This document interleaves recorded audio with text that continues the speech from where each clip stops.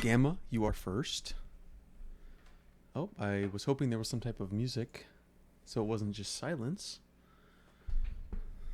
How's my voice? Good volume? Let's see. Looks good, looks good, looks good. Alright. Oh, there we go. Let me turn this down.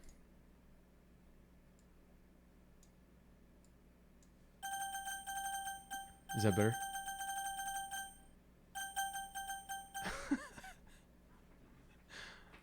By playing Doki Doki Literature Club, you agree that you are at least 13 years of age and you consent. Wait, audio issues? What? You have audio issues or I do?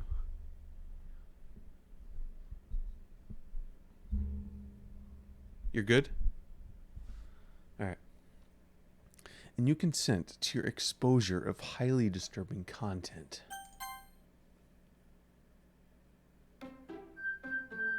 Oh yeah, we gotta change it up, don't we? 10-minute follower only mode. Okay. I've actually lost like 4 more followers since last night. Remember? I was talking about that shit. I'm telling you, Batman Begins, that's a stream killer right there.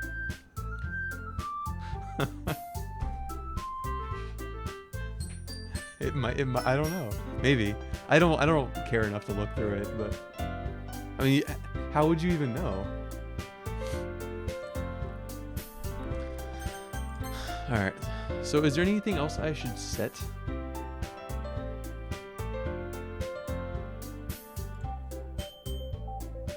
I think we're good. Follower mode. I didn't change anything. Oh, how do you change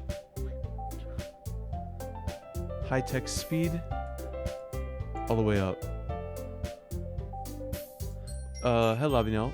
You missed. I discussed my dislike for Batman Begins, and I've lost quite a, not quite a few. I'd say maybe like 5 or 6 followers since. It's whatever.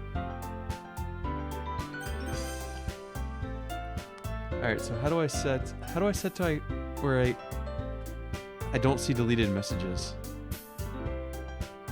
Exactly. Boring movie. Next question. Oh shoot. One sec.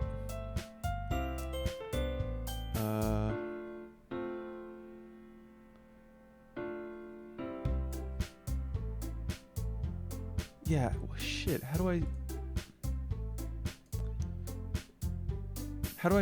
make it so like messages are deleted, or that I don't see deleted messages? Messages containing these terms are supposed to be blocked. No, that's auto mod. Oh, it might actually be in the channel settings itself, isn't it? Let's see.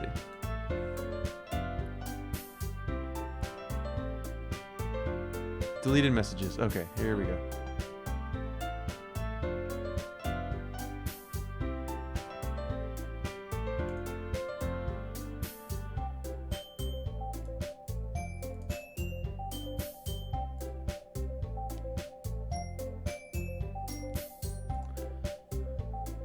Okay. All right.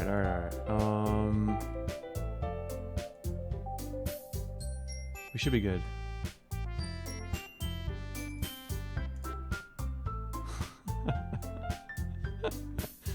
So, I was thinking about setting up the community. No, I'm not gonna do that. I was gonna set up a community challenge to play Goose Game. Wait, what are we testing?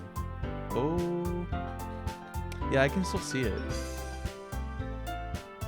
Yeah, I can still see it. Hold up. Oh, I didn't. I'm dumb.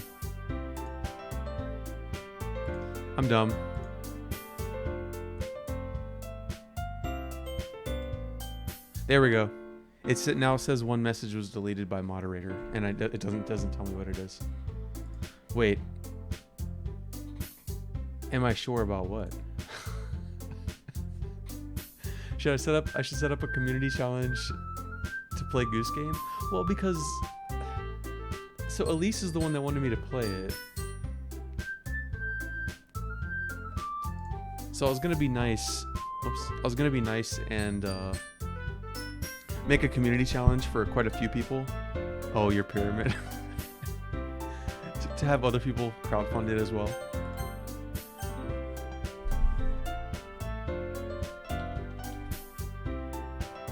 She's been gone. Oh, she comes in every once in a while. She's been busy.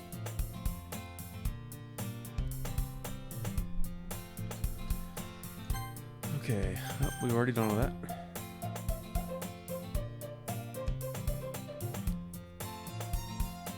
So there's no voice acting in this game whatsoever, is there? I see an annoying girl running towards me from the distance, waving her arms in the air like she's totally oblivious to any attention she might draw to herself. That girl is Sayori, my neighbor and a good friend since we were children. You know, the kind of friend you never see yourself making today, but it just kind of works out because you've known each other for so long. We used to walk to school together on days like this, but starting around high school, she would oversleep more and more frequently, and I would get tired of waiting up.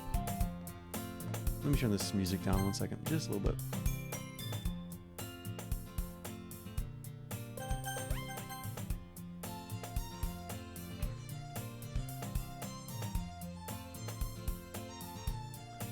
Oh, is it? Okay. Good call. Good call, good call. Good?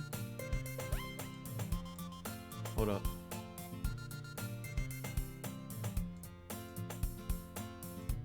There.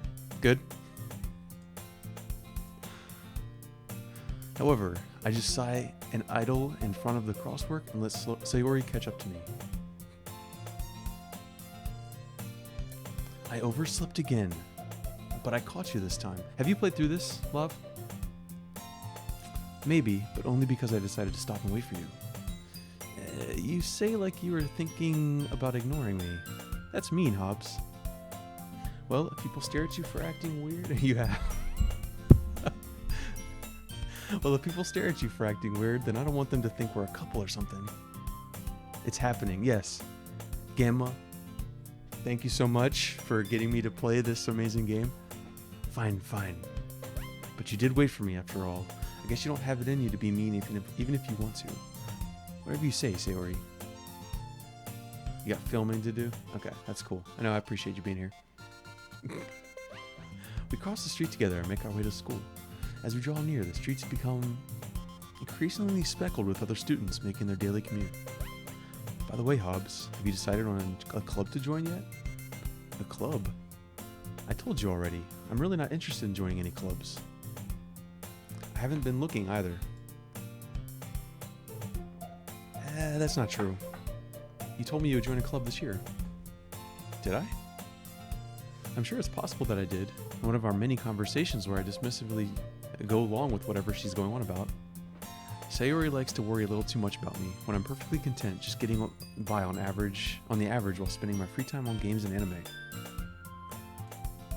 I was talking about how I'm worried that you won't learn to socialize or have any skills before college. Your happiness is really important to me, you know. And I know you're happy now, but I die at the thought of you becoming a NEET in a few years because you're not used to the real world. You trust me, right? Don't make me keep worrying about you. Alright. I'll look at a few clubs if it makes you happy. No promises, though. Will you at least promise me you'll try a little? Yeah, I guess I'll promise you that. Why do I let myself get lectured by such a carefree girl? More than that, I'm surprised I even let myself relent to her. I guess seeing her worry so much about me makes me want to ease her mind at least a little bit, even if she does exaggerate everything inside of her head. The school day is as ordinary as ever, and it's over before I know it. After I pack up my things, I stare blankly at the wall, looking for an ounce of motivation. Clubs. Sayori wants me to check out some clubs. I guess I have no choice but to start with the anime club. Hello? Sayori. Sayori must have come into the classroom while I was spacing out. I look around and realize I'm the only one left in the classroom. I I thought I'd catch you coming out of the classroom, but I saw you just sitting here, spacing out, so I came in. Honestly, you're even worse than me sometimes. I'm impressed. You don't need to wait up for me if it's going to make you late to your own club. Well, I thought you might need some encouragement, so I thought, you know what? Well, you could come to my club. Sayori. Yeah? There's no way I'm going to your club. Sayori is vice president. Sayori is vice president of the literature club. Not that I was ever aware that she had any interest in literature. In fact, I'm 99% sure she only did it because she thought it would be fun to help start a new club. Since she was the first one to show interest after the one who proposed to the club, she inherited the title of vice president. That said, my interest in literature is guaranteed to be even less. Yeah, I'm going to the anime club. Come on, please. Why do you care so much anyway? Let me turn this fan up real quick. Hey, what's up, Nepia?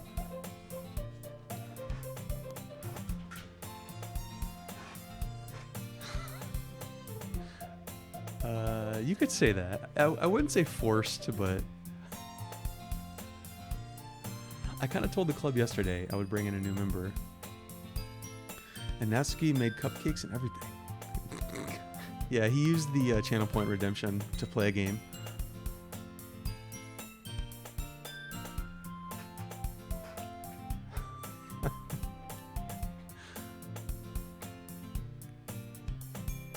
I'm doing good. How are you? Don't make promises you can't keep. I can't tell if Sayori's really that much of an airhead, or if she's so cunning as to have planned all this out. I let out a long sigh. Fine, I'll stop by for a cupcake, okay? Yes, let's go.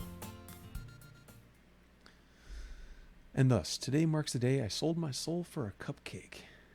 Yeah, well, I have been spending my points on towards your green screen, sir. But yes, you will be playing Hide Lied with the music on. And thus, today marks the day I sold my... Oh, I already said that. I dejectedly follow Sayori across the school and upstairs, a section of the school I rarely visit, being generally used for third-year classes and activities. Oh, nice, dude. That's pretty exciting. Oh, man. It's a weekend green screen setup? That's fantastic. Hey, Unileska, Labs is playing tonight too, isn't she? Yeah. Sayori, full of energy, swings open the classroom door. Figure out the new challenge. Yeah, I do too. Speaking of my first one, it was just bullshit. Everyone, the new member is here. I told you, don't call me a new member. I glance around the room. Girl 1. Welcome to the literature club. It's a pleasure meeting you. Sayori always says nice things about you. Seriously? You brought a boy? Way to kill the atmosphere. Ah, Hobbs, what a nice surprise. Welcome to the club. All words escape me in this situation. This club is full of incredibly cute girls. What are you talking about? If you want to say something, say it. Sorry. Natsuki. The girl with the sour attitude, whose name is apparently Natsuki, is one I don't recognize. Her small figure makes me think she's probably a first year. She's also the one who makes cupcakes, according to Sayori. You can just ignore her when she gets moody. Sayori says that quietly into my ear, then turns back towards the other girls. Anyway, this is Natsuki, always full of energy. So I did ask before, but is just regular narration going to be okay for this game? Because I really don't want to voice a bunch of anime girls for the entire fucking game. Okay, cool. I brought lots of water, so. And this is Yuri, the smartest in the club. Don't say things like that. Yuri, who appears comparably more mature and timid, seems to have a hard time keeping up with people like Sayori and Natsuki. Ah, well, it's nice to meet both of you. Touchy? Touch what?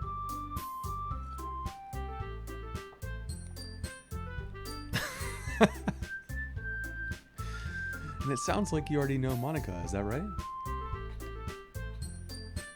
Guess it'd be Monica? That's right. It's great to see you again, Hobbs. Monica smiles sweetly. We do know each other. Well, we rarely talked, but we were in the same class last year. Monika was probably the most popular girl in class. Smart, beautiful, athletic. Basically completely out of my league. So having her smile at me so genuinely feels a little... Oh, my cursor is on the screen. Okay. You too, Monika. Come sit down, Hobbs. We made room for you at the table, so you can sit down next to me or Monika. I'll get the cupcakes. Hey. I made them. I'll get them. Sorry, I got a little too excited.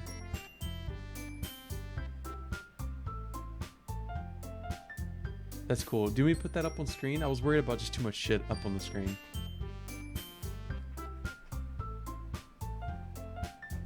It should be okay. It should be okay. I'll probably give it maybe like 5 to 10 seconds before looking at like chat pretty regularly. Hey Elise, how's it going? The buttons, they're on the wrong side. What?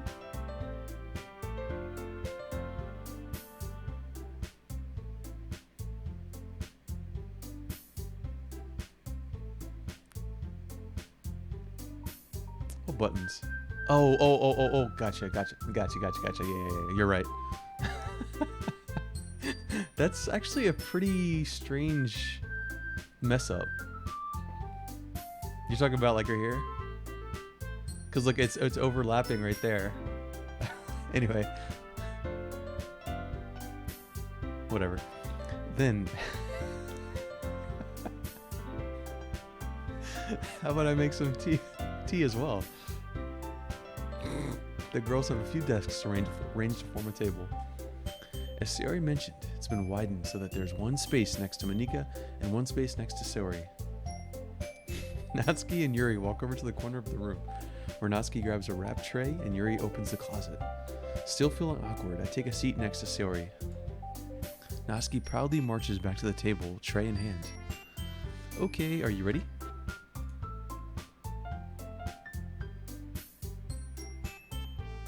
Yeah, exactly. Yeah. Natsuki lifts the foil off the tray to reveal a dozen white fluffy cupcakes decorated to look like little cats. The whiskers are drawn with icing and little pieces of chocolate were used to make ears. So cute. I had no idea you were so good at baking, Natsuki. Well, you know. Just hurry and take one. Sayori grabs one first, then Monika. I follow. It's delicious.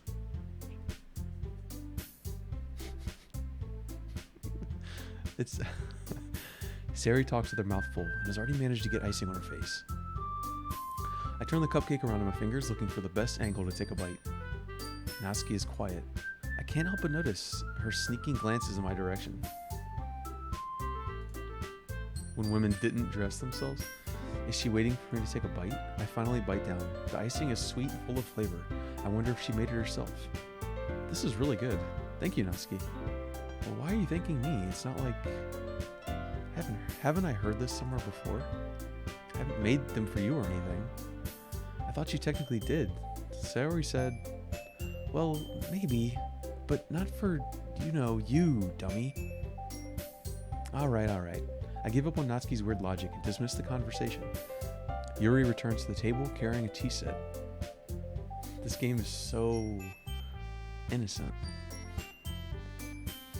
She carefully places a teacup in front of each of us before setting down the teapot next to the cupcake tray. You keep a whole tea set in this classroom? Don't worry, the teachers gave us permission. After all, doesn't a hot cup of tea help you enjoy a good book? I guess. Don't let yourself get intimidated. Yuri's just trying to impress you. That's not... Insulted, Yuri looks away.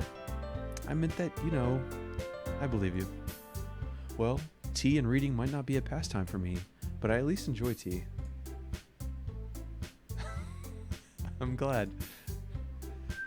Yuri faintly smiles to herself in relief. Monika raises an eyebrow then smiles at me. So, what made you consider the literature club? So they're on the other side for servants to button, still carries fashion today. Gotcha, yeah. Family friendly, yeah, Gerbil. This is definitely a family friendly stream tonight. Okay, so stick around. So many girls to choose from. Can't wait to see. I think you'll probably know. We'll see.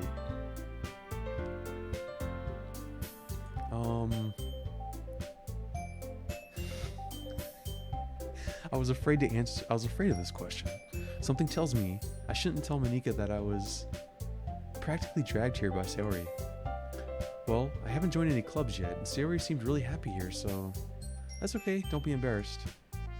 We'll make sure you feel right at home, okay? So is Monika like your Asuna? Yeah, it's a cute dating game visual novel. Yeah, free game.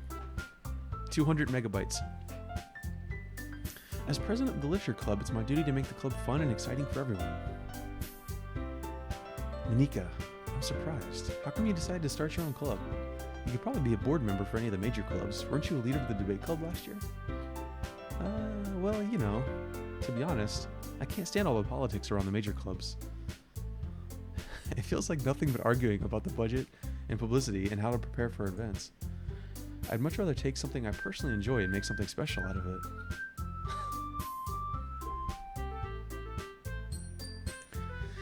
And if it encourages others to get into literature, then I'm fulfilling that dream. Monika really is a great leader. Yuri also nods in agreement. And I'm surprised there aren't more people in the club yet. It must be hard to start a new club. You could put it that way. Not many people are very interested in putting out all the effort to start something brand new, especially when it's something that doesn't grab your attention, like literature. So I already have an idea, FYI. Especially when it's something that, you have to work hard to convince people that you're both fun and worthwhile, but it makes school events like the festival that much more important. I'm confident that we can all really grow this club before we graduate. Right, everyone? Yeah, we'll do our best. You know it. Everyone enthusiastically agrees. Such different girls, all interested in the same goal. Monika must have worked really hard to find these three. Maybe that's why they were all so delighted by the idea of a new member joining. Though I still don't really know if I can keep up their level of enthusiasm about literature. So Hobbs, what kind of things do you like to read? Well, considering how little I've read these past few years, I don't really have a good way of answering that. Manga. I mutter quietly to myself, half joking. Natsuki's head suddenly perks up. Looks like she wants to say something, but she keeps quiet. Not much of a reader, I guess. Well, that can change. What am I saying? I spoke without thinking after seeing Yuri's sad smile. Anyway, what about you, Yuri? Well, let's see. Yuri traces the rim of her teacup with her finger. My favorites are usually novels that build deep and complex fantasy worlds. The level of creativity and craftsmanship behind them is amazing to me, and telling a good story in such a foreign world is equally impressive. Yuri goes on, clearly passionate about her reading. She seemed so reserved and timid since the moment I walked in, but it's obvious by the way her eyes light up that she finds her comfort in the world of books, not people. But you know, I like a lot of things. Stories with deep psychological elements usually immerse me as well. Isn't it amazing how a writer can be so deliberately take advantage of your own lack of imagination to completely throw you for a loop? Anyway, I've been reading a lot of horror lately. I read a horror book once. I desperately grasped something so I can relate to it at a minimal level. At this rate, Yuri might as well be having a conversation with a rock. Really? I wouldn't have expected that, Yuri. For someone as gentle as you. I guess you could say that. But if a story makes me think or takes me to another world, then I really can't put it down. Surreal horror is often very successful at changing the way you look at the world, if only for a brief moment. I hate horror. Oh, why's that? Well, Natsuki's eyes dart over to me for a split second. Never mind. That's right, you usually like to write about cute things, don't you, Natsuki? What? What gives you that idea? You left a piece of scrap paper behind last club meeting. It looked like you were working on a poem called... Don't say it out loud. And give that back. It's a lot of... Wait, what's a chicken butt? Is that Balk? Balk butt? Oh, I haven't seen that one.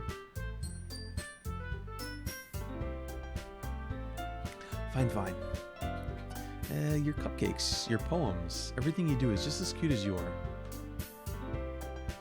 One little snaggletooth.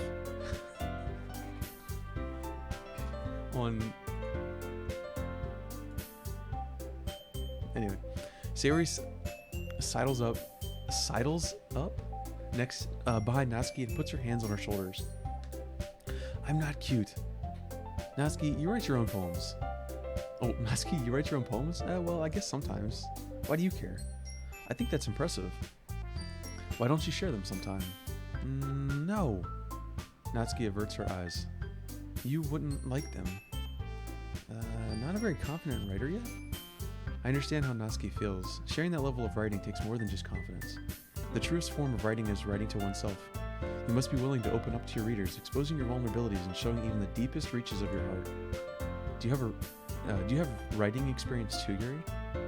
Maybe if you share some of your work, you can set an example and help Natsuki feel comfortable enough to share hers.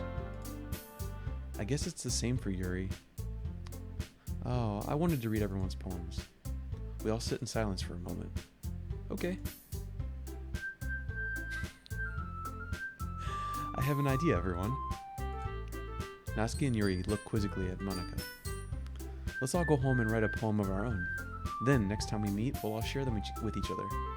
That way everyone is even. Yeah, let's do it. Plus, now that we have a new member, I think it will help us all get a little more comfortable with each other and strengthen the bond of the club. Isn't that right, Hobbs? Writing club, not reading club. Monika smiles harmony at me once again. Hold on, there's still one problem. What's that?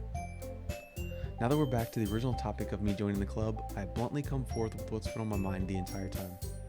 I never said I would join this club. Sayori may have convinced me to stop by, but I never made any decision. I still have other clubs to look at, and I lose my train of thought.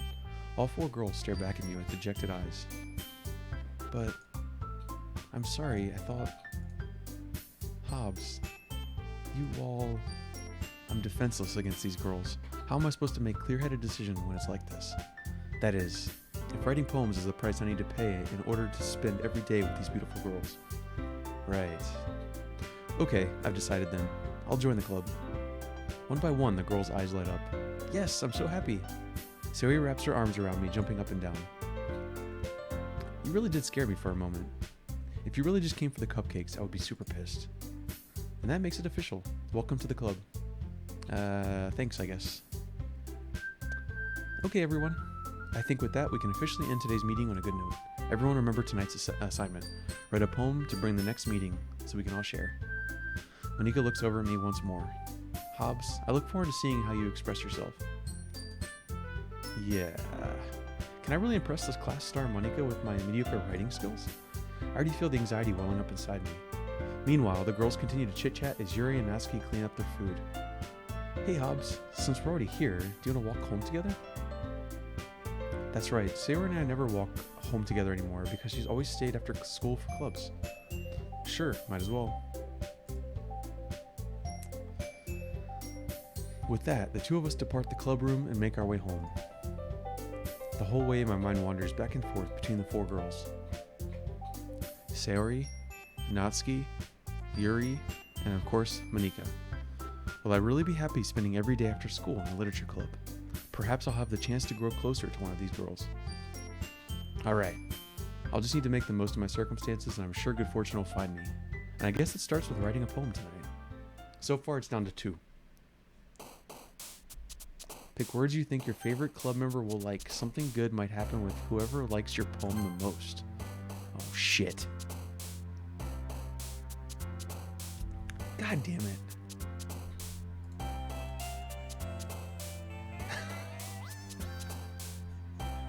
So we're just picking words. Whoops. What did I just do? Okay.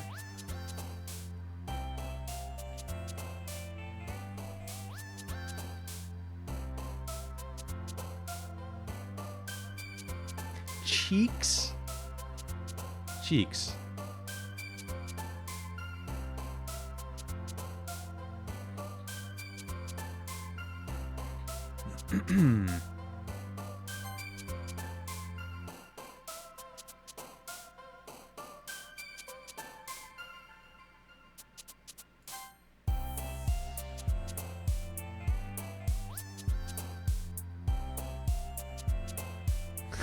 Yeah, cheeks. What's the issue? So I should just do this, right? Don't get any no tips, no information. Yeah, I see how they bounce. What's up with the bouncing?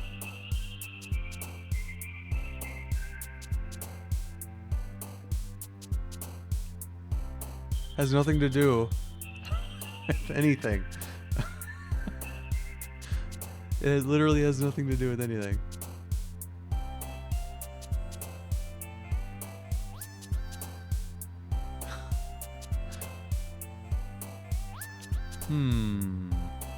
It does? Watch them when you pick a word? Oh, shit. 0 tips, 0 spoilers. Yeah. Oh, oops. So, like, right click, just like.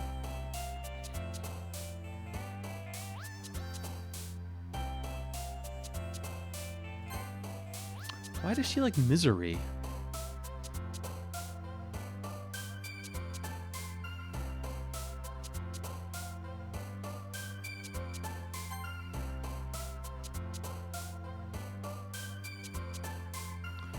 Really should have paid more attention.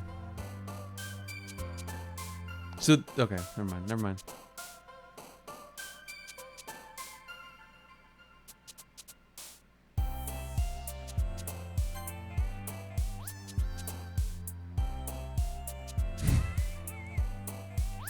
I mean, I remember what they were saying, but like that doesn't. I don't think that gave enough of a clue for what these are gonna like, or who each of these words are for.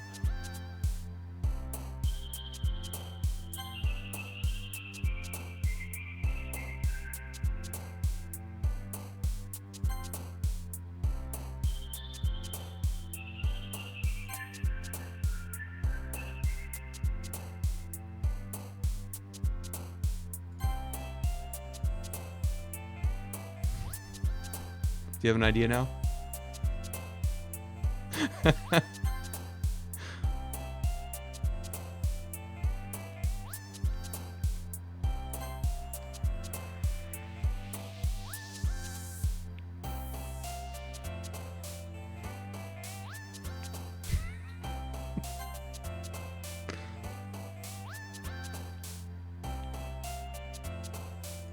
Damn it.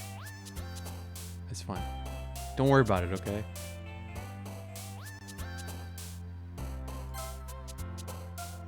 Bouncy.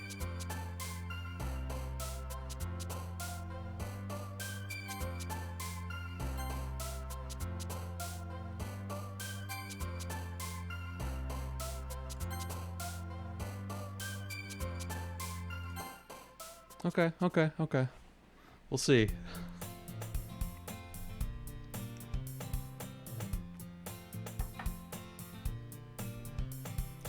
Hi again, Hobbs. Glad to see you didn't run away on us. Nah, don't worry. This might be a little strange for me, but I at least keep my word. Well, I'm back at the literature club. I was the last one to come in, so everyone else is already hanging out. Thanks for keeping your promise, Hobbs. I hope this isn't too overwhelming of a commitment for you.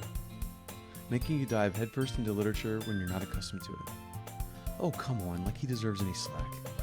Sari told me you didn't even want to join any clubs this year. And last year, too. I don't know if you plan to just come here and hang out or what, but if you don't take us seriously, then you won't see the end of it. Natsuki, you certainly have a big mouth for someone who keeps her manga collection in the club room. Natsuki finds herself stuck between saying Monika and manga. Manga is literature. Swiftly defeated, Natsuki pops back into her seat. Don't worry, guys. Hobbs always gives it his best as long as he's having fun. He helps me with the busy work without even asking. Like cooking, cleaning my room.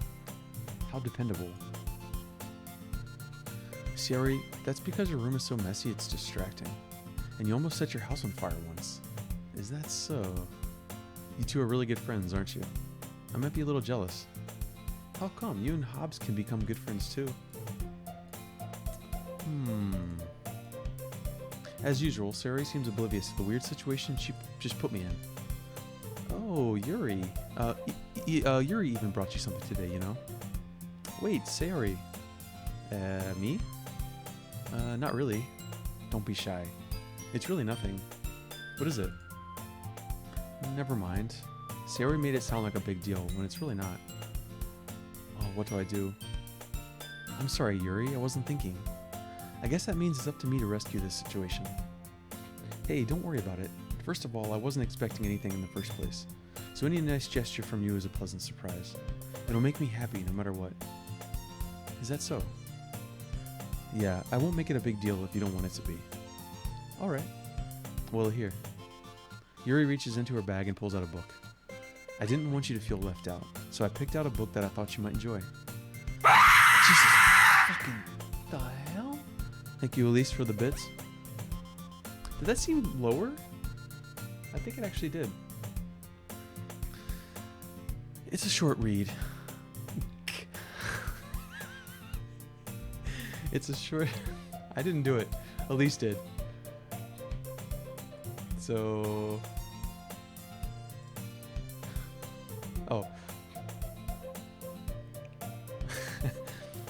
It's a short read, so it should keep your attention, even if you don't usually read. So Elise, you haven't played this? And we could, you know, discuss it if you wanted. This is... How is this girl accidentally being so cute? She even picked out a book she thinks I'll like, despite me not reading much. Was it really that loud?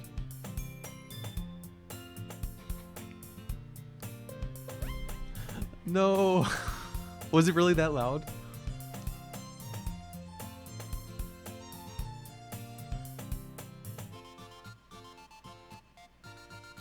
It's... I'm so sorry. Yuri, thank you. I'll definitely read this. I enthusiastically take the book. Because I actually lowered the sound alert volume. Because I think a lot of people didn't like it.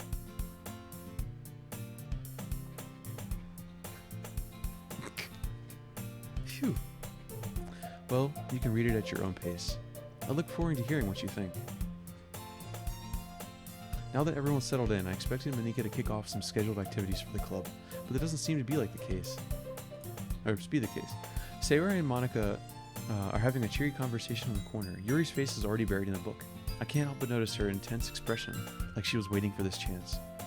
Meanwhile, Natsuki is rummaging around in the closet.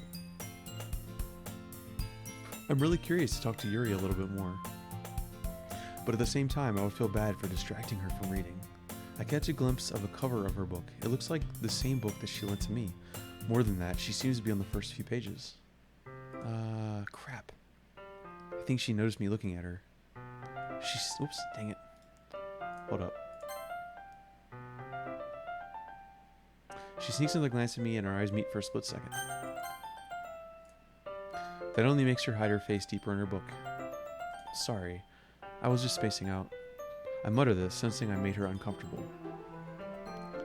Oh, it's fine. If I was focused, then I probably wouldn't have noticed in the first place. But I'm just rereading a bit of this, so... That's the book that you gave me, right? I wanted to reread some of it. It seems most visual novels do have that feature. Not for any particular reason.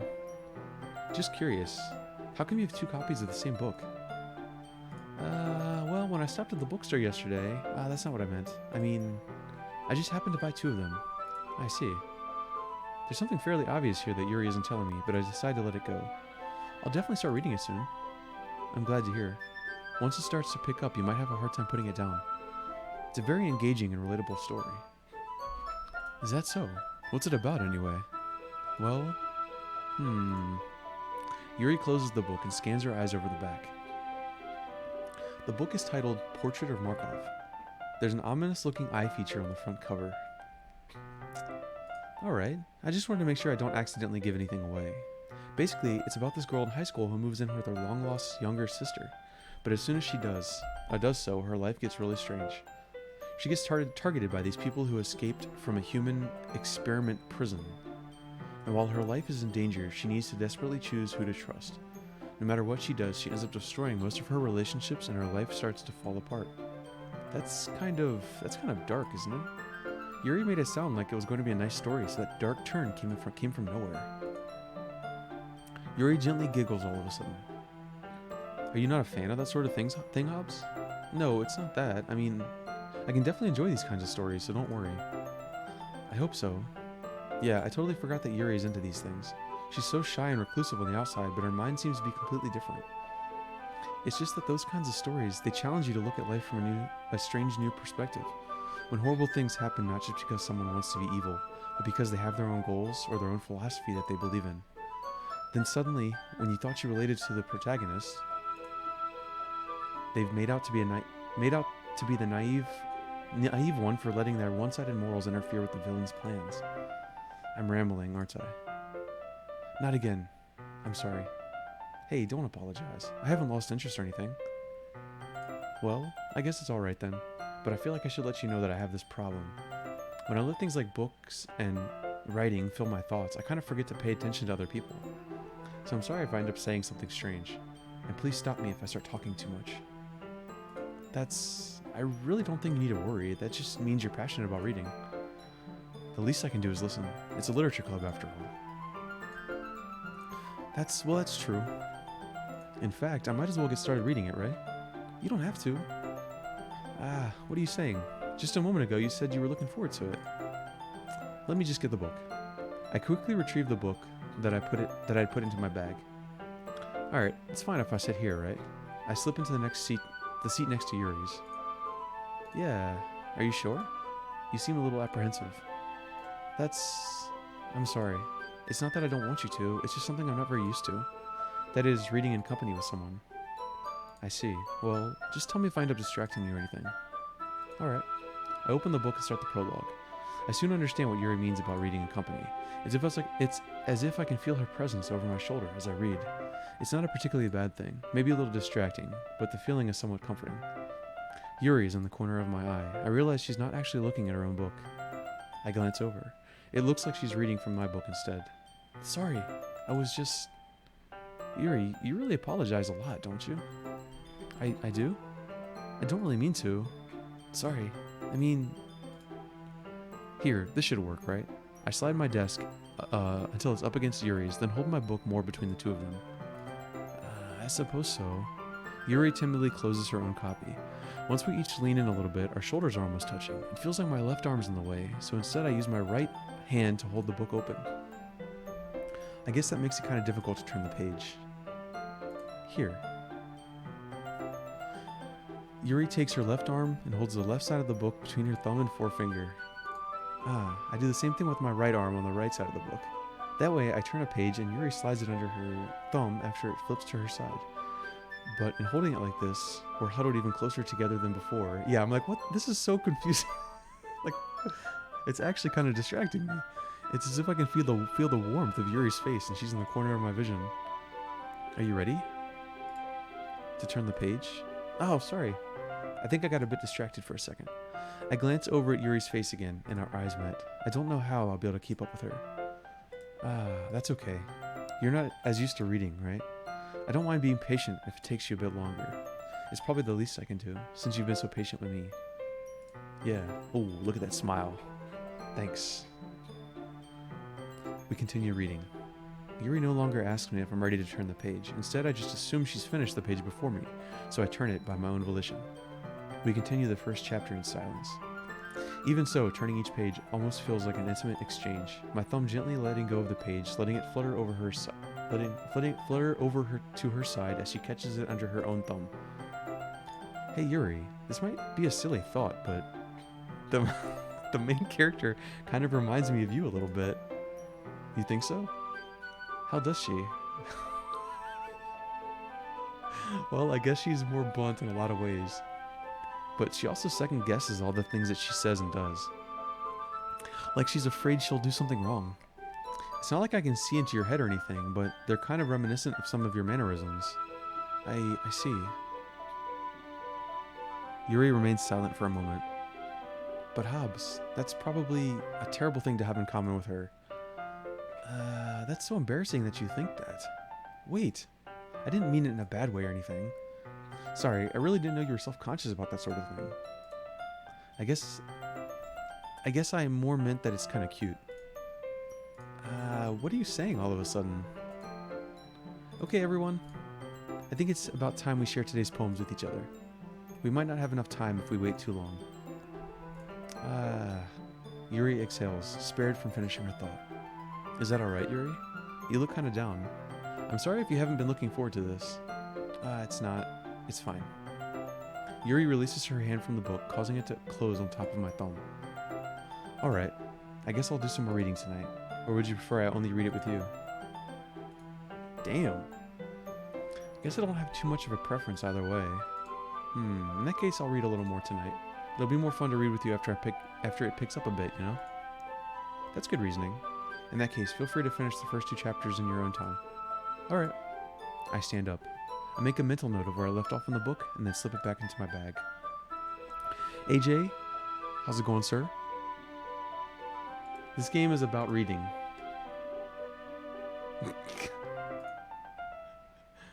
This game is definitely about reading. Yeah, so... Whoops. By the way, did you remember to write a poem last night? So yeah, no, tonight we're skipping on the randomizer. And I'll probably return to the randomizers next week, FYI. But stick around, you might learn something. Yeah, I don't really get that. Yeah? My relaxation ends. I can't believe I agreed to do something so embarrassing. I couldn't really find much inspiration, since I've never really done this before. Well, now that everyone's ready, why don't you find someone to share with? I can't wait. Sayori and Monika enthusiastically pull out their poems. Sayori's is on a wrinkled sheet of loose leaf torn from a spiral notebook. On the other hand, Monika wrote hers in a composition notebook. I can already see Monika's pristine handwriting from where I sit. Natsuki and Yuri reluctantly comply as well, reaching into their bags. I do the same myself. Who should I show my poem to first? So, okay. I'm making a choice. Yuri seems the most experienced, so I should start with her. I can trust her opinion, to be fair. As Yuri reads the poem, I notice her eyes lighten up. Exceptional. Yeah, what was that? Did I say that out loud?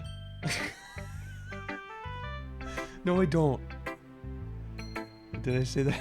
Yuri first covers her mouth, but then ends up covering her whole face. He's going to hate me. You really didn't do anything wrong, Yuri. Is that bad? I guess you're right. What am I getting so nervous for? Yuri takes a breath. What kind of writing experience do you have? Your use of imagery and metaphors indicates you've written a lot of poetry before. Really? Wow, that's a huge compliment coming from you. This is actually my first time, really. No, maybe it just means that I respected her opinions, okay? Shouldn't you get the best opinions first? This is actually my first time, really. Oh my god. Yuri stares at me blankly, then looks at my poem again. Well, I know that. I just meant, Yuri trails off, unable to find an excuse. She traces her finger along the words in a poem. No, to be honest, I was until the whole interaction with the book. She traces her finger along the words in the poem, as if breaking it down more thoroughly. Yeah? Okay, this is the reason I was able to tell. It's just that there are specific writing habits that are usually typical of new writers, and having been through that myself, I kind of learned to pick up on them. I think the most noticeable thing I recognize in new writers is that they try to make their style very deliberate. In other words, they tend to pick a writing style separate from the topic matter, and they fit the two together. The end result is that both the style and the expressiveness are weakened. Once Yuri finds her train of thought, it's as if her demeanor totally changes. Her stammering is completely gone and she sounds like an expert. Of course, that's not something you can be blamed for. There are so many different skills and techniques that go into writing even a simple poem. Not just finding them and building them, but getting them to work together is probably the most challenging part. It might take you some time, but it all comes with practice and learning by example and trying new things. I also hope that everyone else in the club gives you valuable feedback. Natsuki can be a little biased though. Biased? How? Well, never mind. I shouldn't be talking about people like that. Sorry. It's fine. I'm not sure if Yuri's apologizing to herself, to me, or to Natsuki. Do you mind if I read your poem now? Please do. I'd love to share my thought process behind it. Yuri smiles dreamily as if that's a rare opportunity for her, which itself is kind of funny. After all, isn't this supposed to be a literature club? Alright.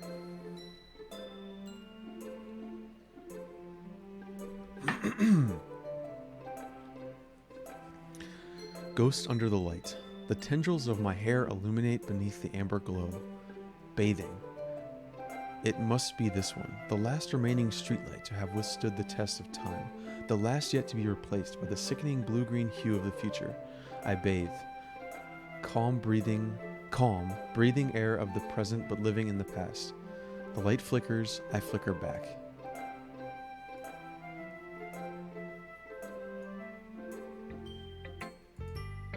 I'm sorry I have such terrible handwriting. What? I wasn't thinking that at all. But it took you a long time to read. Well, I just don't read script very often. I actually think your handwriting is pretty. That's a relief. Also, I liked the poem. Even though it's short, it's really descriptive. It wasn't too short? I usually write longer poems. Not at all. I'm really glad you like it. I'll be honest, since it's our first time sharing, I wanted to write something a little more mild. Something easy to digest, I suppose. Are you into ghosts, Yuri? Actually, the story isn't about a ghost at all, Hobbs. Really? I must have totally missed the point. Well, I suppose you did only glance over it after all. But remember that poets often express their own thoughts, feelings, and experiences in their work. They usually do more than tell a simple story or paint a picture. In that case, perhaps the subject of the poem is only being symbolically compared to ghosts. Lingering in her remaining place of comfort, unable to let go of the past, and soon to be left with nothing. That's a lot more solemn, putting it that way. I hadn't even thought of that. That's impressive. It's nothing really. Yours was impressive too.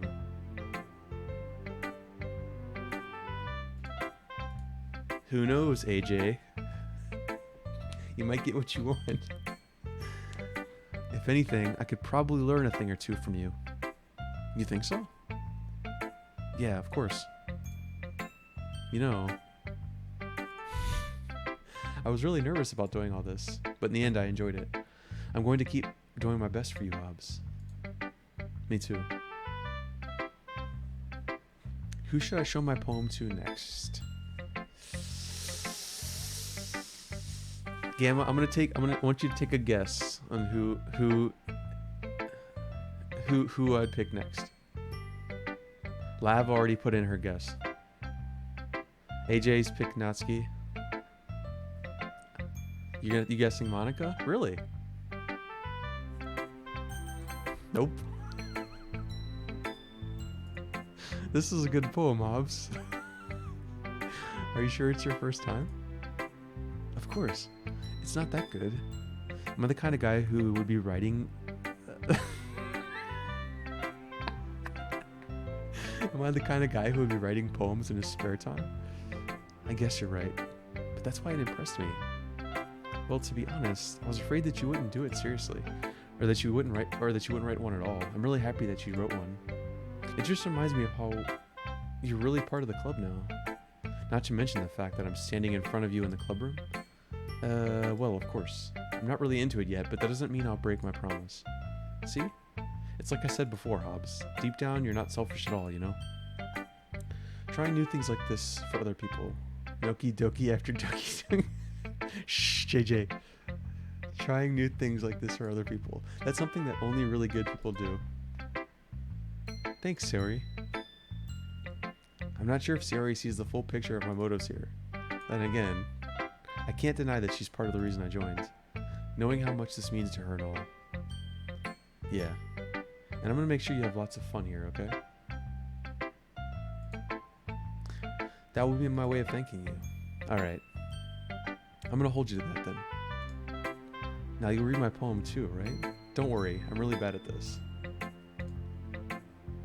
We'll see about that. Thanks, JJ, I appreciate it. You gonna hang out, or are you just stopping by?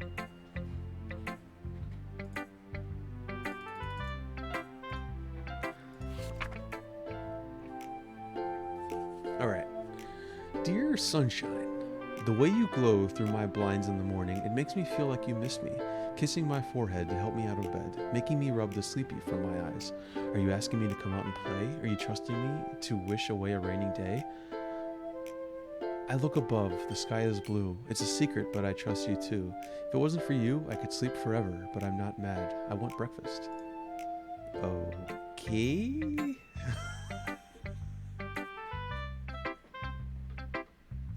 Did I really pick her second?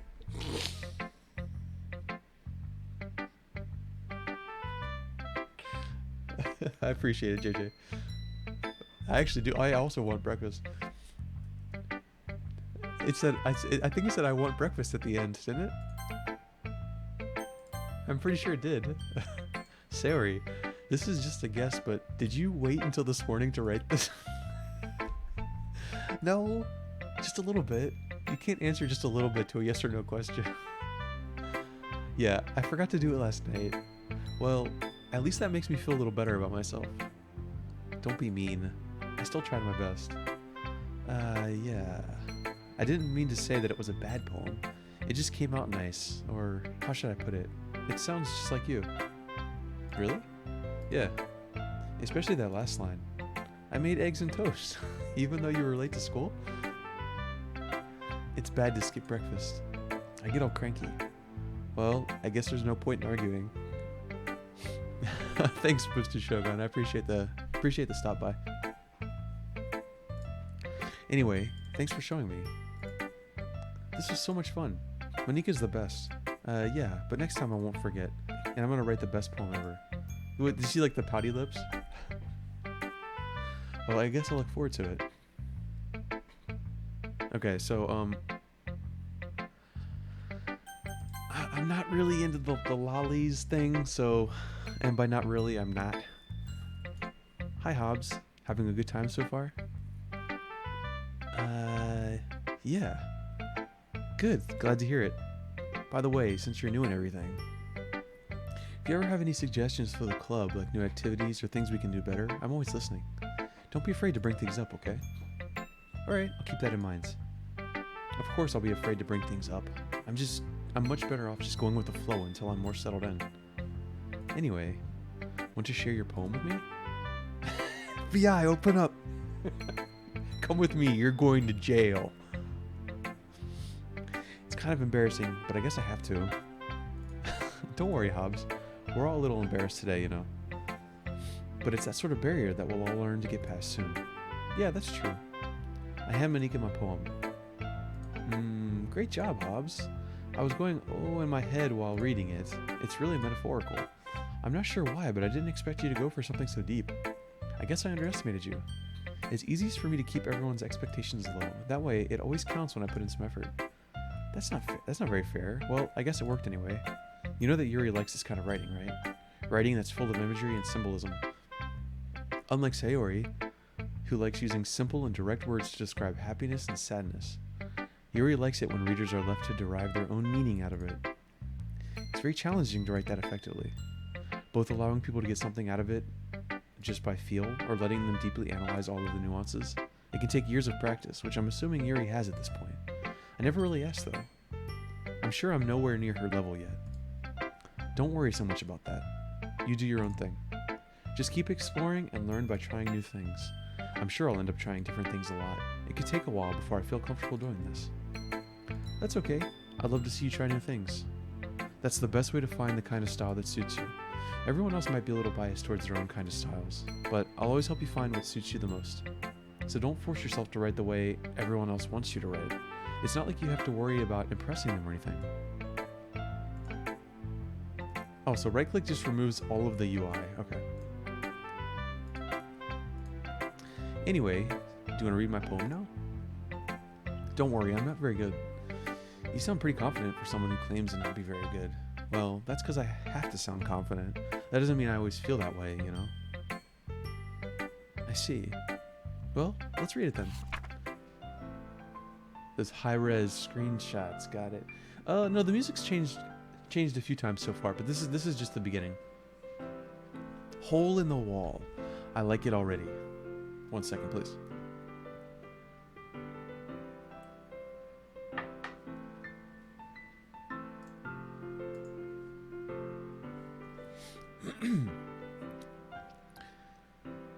Yeah, it's a poem about glory holes, right? It couldn't have been me. See, the direction the sparkle protrudes? A noisy neighbor? An angry boyfriend? I'll never know. I wasn't home. I peer inside for a clue. No, I can't see. I reel blind like a film left out in the sun. But it's too late. Spackle? Did I say speckle? Okay, spackle. Got it. But it's too late. My retinas, already scorched with a permanent copy of the meaningless image. It's just a little hole. It wasn't too bright. It was too deep. Stretching forward into everything. A hole of infinite choices. I realize now that I wasn't looking in. I was looking out. And he on the other side was looking in.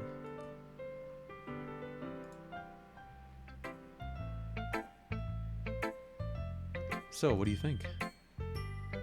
It's very freeform. That's what you call it. Sorry, I'm not really the right person to ask for feedback. It's okay. Yeah, that kind of style has gotten pretty popular nowadays. That is, a lot of poems have been putting emphasis on the timing between words and lines. When performed out loud, it can be really powerful. That was the inspiration behind this one. Well, I'm not sure if I know how to put it. I guess you could say that I had some kind of epiphany recently. It's been influencing my poems a bit. An epiphany? Yeah, something like that. I'm kind of nervous to talk about deep stuff like that because it's kind of coming on strongly. Maybe after everyone is better friends with each other. Anyway, here's Manika's writing tip of the day. Sometimes, when you're writing a poem or a story, your brain gets too fixated on a specific point. If you try so hard to make it perfect, then you'll never make any progress. Just force yourself to get something down on paper and tidy it up later. Another way to think about it is this. If you keep your pen in the same spot for too long, you'll just get a big dark puddle of ink. So just move your hand and go with the flow. That's my advice for today. Thanks for listening. Ooh, Tiny Blue, what's going on? You've played through this before, right? Pinky for the win, that is all. I dig it, I dig it.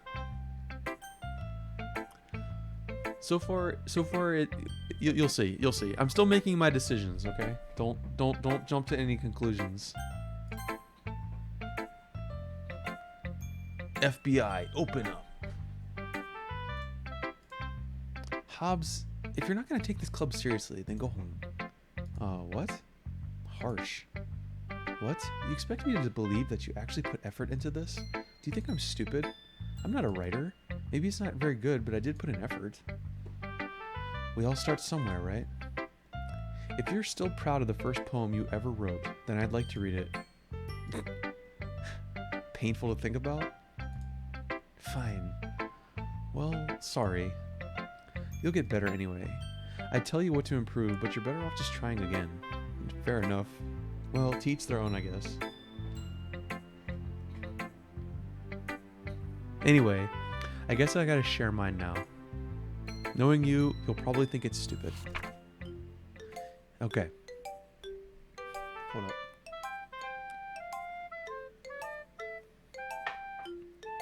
Best for last. So far, personality-wise, Natsuki's the best. Eagles can fly. Monkeys can climb. Crickets can leap. Horses can race. Owls can seek. Cheetahs can run. Eagles can fly. People can try, but that's about it. Okay. I like it. They even brought in the kazoo. That was a good poem. I liked it. That's like on par with what I did. Yeah, I told you that you weren't gonna like it. I do like it. What? Just be honest. I am. Why are you so convinced that I wouldn't like it? Well, because everyone in high school thinks that writing has to be all sophisticated and stuff, so people don't even take my writing seriously. But isn't the point of poems for people to express themselves? Your writing style wouldn't make your message any less valid. Yes, exactly. I like when it's easy to read, but it hits you hard, like in this poem. Seeing everyone around you do great things can be really disheartening, so I decided to write about it. Yeah, I understand. But the other nice thing about simple writing is that it puts more weight on the wordplay. Like I set up for a rhyme at the end, but then made it fall flat on purpose. It helps bring out the feeling in the last line. That's actually the reason why I like Chrono Cross's story, by the way. So you did. I guess more went into it than I realized. That's what it means to be a pro. I'm glad you learned something. Didn't expect that from the youngest one here, did you? Yeah, I guess not. I decided to humor her with that last comment. I don't really care how old everyone is, but if Natsuki's feeling proud, then I won't take that away from her. Phew, I guess that's everyone. I glance around the room. That was a little more stressful than I anticipated. It's as if everyone is judging me for my mediocre writing abilities. Even if they're just being nice, there's no way my poems can stand up to theirs. This is a literature club after all. I sigh. I guess that's what I ended up getting myself into. Across the room, Sayori and Monika are happily chatting. My eyes land on Yuri and Natsuki. They gingerly exchange sheets of paper, sharing their respective poems. Oh, what's up, Kimpo? Thanks for the lurk, bro. I appreciate it. Kimpo knows. They gingerly exchange sheets of paper, sharing paper. Okay. As they read in tandem, I watch each of their expressions change. Natsuki's eyebrows furrow in frustration. Meanwhile, Yuri smiles sadly. What's with this language? Did you say something? Oh, it's nothing. Natsuki dismissively returns the poem to the desk with one hand. I guess you could say it's fancy. Thanks. Yours is cute. Cute? Did you completely miss the symbolism or something? It's clearly about the feeling of giving up. How can that be cute? I know that. I just meant the language, I guess. I was trying to say something nice. You mean you have to try that hard to come up with something nice to say? Thanks, but it really didn't come out nice at all. Well, I do have a couple suggestions. If I was looking for suggestions, I would have asked someone who actually liked it. Which people did, by the way. Sayori liked it, and Hobbs did too. So based on that, I'll gladly give you suggestions of my own. First of all, excuse me, I appreciate the offer, but I've spent a long time establishing my writing style.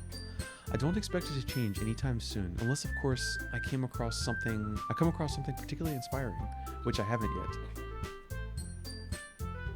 And Hobbs liked my poem too, you know.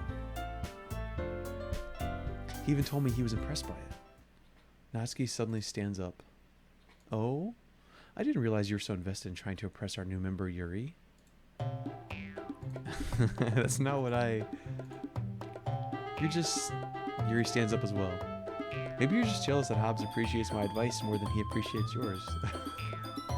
Huh. And how do you know he didn't appreciate my advice more? Are you that full of yourself? No. If I was full of myself, I would deliberately go out of my way to make everything I do overly cutesy. Is everyone okay? Well, thanks for the lurk, Tiny. You know what? I wasn't the one whose boobs magnificently grew a size bigger as soon as Hobbs started showing up. It's true. Natsuki, that's a little... This doesn't involve you. I don't like fighting, guys. Suddenly, both girls turned towards me as if they just noticed I was standing there. Hobbs, she's just trying to make me look bad. That's not true. She started it. If she could get over herself and learn to appreciate that simple writing is more effective, then this wouldn't have happened in the first place. What's the point in making your poems all convoluted for no reason? The meaning should jump out at the reader, not force them to have to figure it out. Help me explain that to her. Oh wait, there's a reason we have so many deep and expressive words in our language. It's the only way to convey complex feelings and meaning the most effectively. Avoiding them is not only unnecessarily limiting yourself, it's also a waste. You understand that, right, Hobbs? Well, how did I get dragged into this in the first place? It's not like I know anything about writing, but whomever I agree with, they'll probably think more highly of me. Uh-oh.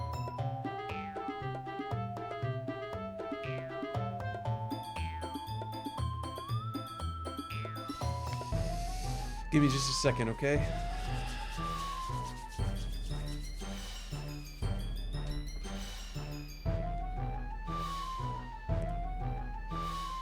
So, my synopsis so far. See, Yuri, I like the looks, but I don't like the personality. So we're gonna go Sayori so far. Natsuki glares at me, drying up any words I had in my mouth. So instead, I turn to Yuri. Not really. I mean, it's not really that, I guess. I don't know. Yuri. But Yuri's expression is so defenseless, I can't bring myself to say anything to her. Sayori. Yeah? Everyone's fighting is making Sayori uncomfortable. How can the two of you keep fighting when you know you're making your friend feel like this? Hobbs. Well, that's her problem. This isn't about her. I agree. It's unfair for others to interject their own feelings into our conflict. Yeah, unless Sayori wants to tell Yuri what a stuck-up jerk she's being. She would never. It's your immaturity that's made her upset in the first place. Excuse me?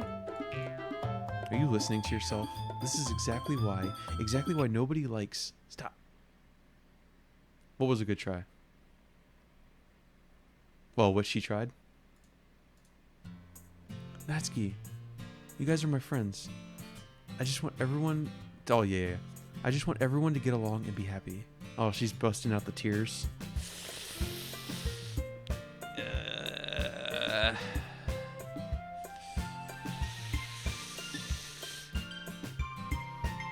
What have I done?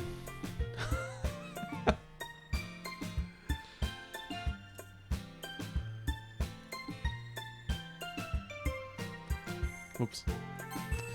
I just want everyone to get along and be happy. My friends are wonderful people, and I love them because of their difference. Natsuki's poems, they're amazing because they give you so many feelings with just a few words. And Yuri's poems are amazing because they paint beautiful pictures in your head. Everyone's so talented, so why are we fighting? Because, well, also, Natsuki's cute and there's nothing wrong with that. And Yuri's boobs are the same as they always were, big and beautiful. Yuri. Satori stands triumphantly. Monika stands behind her with a bewildered expression. I'll make some tea. Yuri rushes off. Natsuki sits down with a blank expression on her face, staring at nothing. So this is why Sayori is vice president. I whisper to Monika. She nods in return. To be honest, I might come off as a good leader and I can organize things, but I'm not very good with people.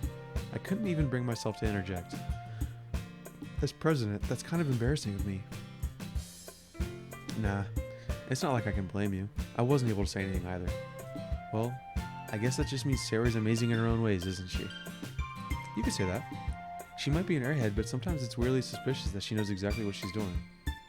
I see. Take good care of her, okay? I would hate to see her get herself hurt. That makes two of us. You can count on me. Monika smiles sweetly at me, causing my stomach to knot. Such a genuine person really does make a good president, regardless of what she says. If only I could get the chance to talk to her a little more. Ooh. Okay, everyone. It's just about time for us to leave. How did you all feel about sharing poems? It was a lot of fun. Well, I'd say it was worth it. It was alright. Well, mostly. Hobbs, how about you? Yeah, I'd say the same. It was a neat thing to talk about with everyone. Awesome. In that case, we'll do the same thing tomorrow. And maybe you learn something different. And maybe you learn something from your friends, too. So your poems will turn out even better. I think to myself, I did learn a little more about the kinds of poems everyone likes. With any luck, that means I can at least do a better job impressing those I want to impress. I nod to myself with newfound determination. Hobbs, ready to walk home? Sure, let's go. Sayori beams at me. It truly has been a while since Sayori and I have spent this much time together. I can't really say I'm not enjoying it either. Alright. About what happened earlier. Yeah? What do you mean? You know, between Yuri and Natsuki. Does that kind of thing happen often? No. That's really the first time I've seen them fight like that. I promise they're both wonderful people. You don't hate them, do you? No, I don't hate them. I just wanted your opinion. I can see why they'd make good friends with you. Phew. You know, Hobbs, it's nice that I get to spend time with you in the club, but I think seeing you get along with everyone is what makes me the happiest. And I think everyone really likes you too. Every day is going to be so much fun. It looks like Sayori still hasn't caught onto the kind of situation I'm in. Sure, being friends with everyone is nice, but does it really need to stop there? What the hell? We'll just have to see what the future holds, Sayori. I pat Sayori on the shoulder. I said that I said that more to myself than her, but it's easy to use Sayori as an internal monologue sometimes. Okay. Yeah, let's do this. It's music, though. AJ, here's your music change. Let's go ahead and save.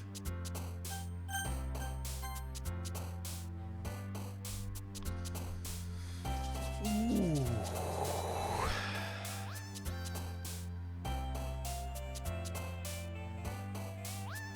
So, never mind.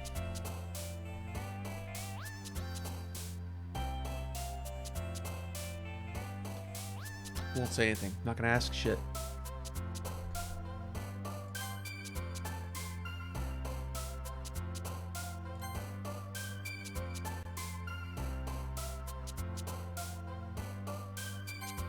No.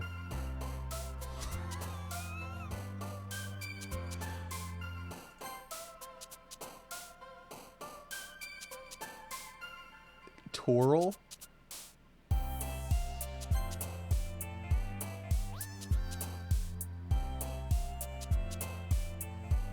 You think so, really?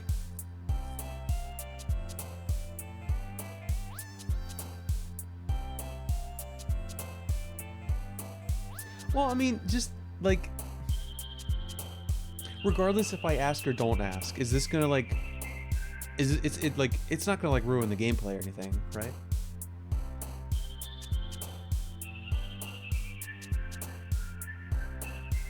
I don't know. I'll leave that up to you, but cheeks. I kind of want to choose cheeks. Oh, damn it. I don't.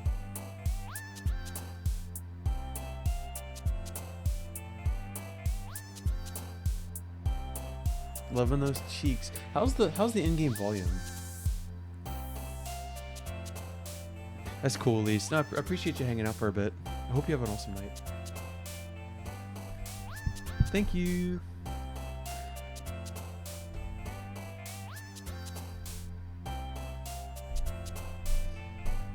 Okay, so let's see here. All right.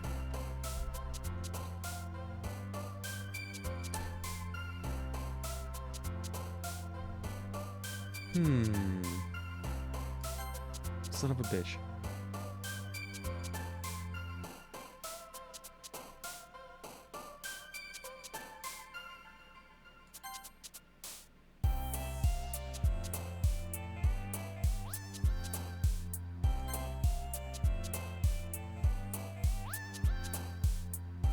Skirt.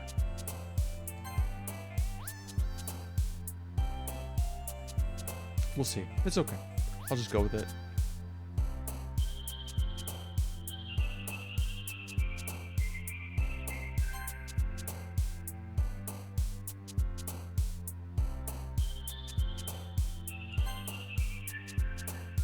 Lollipop.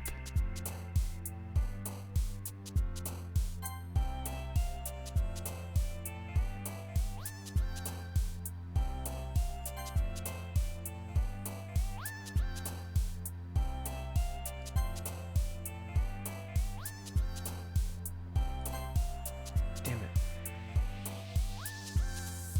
Ooh. Damn it. It's fine. It doesn't really matter.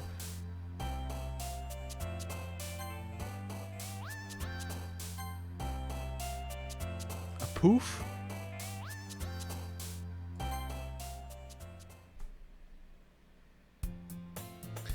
Another day passes, and it's time for the club meeting already. I've gotten a little more comfortable here over the past couple days. Entering the club room, the usual scene greets me. Yeah, dude. That's like, What were those things called? Like, just pick random fucking words for like the blank spaces, Mad Libs or whatever. Hi, Hobbs. Yeah, Mad Libs. Yeah, that shit was great.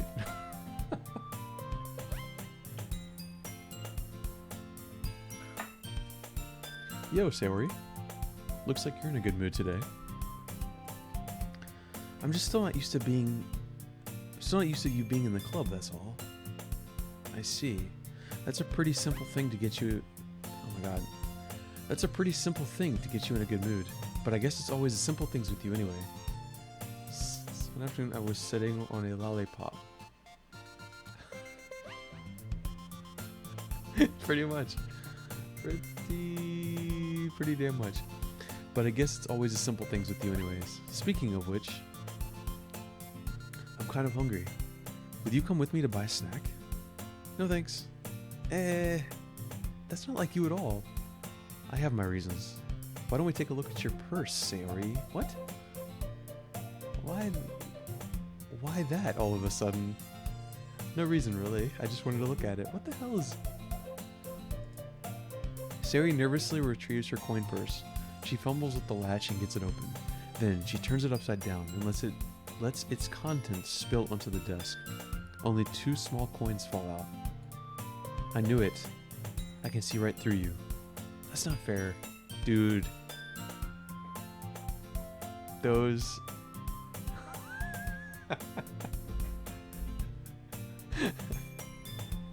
Yes, absolutely. How did you even know? It's simple. If you had enough money in the first place...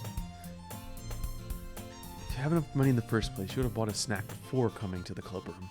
So, either you're not hungry and wanted an excuse to take a walk, or you plan to conveniently forget that you spent all of your money so that I would lend you some. But there's one more thing. You're always hungry, and so that only leaves one option. I give up. Don't make me feel guilty. If you feel guilty, that means you deserve to feel guilty. Yuri suddenly giggles. I didn't notice that she was listening in. Her face is in her book, as always. What's up, Eden? Yeah. Doki Doki. First playthrough. I wasn't listening or anything. It was just something in my book. Yuri, tell Hobbs to let me borrow some money.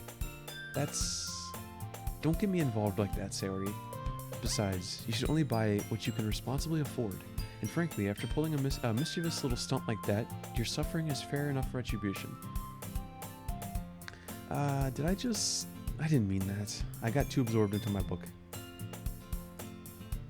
I really like when you speak your mind, Yuri. It doesn't happen much, but it's a fun side of you. There's no way you can think that. You were right, though. I did something bad, and now I have to accept the revolution. Retribution. That. Still, coming from you, Sayori. I guess there's a little devil inside all of us, isn't there? Don't let her fool you. Sayori knows exactly what she's doing. After all, she told you guys she was bringing me to the club before she even told me. But you wouldn't have come if it weren't for the cupcakes. So I had to trick Natsuki into making them. Come on, give me more credit than that, Sayori. What the? Out of nowhere, something smacks Sayori in the face and tumbles onto the desk. Ow, what was... A cookie! Sure enough, it's a giant cookie wrapped in plastic. Sayori glances around. Is this a miracle? It's because I paid my restitution. Retribution. Actually, that one almost worked. I was just gonna give it to you, but then I heard you blab about cupcakes. It was totally worth seeing your reaction, though. That's so nice of you. I'm so happy. Sayori hugs the cookie. Geez, just eat it. Yes, I did. Sayori rapidly tears open the wrapper and takes a big bite. So good. Sayori suddenly clasps her hands over her mouth. I bit my tongue. That face right there? Dude, that's like a nep-nep face. I need nep-nep sound alerts. I keep forgetting to do them. You're going through a lot over just one cookie. Natsuki takes a bite of her own cookie. Ah, yours looks really good too, Natsuki. Can I try it? Jeez, beggars can't be choosers. But yours is chocolate.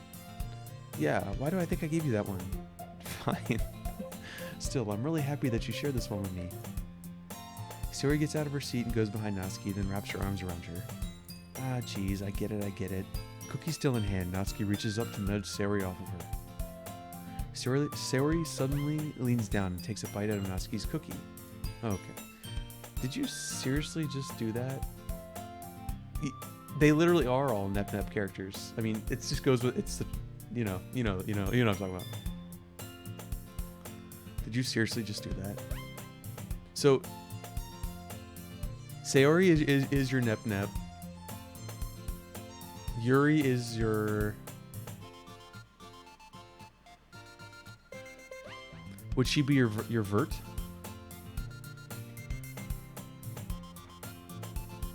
And then Natsuki's your Blanc.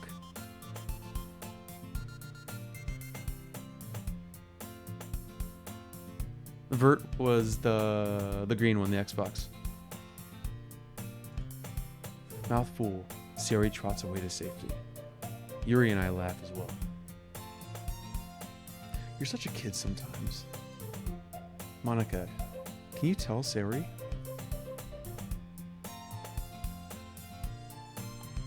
Oh, gotcha. Monica isn't in the club room. Where's Monica anyway? Good question. Have any of you heard anything about her being late today? Not me. Yeah, I haven't either. That's a bit unusual. I hope she's okay. Of course she's okay. She probably just had something to do today. She's pretty popular after all. You don't think she has a... I wouldn't be surprised. She's probably more desirable than all of us combined. And that's true. Excuse me? Suddenly, the door swings open. Sorry, I'm super sorry. Ah, there you are. I didn't mean to be late. I hope you guys weren't worried or anything.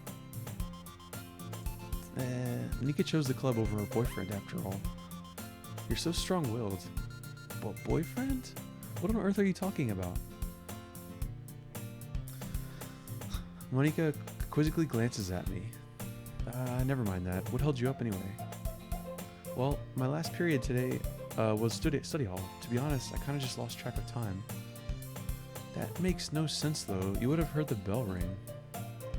I must not have heard it since I was practicing piano. Piano? I wasn't aware you played music as well. I don't really. I just kind of started recently. I've always wanted to learn piano. That's so cool. You should play something for us. That's... Monica looks at me. Maybe once I get a little better, I will. That sounds cool. I'd also look forward to it. Is that so? In that case, I won't let you down. Monica smiles sweetly. I didn't mean any pressure or anything like that. Oh, don't worry. I've been practicing a whole lot recently, and I'd really love the chance to share once I'm ready. I see. In that case, best of luck. Thanks. So, I didn't miss anything, did I? No, not really. I chose to leave out Sayori's mischievous escapade. I'm sure Natsuki will end up complaining to her anyway. It looks like everyone has already settled down. Sayori somehow already finished her entire cookie. Yuri is back to her book, and Natsuki disappeared into the closet.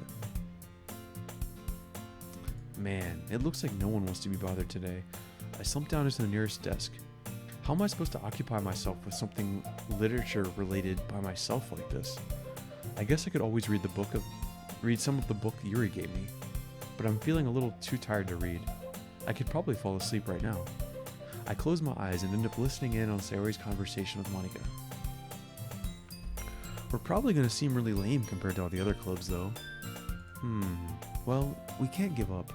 The festival is our chance to show everyone what literature is all about.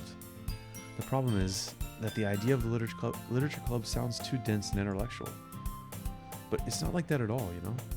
We just need a way of showing that to everyone. Something that speaks to their creative minds. That doesn't solve the problem though. What do you mean? Even if we come up with the most fun thing ever, nobody will come in the first place if it's a literature event. So it's more important to figure out how to get people to show up in the first place, you know? And after they come, we can do the thing to speak to their creative minds. What's this? Sayori is taking this really seriously. It's rare to see her deliberating like this. That's a good point. In that case, do you think food will do the trick? What kind? Well, I guess we could... Cupcakes! Good thinking. Natsuki would love to do it. Oh, you're right. Oh, what's up? Oh my god. That works out perfectly. That wasn't why you suggested it? Cupcakes speak to my creative tummy.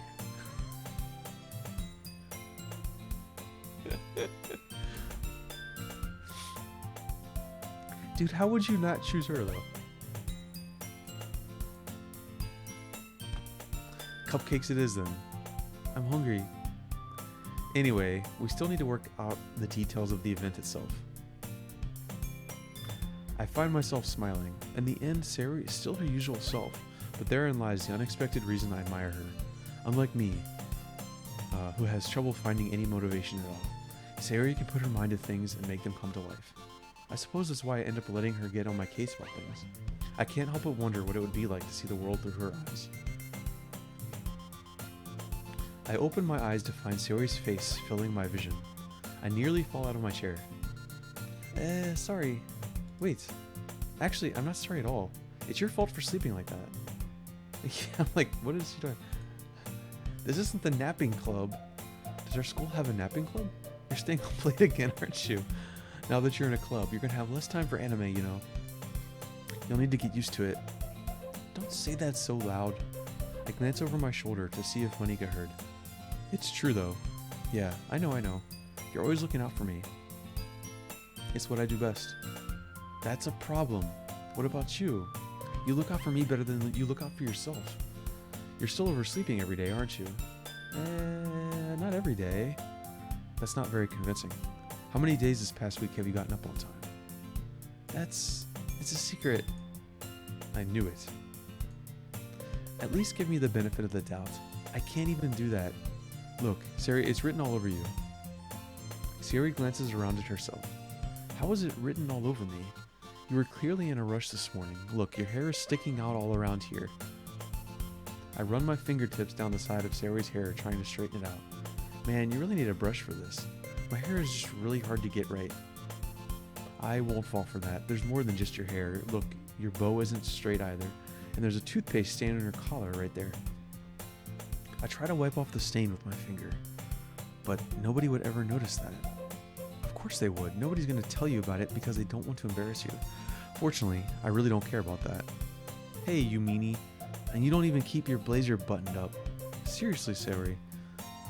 Why do you think you don't have a boyfriend yet? God, dude.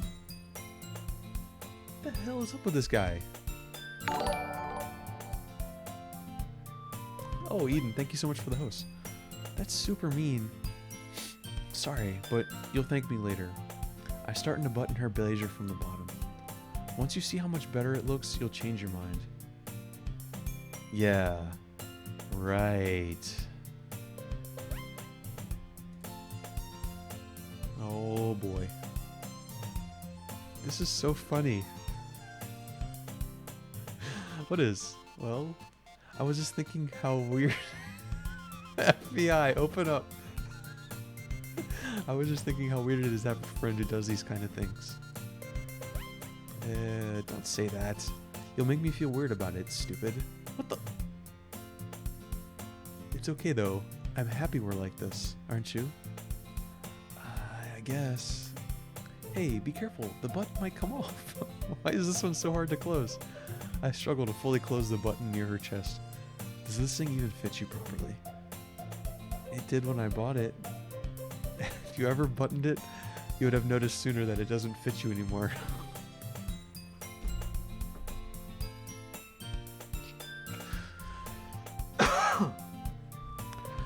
What are you smiling about? It means my boobs have gotten bigger again. Don't say that out loud. Anyway, you look much better now, so... Why does it feel strange to see Sayori's blazer buttoned up like that? But it's so stuffy. It's not worth it at all. Sayori hastily unbuttons her blazer once more. Phew, that's so much better. Sayori puts her arms out and twirls around. So if I keep it unbuttoned, then I won't get a boyfriend, right? What kind of logic is that? And why are you saying that like it's a good thing? Because if I had a boyfriend, then he wouldn't let you do things like this. And you take care of me better than anyone else would anyway. So that's why I keep it unbuttoned. Stop saying all these embarrassing things. I didn't say anything embarrassing. Jeez. Well, anyway, let's just focus on trying to wake up a little earlier. Only if you focus on getting to bed earlier. Fine. It's a deal. I guess we really are better at taking care of each other than we are at taking care of ourselves. Yeah, I guess so. So maybe you should come wake me up in the morning. You're doing it again, Sari. Oh, but I was joking that time. Man, it's impossible to tell with you. Okay, everyone. Monika suddenly calls out. Why don't we share the poems we wrote now? Hobbs, I can't wait to read yours. Yeah, same. I fail to sound enthusiastic, but Sari still trots away to retrieve her poem. Alright, give me 1 second. I'm gonna get some more water. I'll be right back.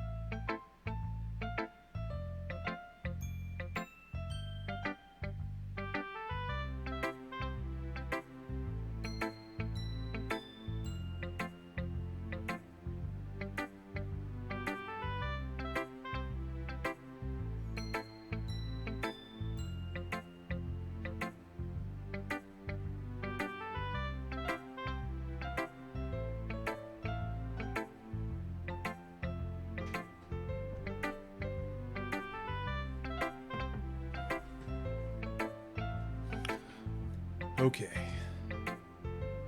The suspense on who I'm going to choose.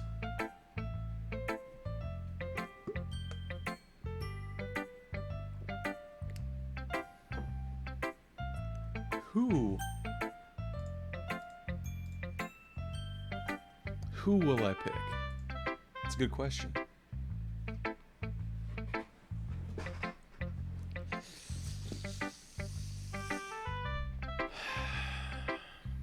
Who do you think?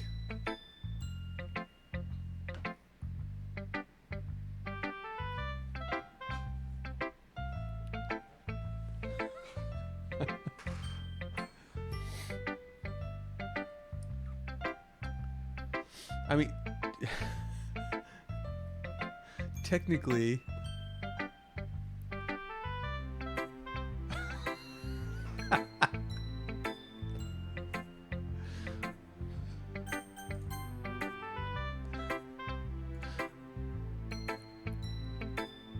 oh my goodness, this is so good.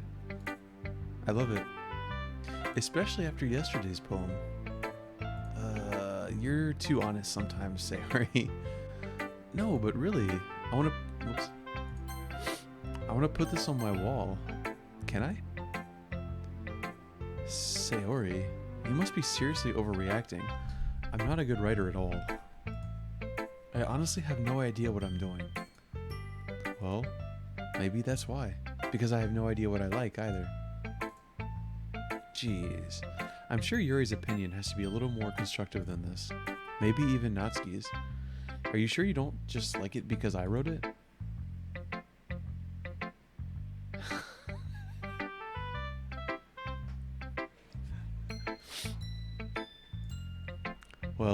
sure that's part of it. I think I understand you better than a lot of other people, you know? So when I read your poem, it's not just a poem, it's a Hobbes poem. And that makes it feel extra special, like I can feel your feelings in it. Sayori hugs the sheet against her chest. You're so weird. Well, I'm not very good at figuring out poems are good or bad, or if they're good or bad, but that's why I just go by my heart. If it makes me feel things, then it must be a good poem. I'm not sure that's exactly how it works. Then again, I guess conveying feelings is a pretty important part of this whole thing. Yeah, maybe. Honestly, I don't even know what kind of writing you like in the first place. Yeah, me neither. Why don't you at least try giving it some thought? Oh, you want to write something for me? That's so sweet. Yeah, right, but you're always thinking about other people. You need to think about yourself once in a while. If you don't, you might end up getting hurt at some point. Well, I don't really know what you mean, but I'll try to keep it in mind. Well, whatever. Anyway, let's see. I guess I like happy poems. Wait, sometimes I like sad poems. Sometimes a little bit of both. There's a word for that, right? What's the word I'm looking for? Bittersweet. Yeah, I like things that are happy and things that are sad. Happy and sad. I can't see you liking something sad. Well, I like happy the most. But sometimes when you have a little rain cloud in your head, a sad poem can give the rain cloud a little hug and make a nice happy rainbow. Alright, what have I done? Sayori, that's unexpectedly poetic. It is? Maybe I'm getting better at expressing my feelings after all. Thanks, Hobbs. I should go write that down then. You can read my poem now, okay? Alright, here we go. Poem time.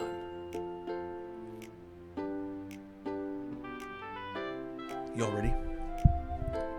Bottles. I pop off my scalp like the lid of a cookie jar. It's the secret place where I keep all my dreams, little balls of sunshine, all rubbing together like a bundle of kittens. I reach inside with my thumb and forefinger and pluck one out. It's warm and tingly, but there's no time to waste. I put it in a bottle to keep it safe, and I put the bottle on a shelf with all the other bottles. Happy thoughts, happy thoughts, happy thoughts in bottles all in a row. My collection makes me a lot of friends, each bottle a starlight to make amends. Sometimes my friend feels a certain way, down comes a bottle to save the day. Night after night, more dreams, friend after friend, more bottles. Deeper and deeper my fingers go, like exploring a dark cave, discovering the secrets hidden in the nooks and crannies. Digging and digging, scraping and scraping. I blow dust off my bottle caps. It doesn't feel like time elapsed. My empty shelf could use some more. My friends look through my locked front door. Finally all done, I open up and in come my friends. In they come in such a hurry. Do they want my bottles that much? I frantically pull them from the shelf one after the other, holding them out to each and every friend, each and every bottle.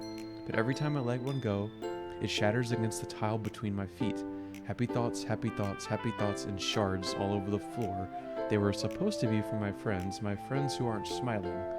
They're all shouting, pleading, something. But all I hear is an echo, echo, echo, echo, echo inside my head. Yikes. Sayori, did you really write this? Of course I did.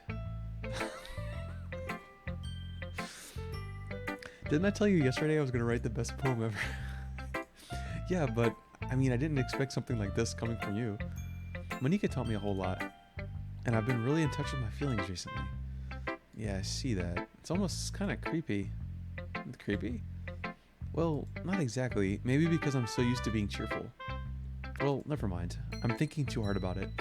The point is, it came out good, so you should be proud of it. Oh, thanks. I feel like I was meant to express myself this way. It even helps me understand my own feelings a little bit better. Writing is like magic. You've gotten pretty passionate about this, huh? I hope you keep it up. Yeah, writing's the best. I'm gonna keep writing until I die. Don't get ahead of yourself. Sayori's always had a habit of getting obsessed with something before dropping it no more than a week later. I wonder if this is one of those things. But seeing the passion in her eyes makes it hard for me to be pessimistic.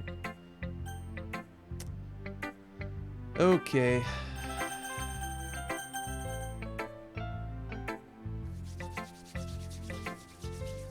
Here we go. Boom. Hi again, Hobbs. How's the writing going? Alright, I guess. I'll take that. As long as it's not going bad. I'm happy that you're applying yourself. Maybe soon you'll come up with a masterpiece. I wouldn't count on that. You never know. Want to share what you wrote for today? Sure. Here you go. I give my poem to Monica. Alright, I like this one. It makes me think of something Sarah would like. Is that so? You and Sarah are really good friends, right? I wouldn't be surprised if you had those sorts of things in common. Well, we may be good friends, but Sarah and I are actually really different. Well, that may be the case, but maybe there are also some similarities that you wouldn't expect. The way she talks about you, it sounds like the two of you really care about each other's well-being. Even if you show it in different ways, it ends up being more similar than you'd think. So I think that's the kind of vibe I get when reading your poem. You sure you're not reading into it too much?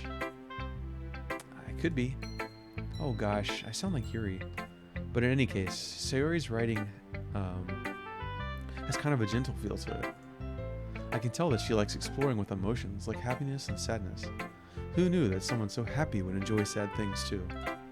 Yeah, that's totally unexpected. Well, to each their own. And you shouldn't be afraid to experiment a little bit either. But anyway, you want to read my poem now? I like the way this one turned out, so I hope you do too. Alright, let's take a look. So, I don't know who's actually all watching, but, should I make like a spoiler channel for you guys to talk in the backgrounds? Or is there not really like... What's up, Corpse? How you doing, man? This game is definitely for buff dudes only, dude. If you're not playing this game, you're not buff.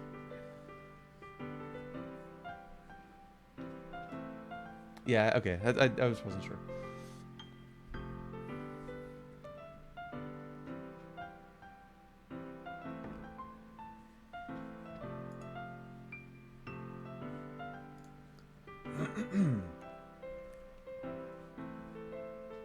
Save me. The colors, they won't stop. Bright, beautiful colors, flashing, expanding, piercing, red, green, blue, an endless cacophony of meaningless noise. The noise, it won't stop. Violent, grating waveforms. Squeaking, screeching, piercing. Sine, cosine, tangent, like playing a chalkboard on a turntable, like playing a vinyl on a pizza crust. An endless poem of meaningless. Load me. Whoa, dude.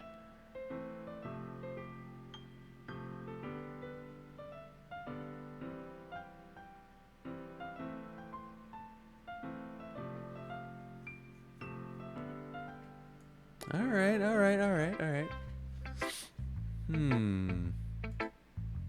It's even more abstract than your last one, huh? I guess it's just the way I write. This is next level video game, Corpse. Okay? I'm sorry if you don't like it. No, I never said that. It's just a kind of thing I've never really seen before, I guess. Yeah, this is... So yeah. If you think of next level, like, you gotta think beyond that. And then you're a little above that too. Like, you know how, like, you got to the end of Dark Souls 3 and you're like, oh wow, I just beat the game. And then you find out, no, wait, I didn't beat the game. I still have like half a game to go. Well, just imagine having like 50,000 games more to go. I kind of like playing with my space on the paper. Choosing where and how to space your words can totally change the mood of a poem. It's almost like magic. The way I wrote the lines really short makes it feel like they're trying to speak over the noise. I see. It's still hard for me to... It's still hard for me to tell what it's about, though. Sometimes asking what a poem is about isn't the right question. A poem can be as abstract as a physical expression of a feeling, or a conversation with the reader. So putting it that way, not every poem is about something. Anyway, here's Manika's writing tip of the day. Sometimes you'll find yourself facing a difficult decision. When that happens, don't forget to save your game. You never know when you might change your mind, or when something unexpected may happen. Wait, is this tip even about writing? What am I even talking about? That's my advice for today. Was that a hint? Thanks for listening. What the hell is next after? What I mean? Chamo.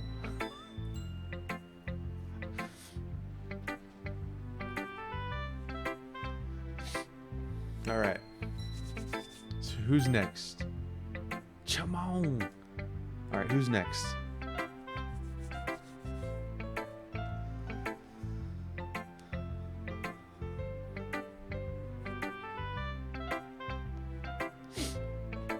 I'm thinking...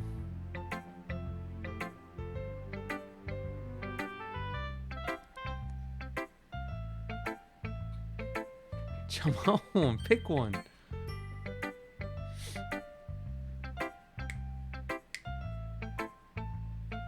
Let's mix it up a little bit. How about that? We gave Yuri first last time. Now she's last this time. Fair is fair. Well, I can admit that it's better than the last one. It's nice to see that you're putting in some effort. That's good. Come to think of it, this kind of reminds me of Sayori's poem from yesterday. You think so? Yeah, well, I guess if you've been friends with her for so long, you might be on the same wavelength. But she never really struck me as her type. Sayori has a type all of a sudden? Well, I don't know, but honestly, how can someone so fluffy spend so much time with someone like you? It's like she's dragging around a dead weight. That was a little unnecessary. But think of it this way. If it weren't for me, she would probably just fly away like letting go of a balloon. Oh my god, dude. What kind of asshole are we? Dude. You could say we each take care of each other in our own way. Whatever it is, I don't get it. Oh yeah, I guess I'm supposed to show you my poem. Here. Alright, you ready for Poem Corpse?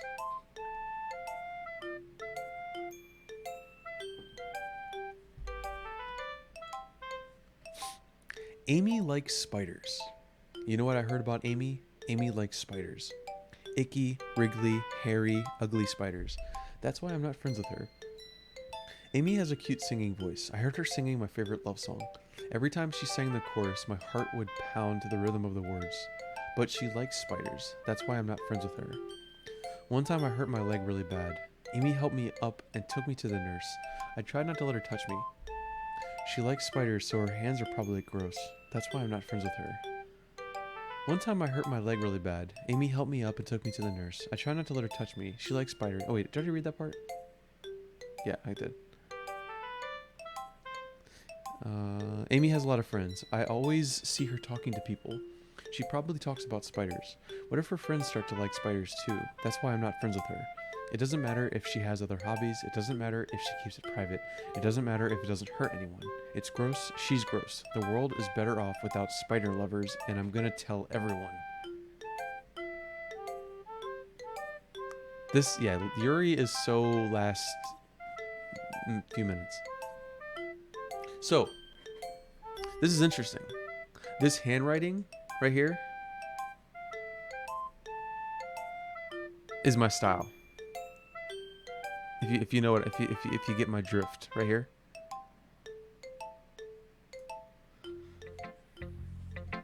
Not bad, right? It's quite a bit longer than yesterday's. Yesterday's was too short. I was just warming up. Yeah, I do. I hope you didn't think that was the best I could do. No, of course not. Anyway, the message is pretty straightforward in this poem. I doubt I have to explain it. Sometimes you can explain complicated issues with much simpler analogies, and it helps people realize how stupid they're being. Like, anyone would agree that the subject of this poem is an ignorant jerk. Do you know people like that? Of course. It's about how everyone thinks that doesn't matter. It can be about anything. I wrote it to be easy to relate to. Everyone has some kind of weird hobby or guilty pleasure, something that you're afraid if people find out, they make fun of you or think less of you. But that just makes people stupid. Who cares what someone likes as long as they're not hurting anyone and makes them happy? I think people really need to learn to respect others for liking weird things. Well, you're definitely right. At least I can relate to that, and I'm sure a lot of people can too. It's what I do best after all. I don't like writing unless there's a good message to take away from it. Like, conveying emotions is important. But I want to make people think, not just feel. Remember that. I'm going to write a good one for tomorrow, or tomorrow too, so look forward to it.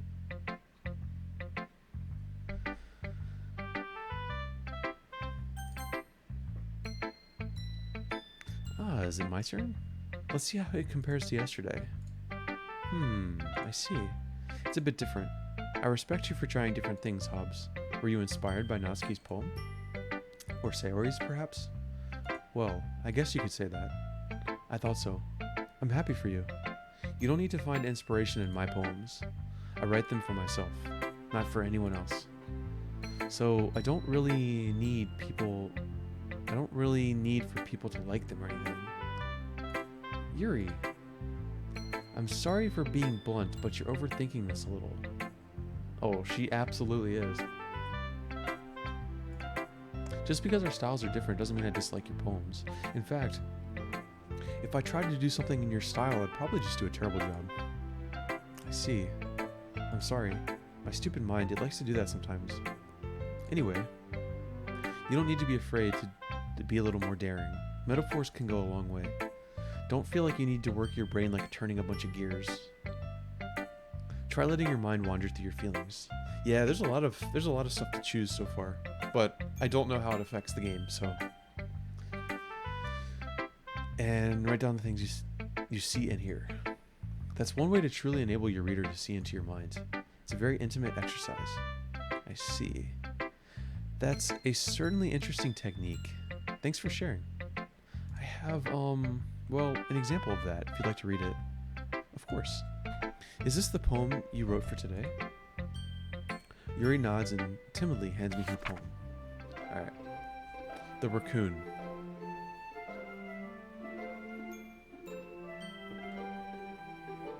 It's fine, not everybody can be picked first. Every time. It happened in the dead of night while I was slicing bread for a guilty snack. My attention was caught by the scuttering of a raccoon outside my window. That was, I believe, the first time I noticed my strange tendencies as an unordinary human.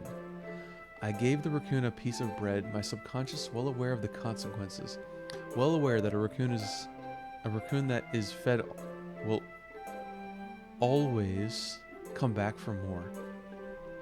The enticing beauty of my cutting knife was the symptom. The bread, my hungry curiosity. The raccoon, an urge. The moon increments its phase and reflects that much more light off of my cutting knife. The very same light that glistens in the eyes of my raccoon friend. Why was that held?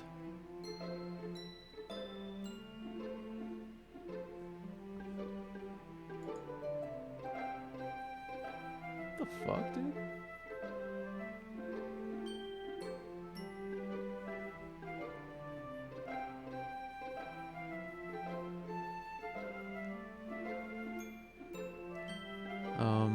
Sorry.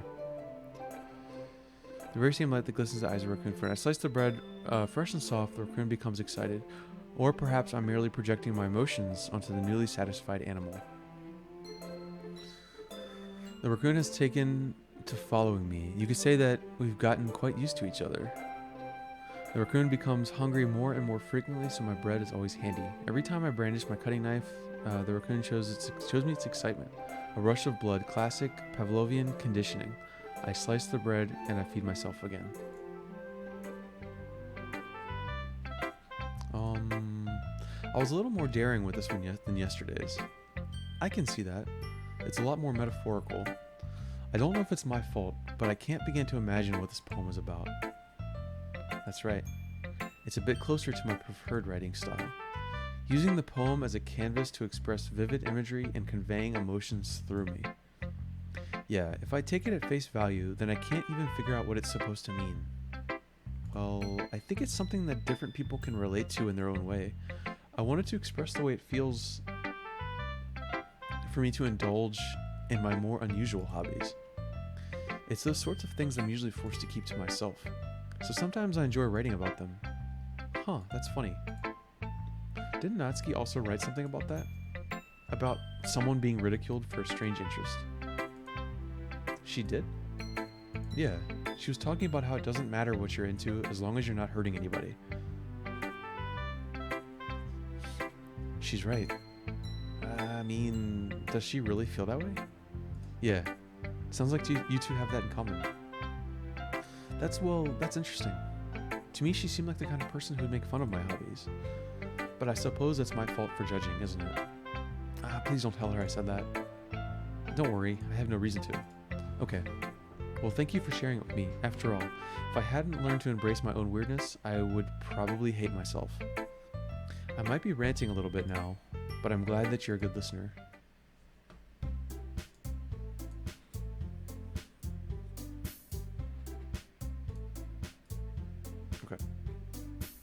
Okay, everyone. We're all done reading each other's poems, right? I have something extra planned today, so if everyone could come sit in the front of the room. Is this about the festival? Well, sort of. Do we really have to do something for the festival? It's not like we can put together anything good in just a few days. We'll just end up embarrassing ourselves instead of getting any new members. That's a concern of mine as well. I don't really do well last-minute preparations. Don't worry so much. We're going to keep it simple, okay? We won't need much more than a few decorations. Sayori has been working on posters, and I've designed some pamphlets we can give out during the event. Okay, that's great and all, but that doesn't tell us what we're actually going to be doing for the event. Sorry, I thought you heard about it already. We're going to be performing. Performing? Monica? Yeah, we're going to be having a poetry performance. Each of us are going to choose a poem to recite during the event. But the cool part is, we're also going to let anyone else come up and recite poems too. Sayori's putting it all on posters in case anyone wants to prepare ahead of time. Sayori, who's been coloring a poster, holds it up for us to see. Are you kidding me, Monica? You didn't already start putting those posters up, did you? Well, I did. Do you really think it's that bad of an idea? Well, no. It's not a bad idea, but I didn't sign up for this, you know? There is no way I'm going to be performing in front of a group of people like that. I agree with Natsuki. I could never in my life do something like that. Imagining it, Yuri shakes her head in fear. Guys, no, Sayori. I understand where they're coming from. Remember that Natsuki and Yuri have never shared their poems with anyone until just a couple days ago. It's a lot to ask of them to recite their poems out loud to a whole room full of people. I guess I kind of overlooked that, so I'm sorry. Oops. But I still think we should give it our best. We're the only ones responsible for the fate of this club. If we start the event and each put on a good performance, then it will inspire others to do the same. And the more people who perform, the better we'll be able to show everyone what literature is all about. Yeah, it's about expressing your feelings, being intimate with yourself, finding new horizons, and having fun. That's right. And it's those reasons that we're all in this club today. Don't you want to share that with others?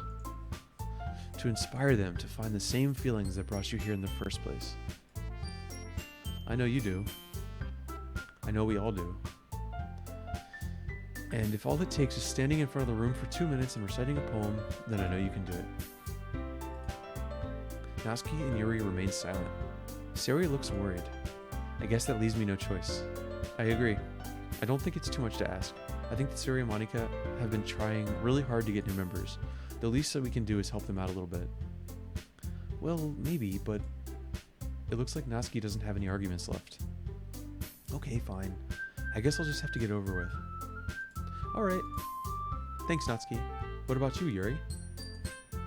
Yuri dejectedly glances around at everyone else's expectant faces. I guess I don't really have a choice. That's everyone.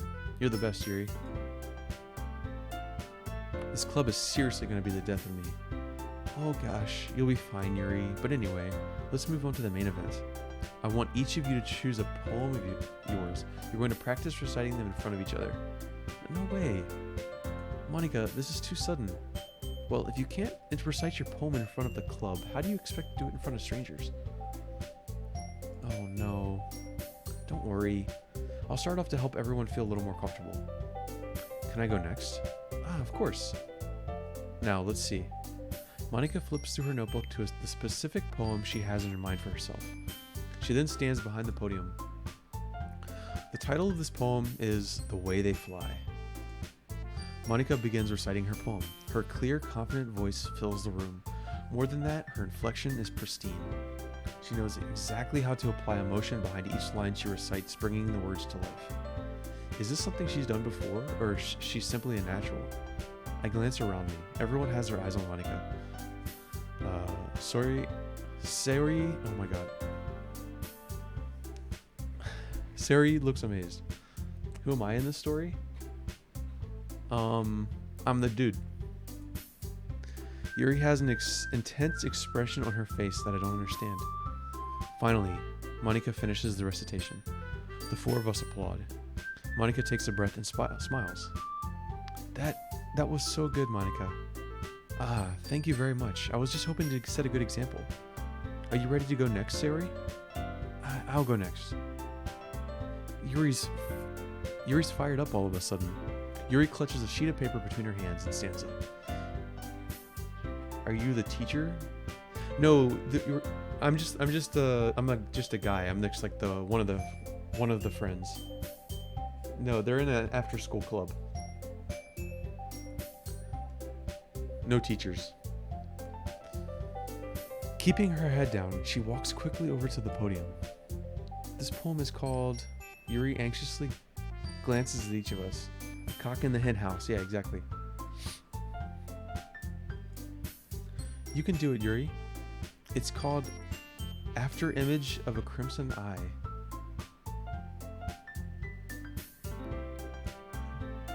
Yuri's voice shakes as she starts reading the poem. Just a moment ago, she practically refused to do it. Why is she suddenly putting in so much effort?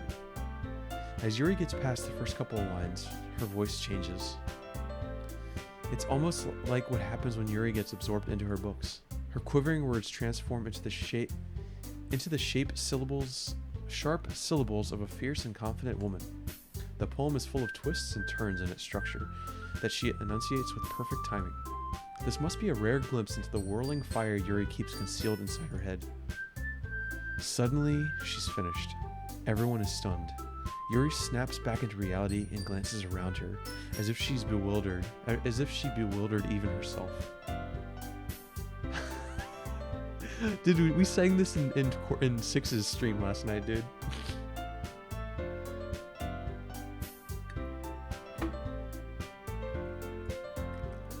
It's up to me to save this situation. I'm the first to start applauding. Everyone joins me afterward, and we give Yuri the recognition she deserves. It's not that we didn't want to applaud for her, but we were caught so off guard that we must have forgotten. As we applaud, Yuri holds the poem to her chest and rushes back into her seat. Yuri, that was really good. Thank you for sharing. Looks like Yuri is down for the count. Okay, I guess I'm next then.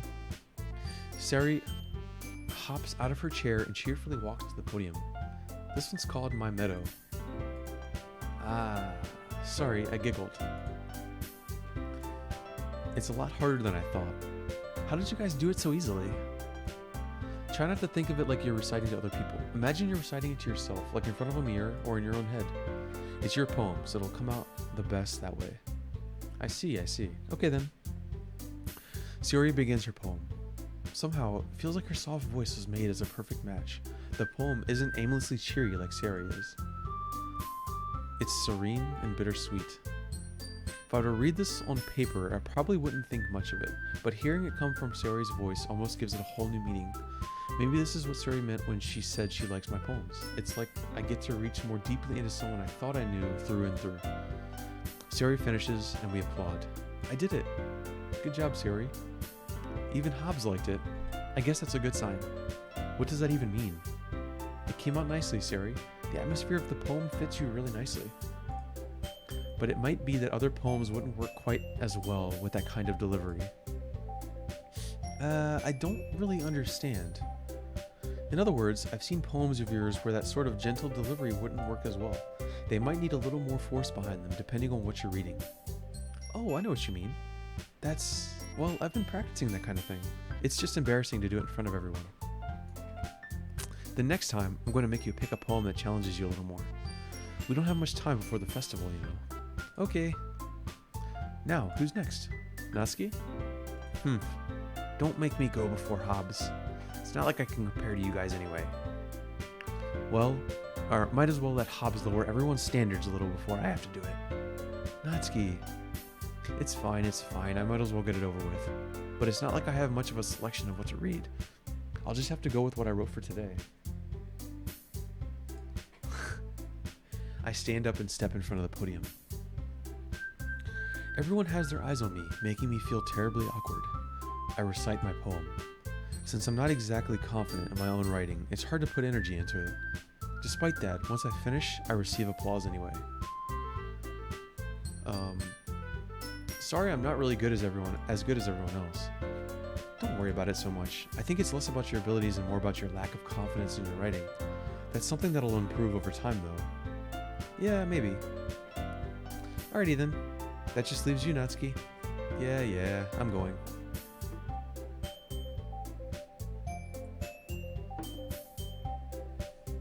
Natsuki begrudgingly gets out of her seat and makes her way to the podium. The poem is called... Why are you all looking at me like that? Because you're presenting. Anyway, the poem is called Jump. Natsuki takes a breath. Once she starts reciting the poem, her sour attitude disappears a little. While she's still a little unenthused, her poem has a rhythm and rhyme to it. It's Natsuki's trademark style, and it works surprisingly well when spoken aloud. The words feel like they bounce up and down, as if giving life to the poem. Natsuki finishes and everyone applauds. She huffs back to her seat. That wasn't so bad, was it? Easy for you to say. You'd better not make me do that again. Ah, well. Do you at least feel prepared enough to recite a poem in front of other people? I mean, doing it in front of other people will be way easier. I can put on whatever face I want for other people. But then it's just my friends. But when it's my friends, it's just embarrassing. That's kind of a surprise, Natsuki. I think it would be the other way around for me. Well, that's just how it is, so... Well, I guess in that case, you won't have much to worry about for the festival.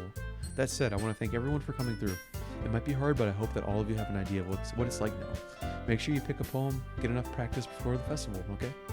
I'll be making pamphlets, so let me know ahead of time what you'll be reciting. Geez, I should probably find some other poem to recite instead. That's fine too. It doesn't have to be your own. I'm already pleasantly surprised that you're putting in all this effort for the club. It makes me really happy. Yeah, no problem. Okay, everyone, I think that's about it for today. I know the festival's coming up, but let's try to write poems for tomorrow as well. It's been working out really nicely so far, so I'd like to continue that. As for the festival, we'll finish planning tomorrow, and then we'll have the weekend to prepare. Monday's the big day. I can't wait. I can do this. Alright. Yeah, you've shared a couple things, I think. I stand up. There's no way I'll be able to find the same enthusiasm as Sari and Monica, but I'll do my best to get through it. It's for the sake of the club and impressing Monica. Then I'll have to do my best. Ready to go, Sari? Yep.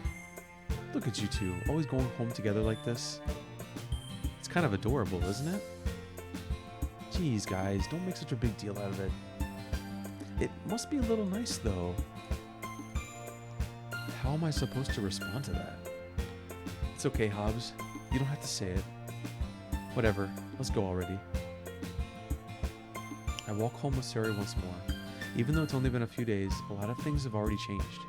But today, Sari is being a little quieter than usual on the way home. Hey, Sari. Sorry, I was spacing out. Ah, no wonder. I was thinking about something from earlier. I like how we get to, Sari fumbles with her words. So, let's just say that one day, Yuri asked to walk home with you. What would you do? What kind of question is that? You're kind of putting me on the spot here. Uh-oh.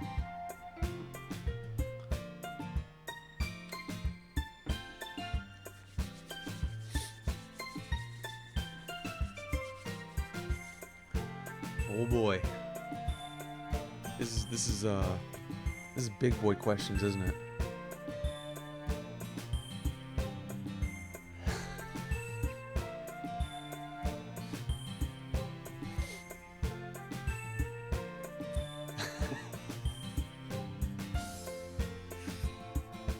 So, make the choice.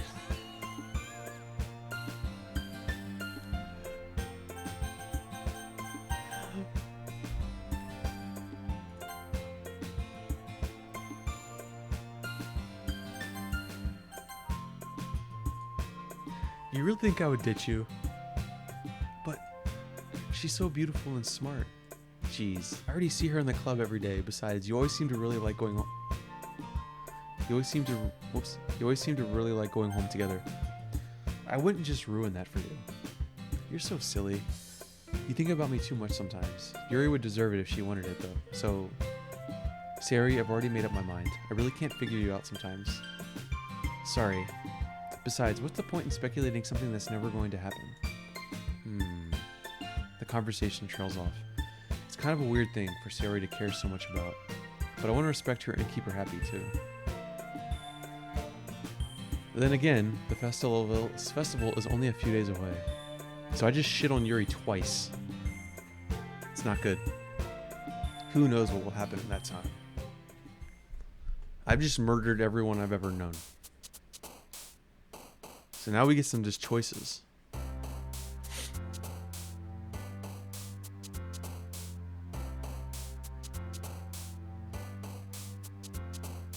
Time to wrote poems.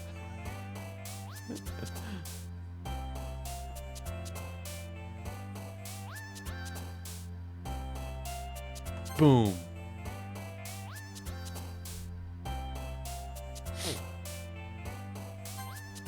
Fuck.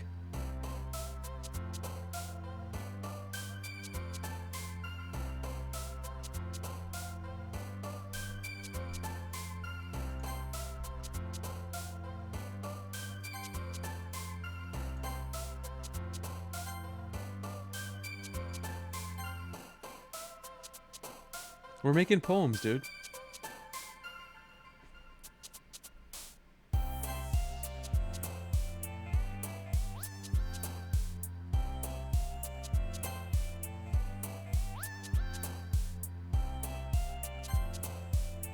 Uh-oh.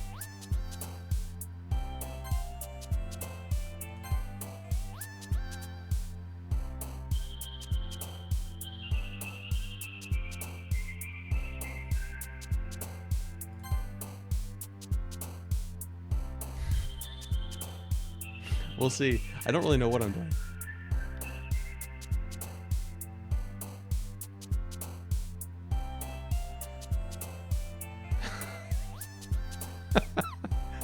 So last time, I want to see, I'm curious if they like always correspond to the same girl. So Kiss was Natsuki last time, and it's her again. Okay.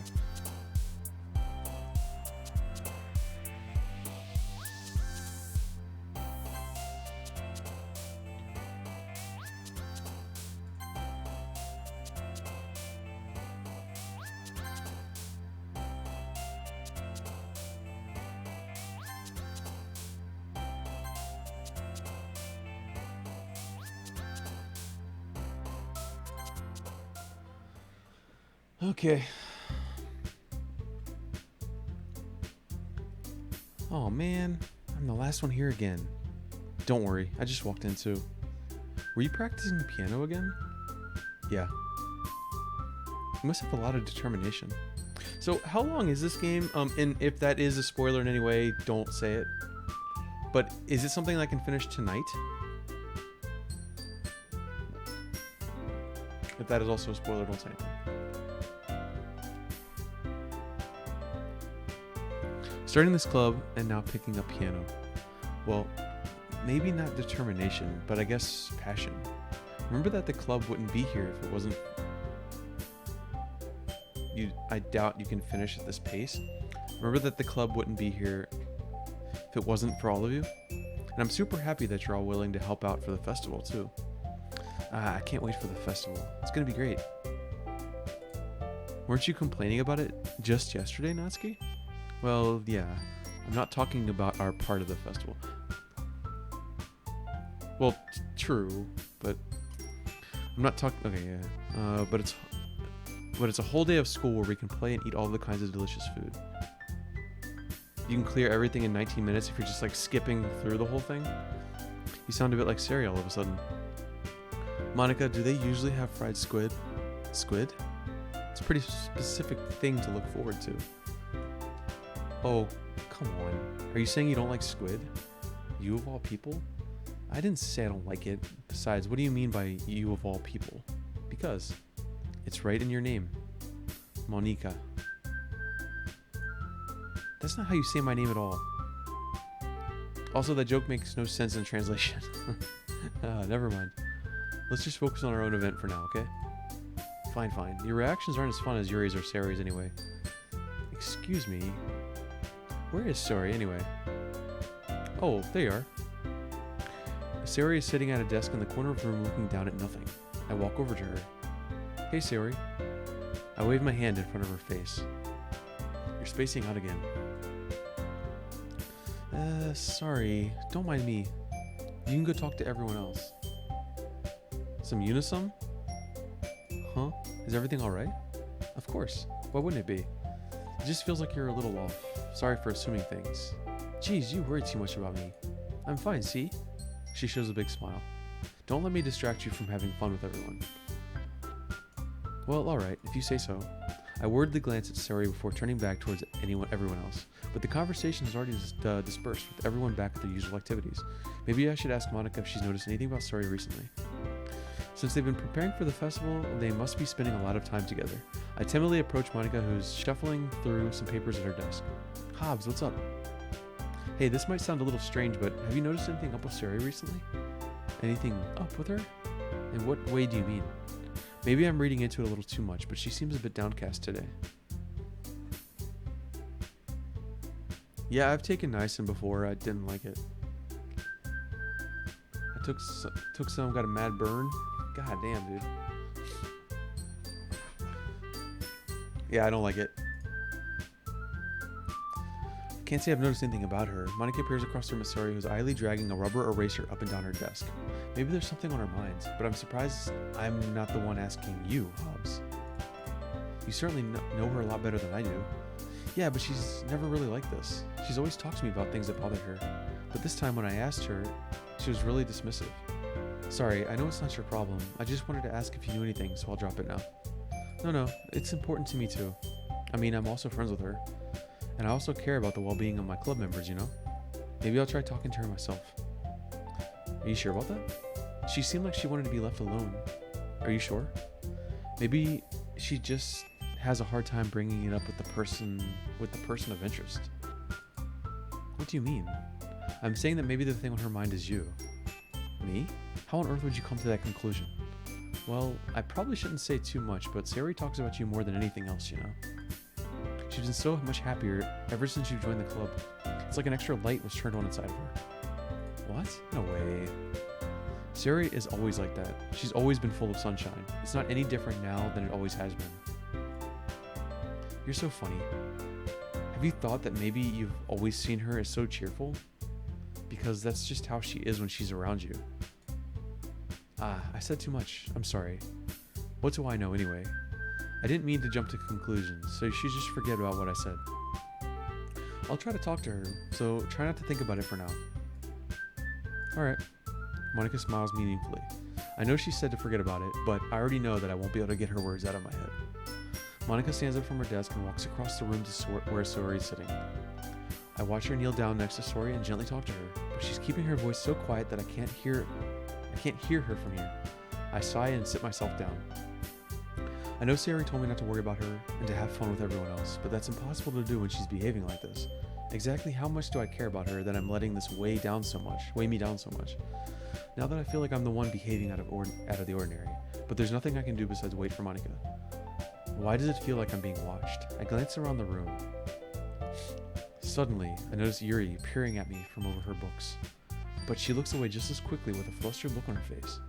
I realize that she won't get anywhere like this. I've never really seen Yuri approach anyone or start a conversation on her own accord, so I have no choice but to approach her myself. Second.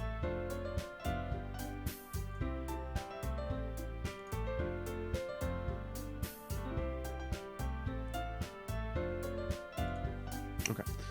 By now it's a little easier for me to do that. I stand up from my desk and sit on one next to her. I didn't mean to bother you or anything. Relax, you didn't do anything. But I could tell that you wanted to be alone with your thoughts. Alone with my thoughts?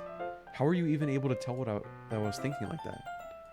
Well, it's something that I do a lot, so it wasn't hard for me to spot based on your posture and expression. Not that I was staring or anything. I didn't do anything creepy like that. In any case, I guess you're right. I'm sorry if I caused you any concern. Don't apologize. Your troubles are only the concern of those who willingly share in that concern.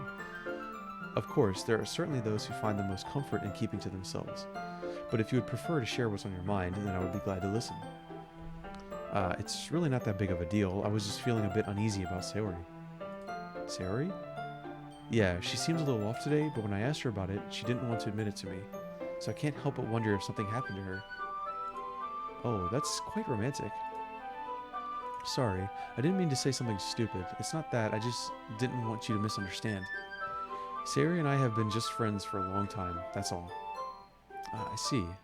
Then perhaps it is unusual for her to be dismissive to you about her feelings. Or maybe I'm just reading into it a little too much. Hobbs, the world is full of meaning, often hidden deep beneath plain sight. And there are many untold mysteries behind every person, no matter how well you may know them. So you think that there might be something behind it after all? I think that Sayori is a very complex person. Her mannerisms on the outside don't always match what may be going on inside her head. And she may not always know what she wants.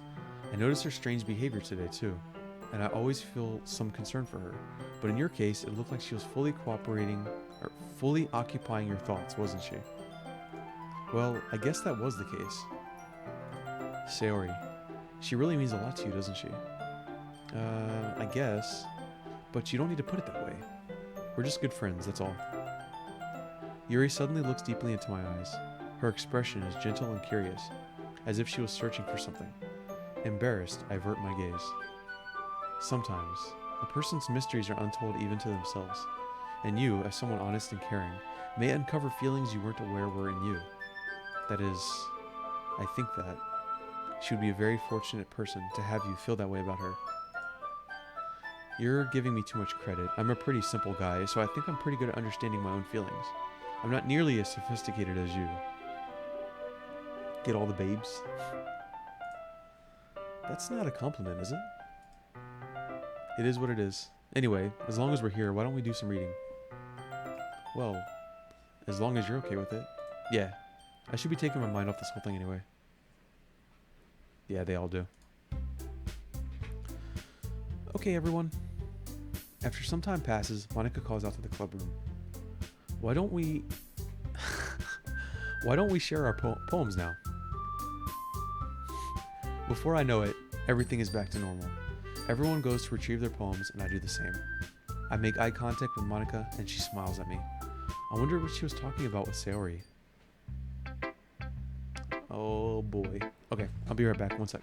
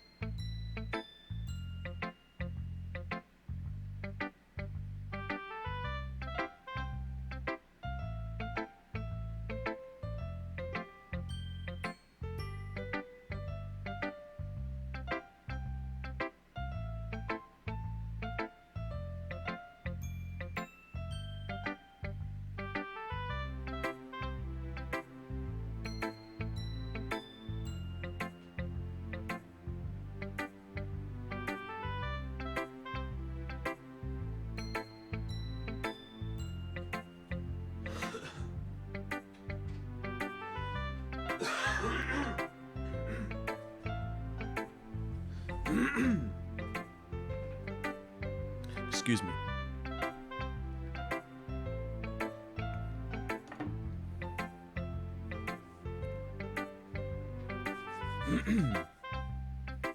Just trying to make Pog King chair stream.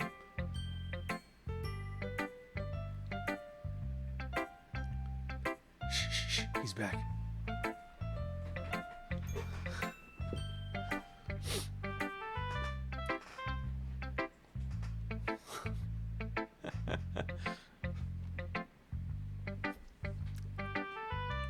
So, it seems like Monica's probably like the least craziest, right?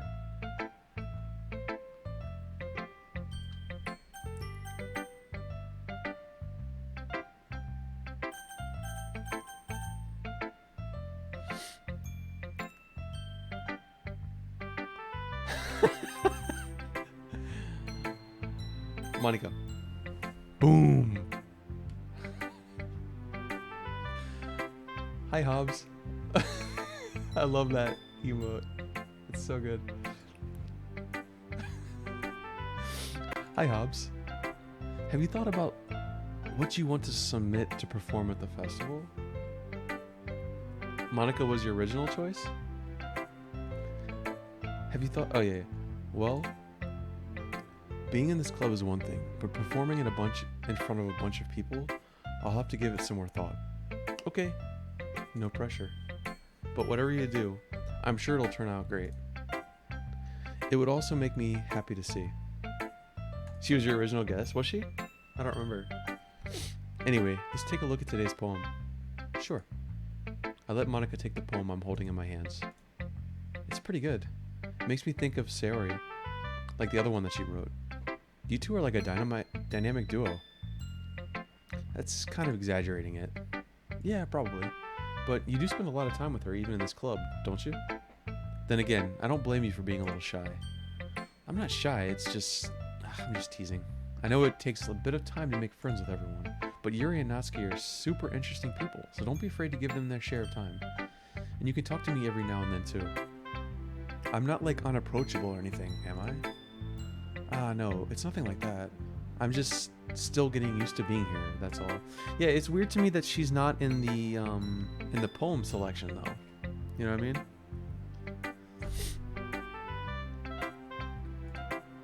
I'm sorry if I was putting pressure on you or something. I really didn't mean it like that. No, don't worry. I get what you're saying. Well, alright. Anyway, I'll share my poem with you now, alright?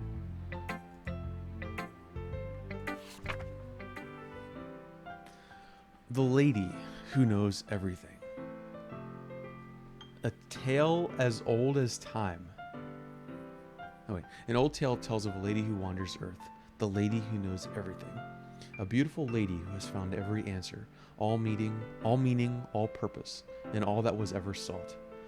And here I am, a feather. A tune as old as song.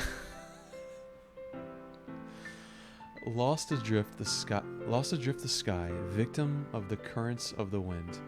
Day after day I search with little hope, knowing legends don't exist. But when all else has failed me, when all others have turned away, the legend is all that remains, the last dim star glimmering in the twilight sky.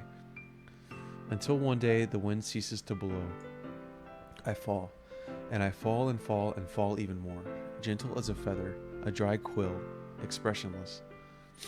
But a hand catches me between the thumb and forefinger, a hand of a beautiful lady. I look at her eyes and find no end to her gaze. The lady who knows everything knows what I am thinking. Before I can speak, she responds in a hollow voice. I have found every answer, all of which amount to nothing. There is no meaning, there is no purpose, and we seek only the impossible. I am not your legend does not exist. And with a breath, she blows me back afloat, and I pick up a gust of wind. Oh, you're out? Oh, thanks for hanging out, Corpse. I really appreciate you, dude. I hope you have a good night, man. Yeah, if you're streaming tomorrow, I'll be there. So this is really interesting.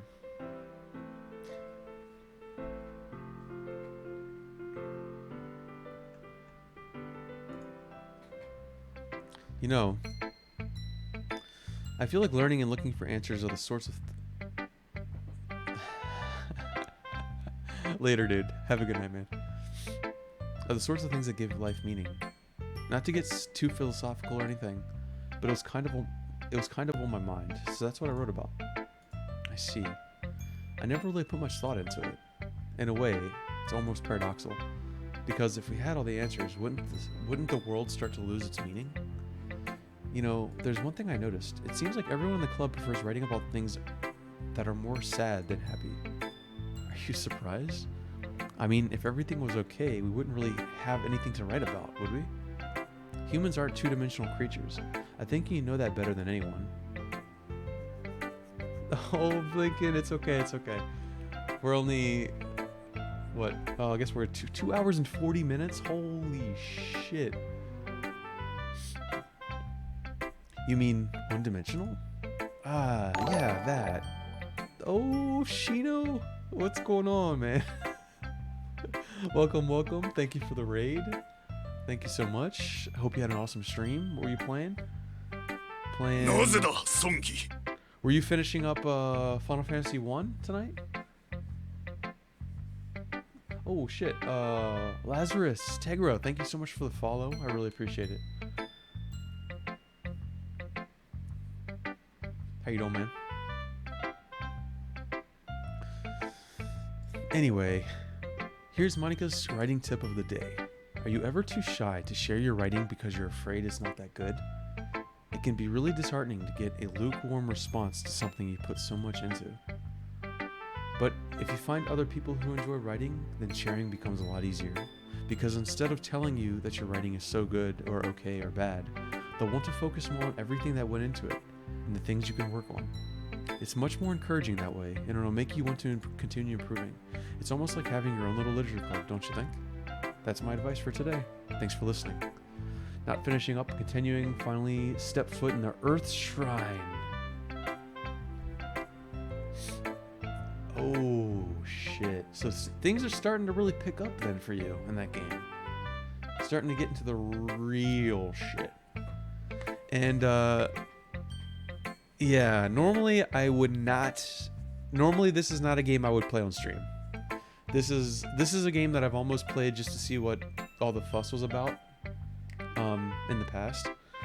But Gamma... oh, the Mesa Man, what's going on? Thank you so much for the follow. I appreciate it. Gamma redeemed the 30,000 point channel reward. And this is the game he chose. So, I'm dedicating at least one stream to playing it. If I don't get far enough tonight, I will probably continue it. So, yeah. Oh shit, Echo. Thank you so much for the follow. I appreciate you very much. I hope you're all having a great night. Again, Shino, thank you so much for the raid. You know, I definitely don't expect... Oh, thank you. I actually need a posture check. Here we go. Please continue it on stream. I will definitely continue it on stream. Aiden, I was mostly joking. Yeah, Echo. 2 streams at most. Okay. What's today? Today's Wednesday. You know what? I might just do a surprise stream tomorrow. No, wait. What's Thursday? What's tomorrow? I might just do maybe a smaller stream tomorrow to finish it up, or maybe I don't know. We'll see. I'll post something in the Discord and stuff. But Shino, apparently it is very, very spoiler heavy, so I would not expect you to hang out if you have not played it before. So just giving you a little heads up. But seriously, dude, I appreciate you, man. So, whose poem should we read next? I feel like we've been shitting on Yuri a little too much. But I also don't want to... You know what we'll do? Let's do Sayori. Haven't eaten all tonight, gonna get some food. Oh, nice, dude. Yeah, enjoy that food. I really appreciate the lurk. And, yeah, If when's the next time you stream? Actually, we're gonna go with Saori this time. Yeah, I appreciate it. This is your best one so far. It's really, really nice, Hobbs. Thanks. Saori, you've been a little quiet today. Is everything all right? Friday evening and Saturday during the day, like you did last. Perfect. Okay, Friday evening. Okay, so the Friday evening ones I typically can't get to, but Sunday, Sunday I'll pretty much like always be able to join, if I'm being honest with you. So yeah, if I don't talk to you again tonight, I hope you have a good weekend, and I'll talk to you later, man. Of course, everything is fine. Maybe I'm just a little tired today. Do you want a nap or something? No, that's silly. Don't worry about me, okay? I only want to see smiles on your face. Well, alright. Hey Hobbs, I'm still a little surprised. I really thought that you would try writing your poems like the way Yuri does. Or even Natsuki. Oh shit, Lazarus. Can't speak yet, but I'm glad the raid took me here. Oh no, I appreciate you being here, and I appreciate the bits. So thank you so much. But in the end, yeah. I guess you're the one who likes this one the most. Why? You don't want to get closer with everyone else? Wait, of course I do. But that doesn't mean I need to try so hard to impress them. I still understand you the most, Saori. I know you have to sometimes put up with me. And I have to sometimes put up with you. But we have a wavelength or something. And this is how the poem came out. Sometimes it feels like you're the only exciting thing in my life. So sometimes it's just easier to write when thinking about you. So he's finally saying nice things to her. So you can't speak yet, as in like you can't really say anything about what I'm playing? Is that what you're talking about? So finally, he's not being an asshole. No, Hobbs, I don't deserve this. You're too nice to me. Why are you doing this? Saori has trouble keeping her voice steady all of a sudden. If you had fun with everyone else instead, this would be so much easier. Saori? I glance around the room to make sure nobody has noticed this. Saori, I've probably never said this before, but I don't understand what you're feeling right now. Tell me what will cheer you up. Saori shakes her head. She sniffles and keeps shaking her head. Finally, she gathers herself and puts on a smile. It's nothing, Hobbs. It's just a little rain cloud. I'm sorry you had to see that. I promise it won't happen again. Just smiles from everyone, okay? That's all that matters. Go play with everyone else. I'm gonna go home a little bit early today. Saori, tell Monica I wasn't feeling well, okay? I'll see you tomorrow. Before I can say anything else, Saori cheerfully walks out of the classroom, humming to herself.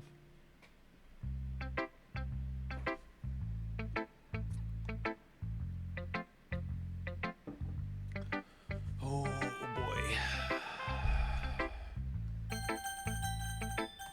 Yuri.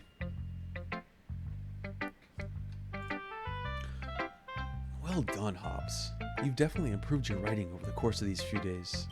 Has my advice been helpful to you? Yeah, definitely. I'm glad. Now we know where Gamma sits. So are you not to give anything away, but are you for Saori like always? Sharing our writing like this. It's a lot more fun and rewarding than I anticipated. I need to remember to thank Monica.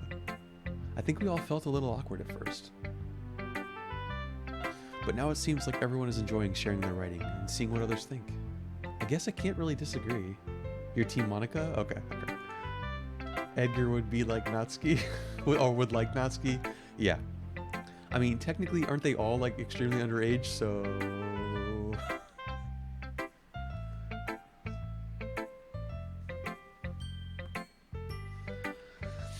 I was afraid this whole thing would be a chore. But it's a great way for me to spend some personal time with all the girls in the club. But it's been fun getting to know everyone and their writing. and I guess doing some writing myself. Well, have you learned anything about yourself, Hobbs? Well, you know how I like to say that writing is a very personal way to get in touch with yourself? In the end, it doesn't matter if you're a good writer or bad writer. And even my opinions are just opinions, you know? As always, I believe what's most important is exploring and discovering yourself. That's comforting. I'm kind of afraid of disappointing you in some way or another. Eh? Why me? Well, you're always sophisticated with your writing and have the most advice to share. Is that so? Yuri thinks for a good minute. That must be terrible.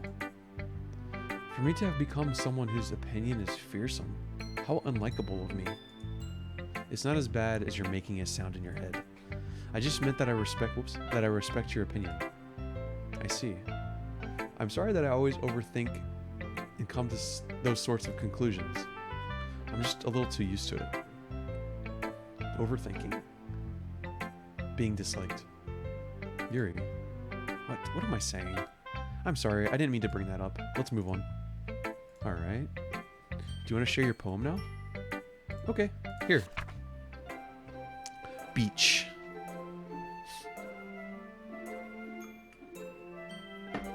So yeah, no, never mind. I'll talk about it later. A marvel millions of years in the making, where the womb of Earth chaotically meets the surface, under a clear blue sky, an expanse of bliss, but beneath gray rolling clouds, an endless enigma.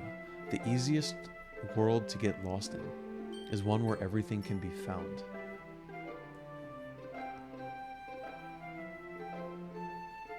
One can only build a sandcastle where the sand is wet, but where the sand is wet, the tide comes. Will it gently lick at your foundations until you give in? Or will a sudden wave send you crashing down in the blink of an eye? Oops. Either way, the outcome is the same. Yet we still build sandcastles.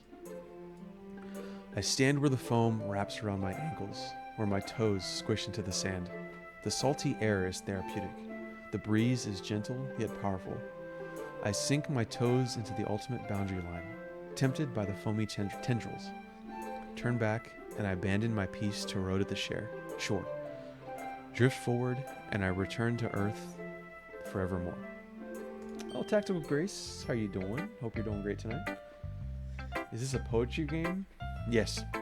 It's a poetry, you use poetry to impress and date women.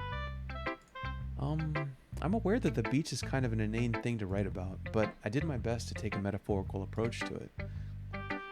You say that like you didn't even want to write about it. Oh, you haven't heard? After yesterday, Natsuki and I, well, it was amusing that we wrote about something similar in such different ways. So Natsuki wanted us to write about the same topic as each other again. I suppose to better compare the differences in our writing styles, or thought processes. Anyway, it was her idea. Knowing her, it's no surprise that she'd want to do something like that. She probably just wants to show off. It's not like I have a particular interest in her writing style. I went with her request. Well, I suppose it's not so bad to write about something simple on occasion. It can be refreshing, you know? It's good for me to calm my thoughts once in a while. Yeah, I think I agree. Thank you for sharing. Who else wants to write poetry over video game music as a new form of relaxation?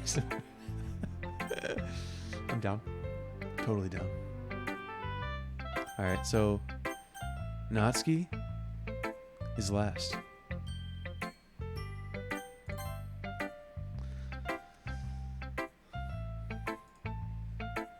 Alright, 1 second. Is the music volume okay? Because I feel like it's got a nice...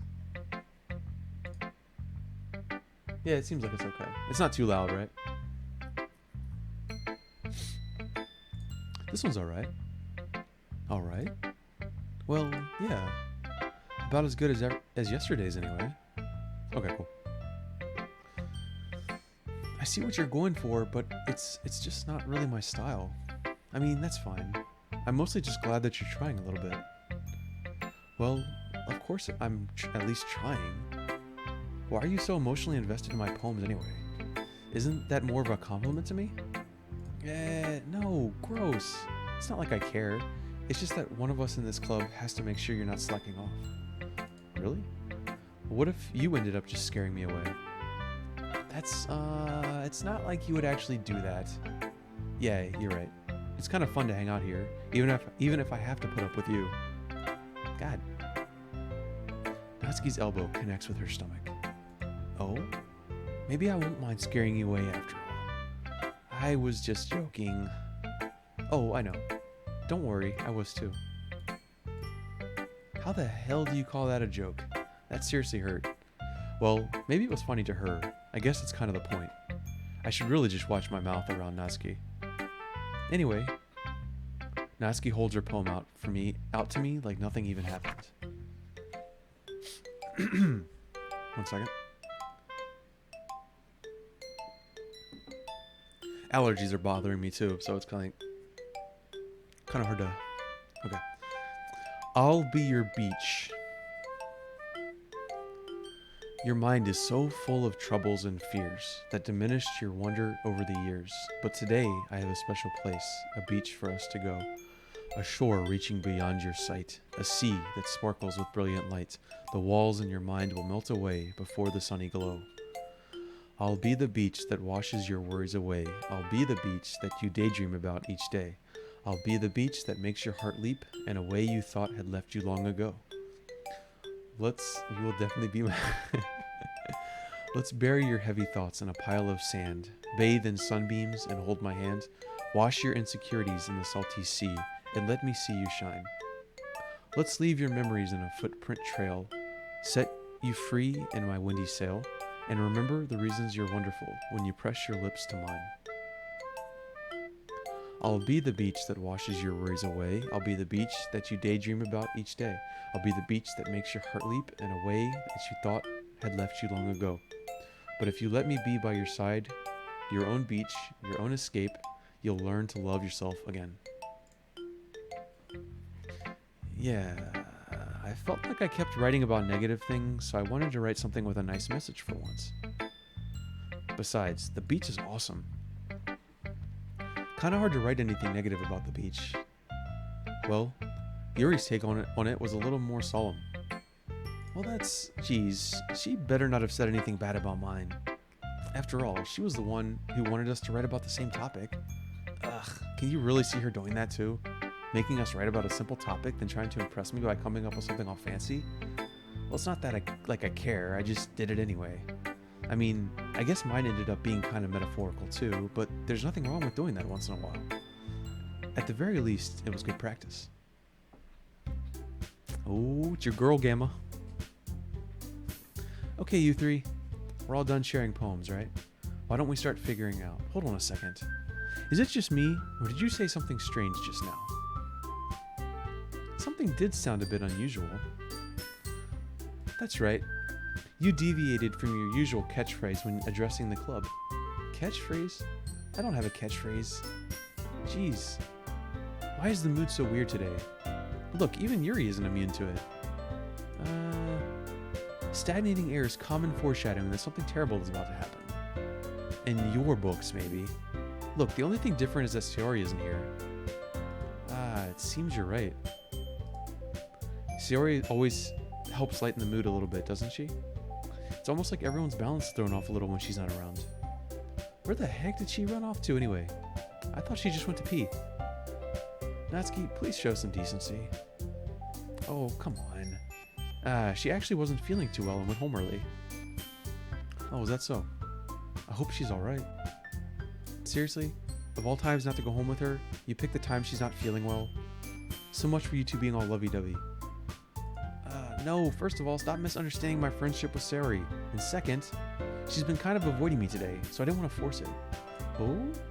That curious expression coming from Yuri of all people? Calm down, guys. I talked to her earlier and everything is fine. What did she say? Anyway, we need to figure out the rest of the festival preparations, so...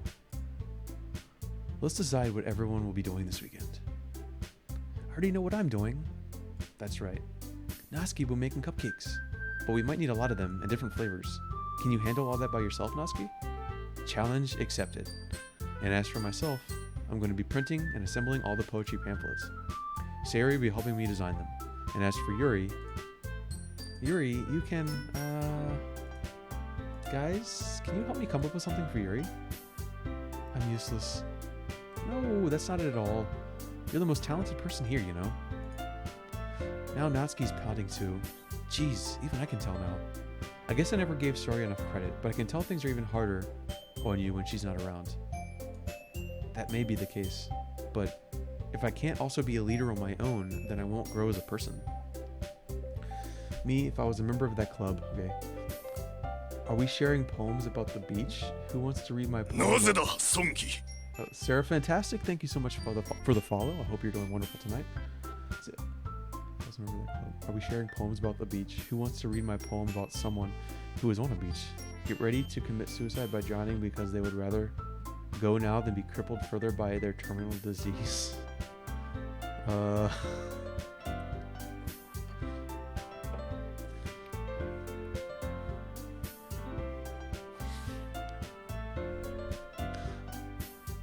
Yikes.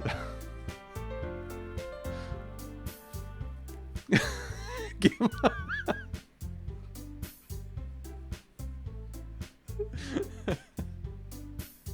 Clearly. I like it. So, Yuri, you have beautiful handwriting, you know. So you should make some banners and decorations to help set the atmosphere. Atmosphere?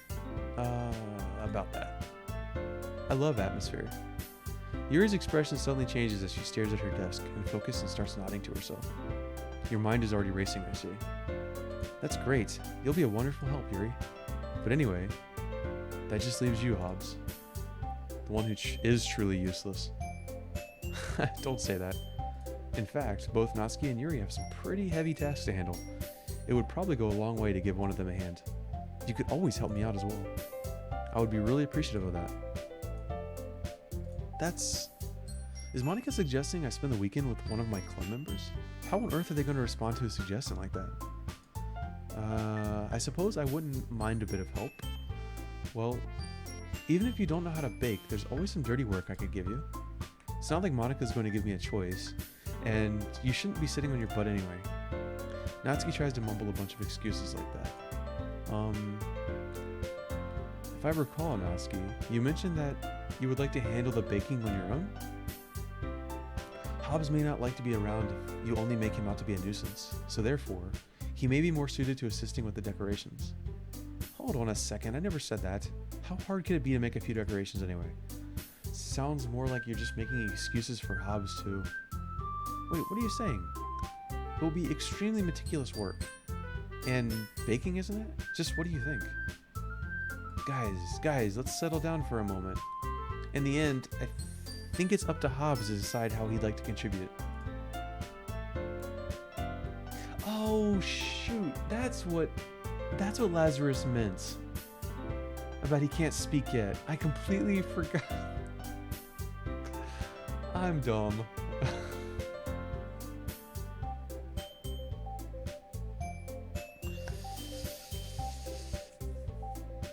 Yeah. Besides, he hasn't really gotten the chance to spend any time with me yet, you know? So I'm sure he's interested in... You literally just said. I'm surprised as well. Sorry. I was just saying though. Jeez.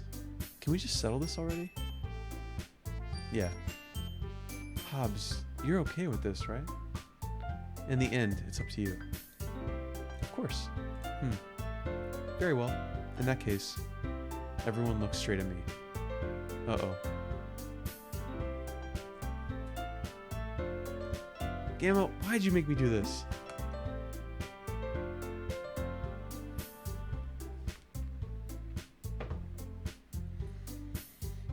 You know I hate these choices.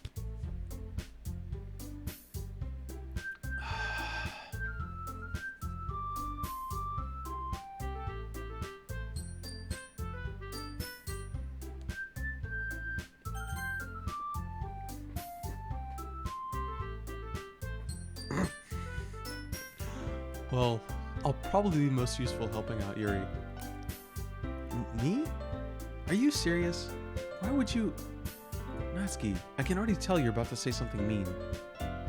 No, I was just saying... So you'll be helping Yuri then, Hobbs?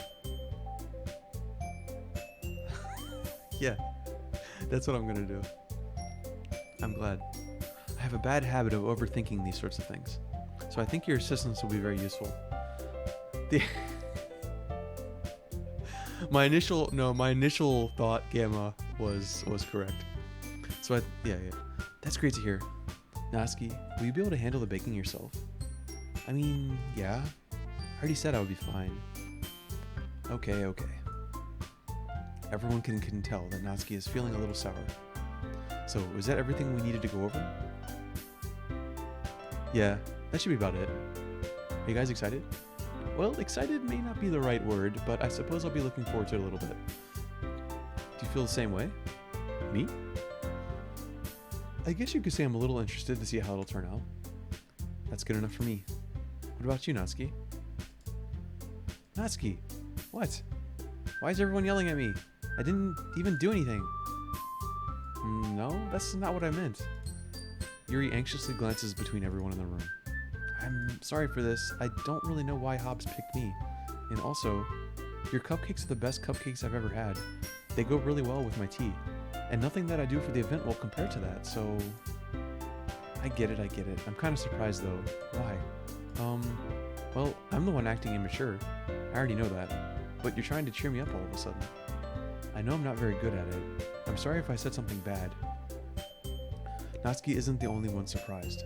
Monika and I are also taken aback by Yuri's words. When she already has trouble with words, trying to cheer someone up must be far out of her own comfort zone. But I begin to understand. Yuri was trying to sound like Saori. Even if it didn't work perfectly, I can tell that she tried to say something Saori would say at a time like this. Because Saori also helps everyone smile and feel good about themselves. No, I kinda appreciated it. I'm sorry for making a big deal out of nothing, but I'm going to say this. You better bet that my cupcakes are going to be the best part of the whole event. I believe you. I hope to see everyone do their best. But with that, there's nothing more for today. So I guess it's time for us to head out. Alright, let's get out of here then. Everyone packs up their things. I start to follow Monika and Natsuki out the door as they chat between each other. Azrael's attention is like the apple of Discord. Hey, I was testing the waters, okay? You know, when you're given these choices, you can't just choose one and go for it, okay? You gotta feel around a little bit. Right, Gamma?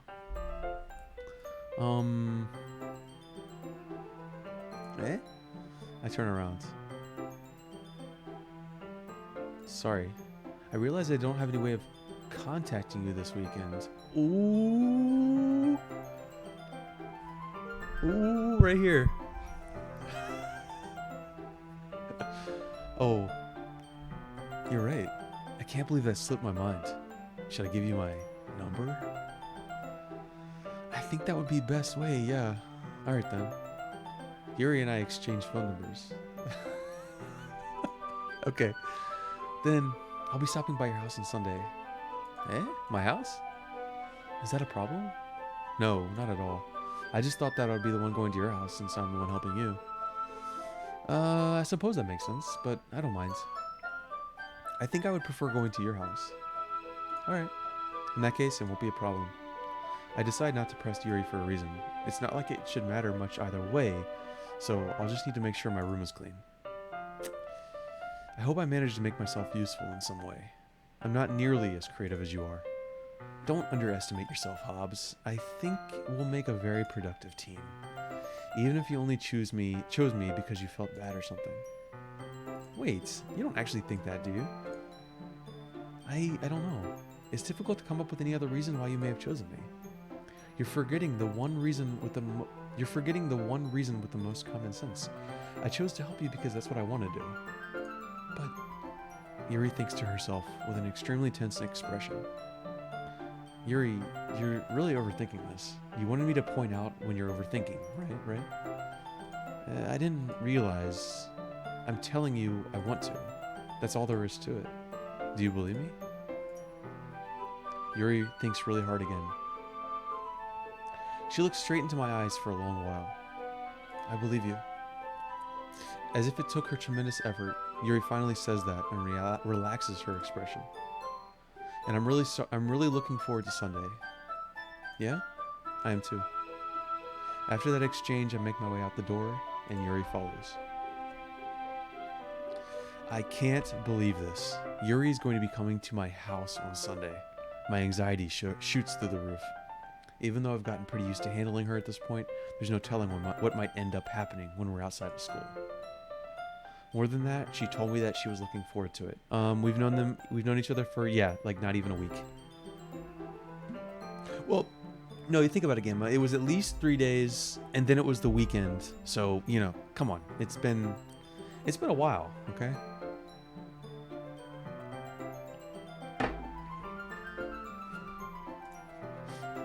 I'll give echo that extra posture check, okay? Much better. Okay.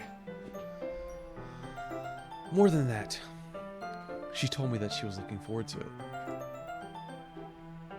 Is this the chance I have to make something happen between us? Or is it too early for that? Only time will tell. But until then, I won't be able to take my mind off of it. I seriously cannot wait. You've known her for a week and she already looks at you that way? Wow. Yeah. I mean, it's just the way it is sometimes, It's already Sunday. I've been getting increasingly anxious about Yuri's upcoming visit. I keep telling myself there's no reason to be nervous, but it doesn't help much. Yuri is clearly an introvert and also an intimate person in general.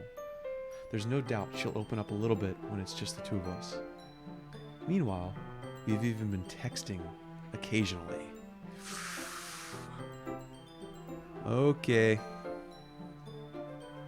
Big boy time. She was extremely apprehensive at first, but it wasn't long before I was already learning more about her. But putting Yuri aside, I haven't heard a thing from Sayori since she left club early that other day. It's not like we text each other all the time or anything, but I've been worried about her in the back of my mind. Between what Sayori said and what Monica said, is it really okay for me to put Sayori's feelings aside when she might need me?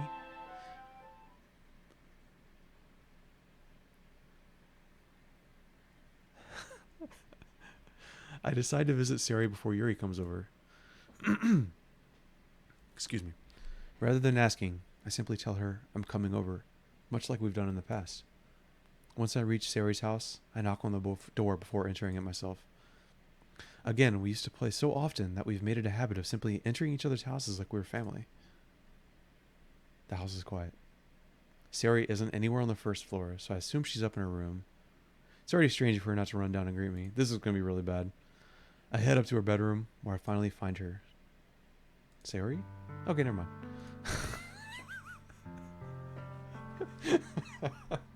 Gamma, what are you doing to me?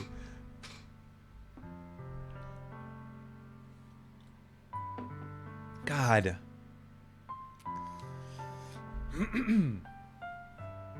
I sit down in her room.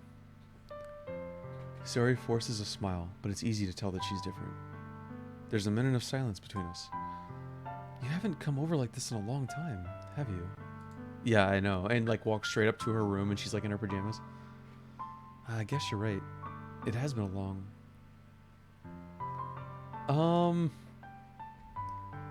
Gamma, we're in a poetry club, dude.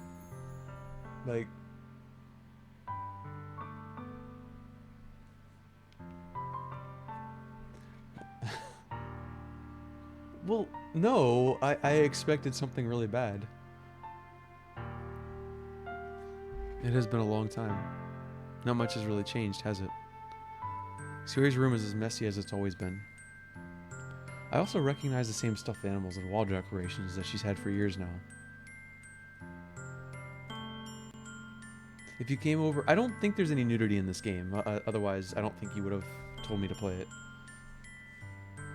If you came over more often, it wouldn't be such a mess. That's because I end up cleaning it for you. How come you suddenly wanted to come over today? Aren't you supposed to see Yuri today?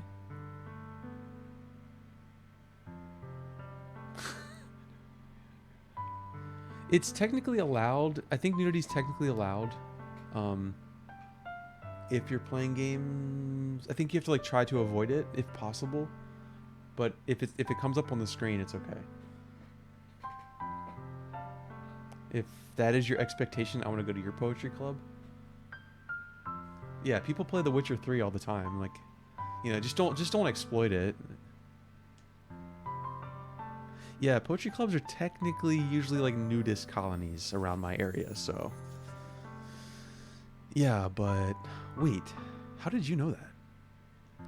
Sayori had already left by the time we decided that last meeting. Monica told me. It's only natural for her to keep me informed about the festival preparations, right? Oh, that's true. But what about you? Aren't you going to be helping Monica today? Of course. Her arm looks a little weird right there. But I'm just helping her online. We didn't plan to meet up or anything. Ah, so it's just me and Yuri then. Yep. There's more silence between us. Sayori stares in a random direction. Everything about her behavior is really uncharacteristic. I finally get to the point. I just wanted to see how you were doing. After you left on Friday. When something's wrong, you can't hide it from me. I know you too well. So, Sayori smiles, shaking her head. That's no good, Hobbs. Why can't it just be like it's always been? This is all my fault.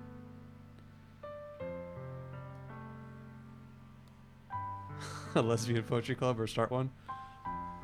Yeah, there might be some around here. If I didn't get so weak and accidentally express my feelings. Yeah, definitely start one. Why not? What's the issue? Just say it's clothing optional. And people will know what to expect right up front. If I didn't get so weak and accidentally express my feelings, if I didn't make that stupid mistake, then you wouldn't have been worried about me at all. You wouldn't have come here. You wouldn't have even been thinking about me right now. But this is just my punishment, isn't it? I'm getting punished for being so selfish. I think that's why the world decided to have you come over today. It just wants to torture me. Sayori. I grab Sayori by the shoulders. What on earth are you saying? Are you listening to yourself right now? I know something happened to you. There's no explanation for you to be like this. So tell me already. Until I know, I won't be able to stop thinking about it. Sayori gives me an empty smile. You really put me in a trap, Hobbs. But you're wrong. Nothing happened to me. I've always been like this. You're just seeing it for the first time. Seeing what? What are you talking about? You're really just gonna make me say it, aren't you, Hobbs? I guess I have no choice this time. The thing is, I've had really bad depression my whole life. Did you know that? Why do you think I'm late to school every day? Because most days I can't even find a reason to get out of bed. What reason is there to do anything when I fully know how worthless I am? Why go to school? Why eat? Why make friends? Why make people put their energy and caring to waste by having them spend it on me? That's what it feels like. And that's why I just want to make everyone happy, without everyone worrying about me. I'm in shock. I can't even figure out how to respond. How is it possible that Sayori kept this from me the entire time that I've known her? Did she really want so badly for me to just not think about her? Why, Sayori? Why is it that you've never told me about this? It almost feels like I've been betrayed as your close friend. Because if I knew, I would have done everything I could to support you. Even if there's only so much that I could do. I would have tried a little bit harder to make every day a little better for you. That's why I'm your friends. All you had to do was tell me. You don't understand at all, Hobbs. Why do you think I didn't tell you? Because if I told you, then you would have to waste effort caring about me instead of doing important things. I don't want to be cared about. It's bittersweet when people try to care about me. It feels nice sometimes. But it also feels like a bat being swung against my head. That's why I wanted so badly for you to make friends with everyone else. Helping everyone be happy together is the best thing for me. But then, I discovered something else too. Seeing you make friends and get closer with everyone in the club. It feels like a spear going through my heart. So that's why. That's why I decided the world just wants to torture me. Every path leads to nothing but hurt. You're right that I don't understand. I don't understand your feelings at all. But I don't need to understand. Whatever it takes for me to help you stop hurting, that's what I'll do. No, there's nothing. Nothing at all. The only thing that could have helped is if everything could be like it always was. But I was selfish. I finally showed you what a horrible person I am. It is actually pretty good. That's why I was asking about the music earlier, because I definitely wanted it to go through. Tears streaked down Sayori's face. I made you join the literature club because I was selfish. And I was punished by my heart hurting in a way that I couldn't understand. And now you came here and I made you hurt too. I'm just weak and selfish. That's all I am. And that's why I'm going to accept these punishments. Because I deserve every last one.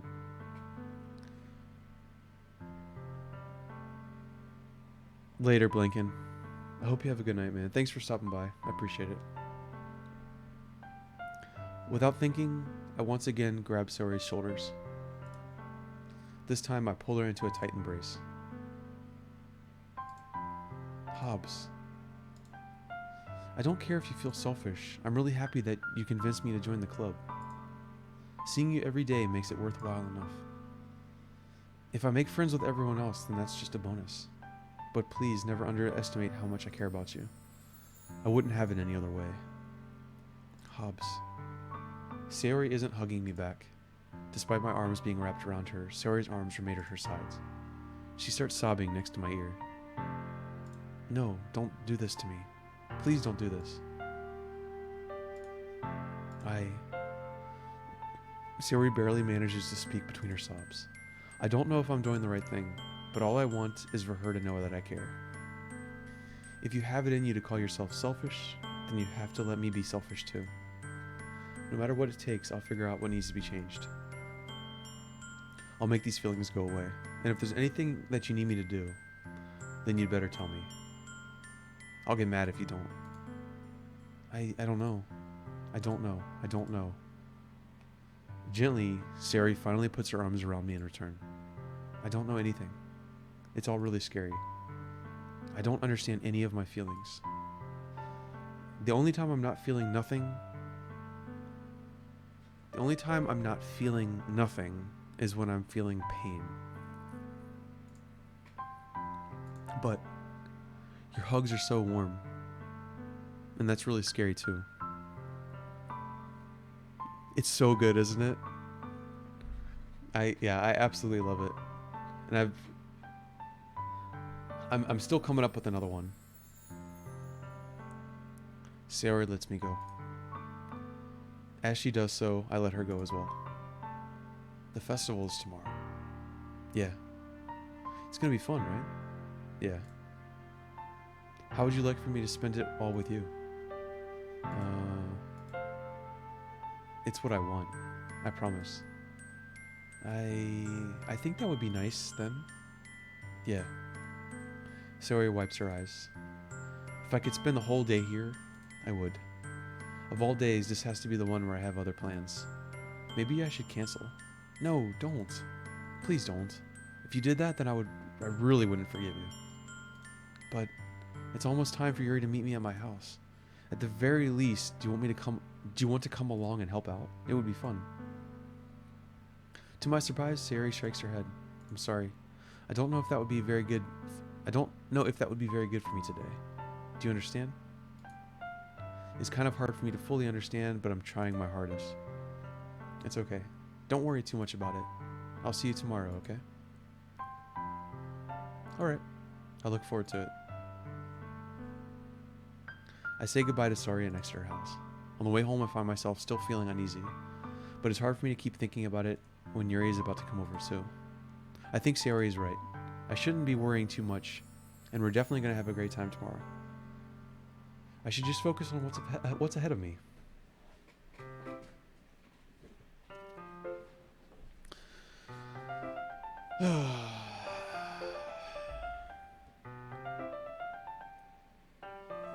I'll be right back.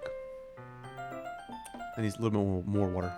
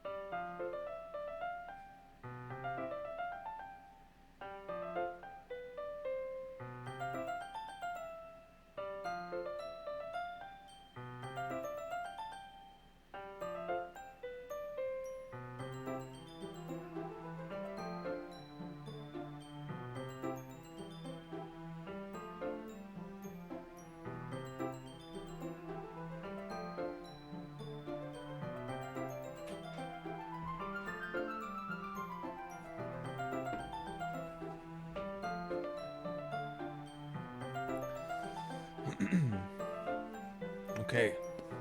It's time for the Yuri date.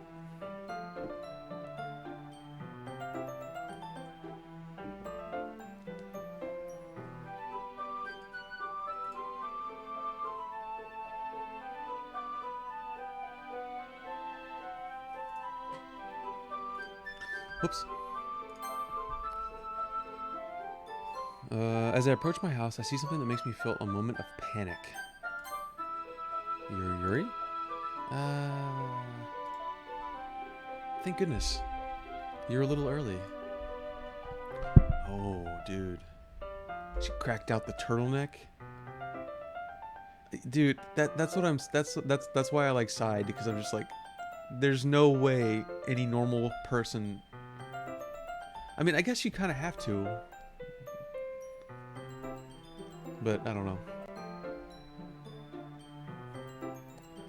I'm sorry I wasn't home yet. Were you waiting a long time? No, I just got here. But I started to get really nervous when nobody answered the doorbell.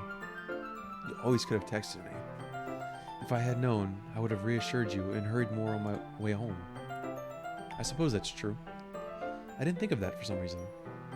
It should be common sense to do that, but I decided to ignore it. Anyway, let's go inside. I see you brought a lot of stuff with you. That's right. And did you manage to find everything I asked you to buy as well? Yeah, pretty much. At least I hope I got everything. I'm sure it'll be alright. I take Yuri to my room.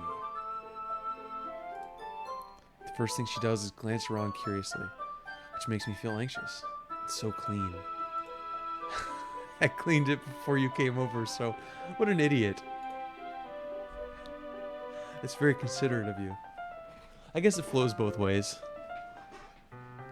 It's showing that, that you are considerate, but whatever. It always looks like this. No. I would be really embarrassed for my room to be a mess while you were here. Well, I do enjoy cleaning. I would have gladly helped you clean. That would have been even more embarrassing. Wait, don't look in there. I snatched Yuri's wrist, which was in the process of opening a desk drawer of mine. I'm sorry. I wasn't thinking for some reason. I was just facing up. It's fine, it's fine. I let go of Yuri's wrist. Jesus. She puts both of her hands firmly in her lap, as if making sure she's keeping track of them. So, should we get started? Yes. I have a few things planned that you can help with. Decorations and other atmospheric enhancements. Atmospheric enhancements? You know, mood lighting, aromatherapy candles. Oh wow, I didn't know you planned on taking it that far. Of course. I want to help take our guests to a faraway place. Although many will stop by just out of curiosity. And for cupcakes, I guess. I'm determined to provide an experience that will leave them wanting more. That's great. It's easy to forget that you're a pretty intense person. Intense? I guess that's the best way to put it. Is that a bad thing? No, not at all. It's something that I like about you, actually. Is that so? That makes me feel relieved. And kind of happy. Yeah, no need to be anxious. You can relax a little. Relax. I bought some things for relaxation. Or brought some things. I was going to use them during the poetry event. Oh yeah? Like what? Let's see. Yuri rummages through her bag. She pulls out a few candles in a wooden cylinder-shaped object. I did some shopping on the way here, so I happen to have these in my bag.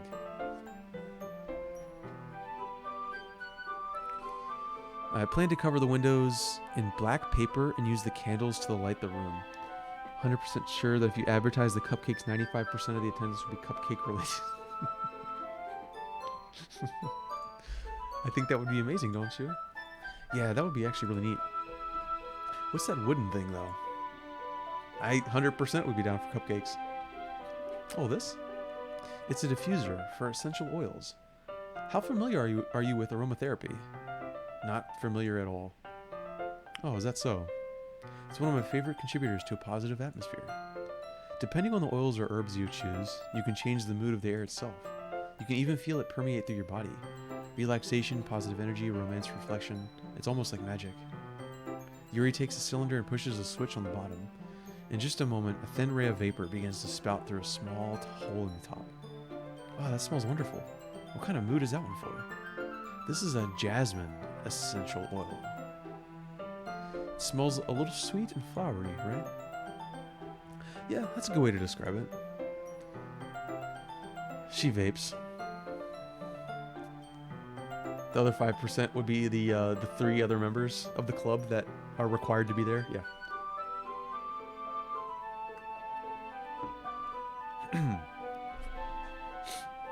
I chose jasmine for the event because it provides more than relaxation.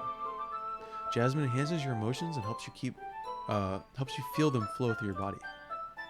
You feel warmer and your heart pounds more heavily. Don't you think that would be perfect for sharing our poems? Choose your party, play as Surge in this playthrough.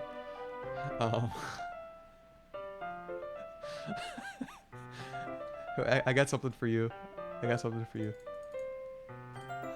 Right there. It does sound suitable.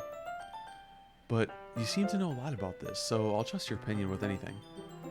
Yuri smiles gently, clearly enjoying herself. She again reaches into her bag and pulls out several spools of thin ribbon. What are those for? Well, did you purchase the origami paper I asked you to get? Yeah, I have it over here. We won't be using the paper for folding origami. What I'd like to do is write a different word on each paper. We'll need about 100 of them. Oh yeah? What will those be used for? Well, I'm going to cut pieces of ribbon to hang from the doorway of the classroom. Then we can fasten the paper into the ribbons to create a doorway curtain. Wouldn't that be beautiful? It would also catch the eye of those passing by the room. It may attract some to peek inside. That's really creative. I had no idea you'd be good at this, Yuri. Is that so? Well, I suppose I do get a little intense, as you'd put it. Yuri giggles with red cheeks. Is it just me, or is she more relaxed when it's just the two of us? May I please get an explanation about Surge so I can understand whatever that joke was? Oh, Surge. Yeah, sir, he's just from Chrono Cross, the other game.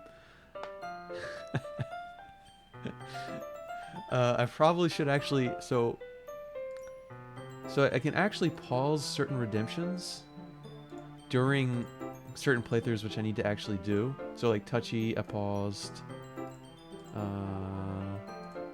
The rest I leaved on. So I pause Touchy and choose my party.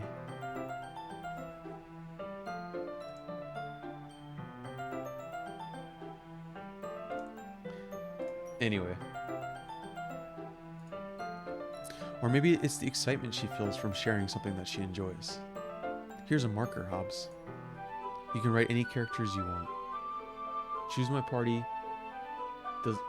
You son of a bitch. You son of a bitch. I forgot. I'm gonna take that away from you. Yeah, Surge is the guy with the red bandana and the blue hair. Like the main character. But my power. Alright. Sitting on the floor together, the two of us get to work. I carefully draw a different character on each paper, doing my best to manage my bad handwriting. Yuri unravels a long strand of red ribbon to her desired length. Then, she reaches into her bag once more, pulls out a pocket knife. The knife is strangely beautiful. The silver handle has an intricate pattern of waves etched into it. The blade itself is gently tinted blue. That's no ordinary pocket knife. It looks really fancy. Well... Embarrassed, Yuri looks away. What is it? You're gonna think it's weird. Yuri, whatever it is, I have no reason to judge. To each their own, you know? If you promise you won't be weirded out. Oh god, what has she got up her sleeve, dude? Yeah, I promise. Alright. The thing is, I'm kind of into knives.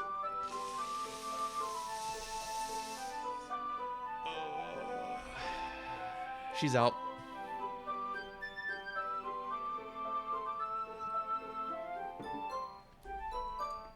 I can't help it. No, I'm gonna hold my judgment. I'm holding my judgment. I'm sorry. That was hastily done. That was hastily said. I'm sorry. I take it back. Yuri's still in. Yuri's in. Okay. I'll wait.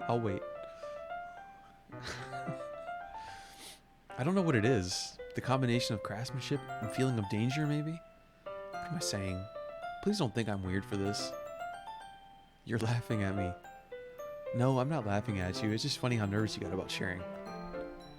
It's an interesting thing to be into, I guess. She's too hot. Yeah, she's got the purple hair. But I think it kind of suits you. Suits me?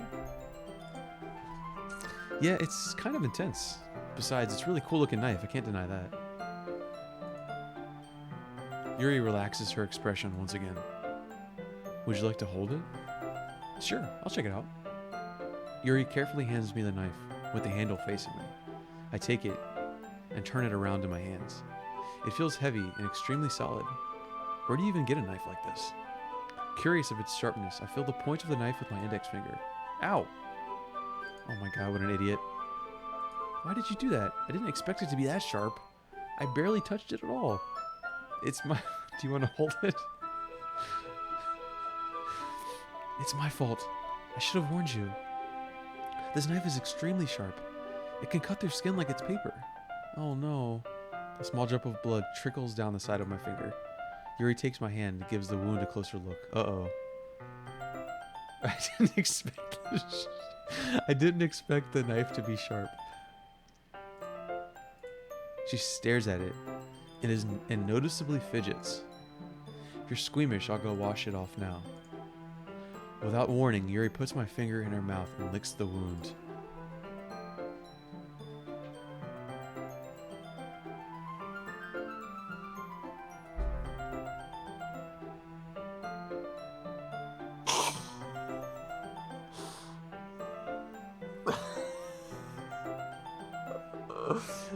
Oh.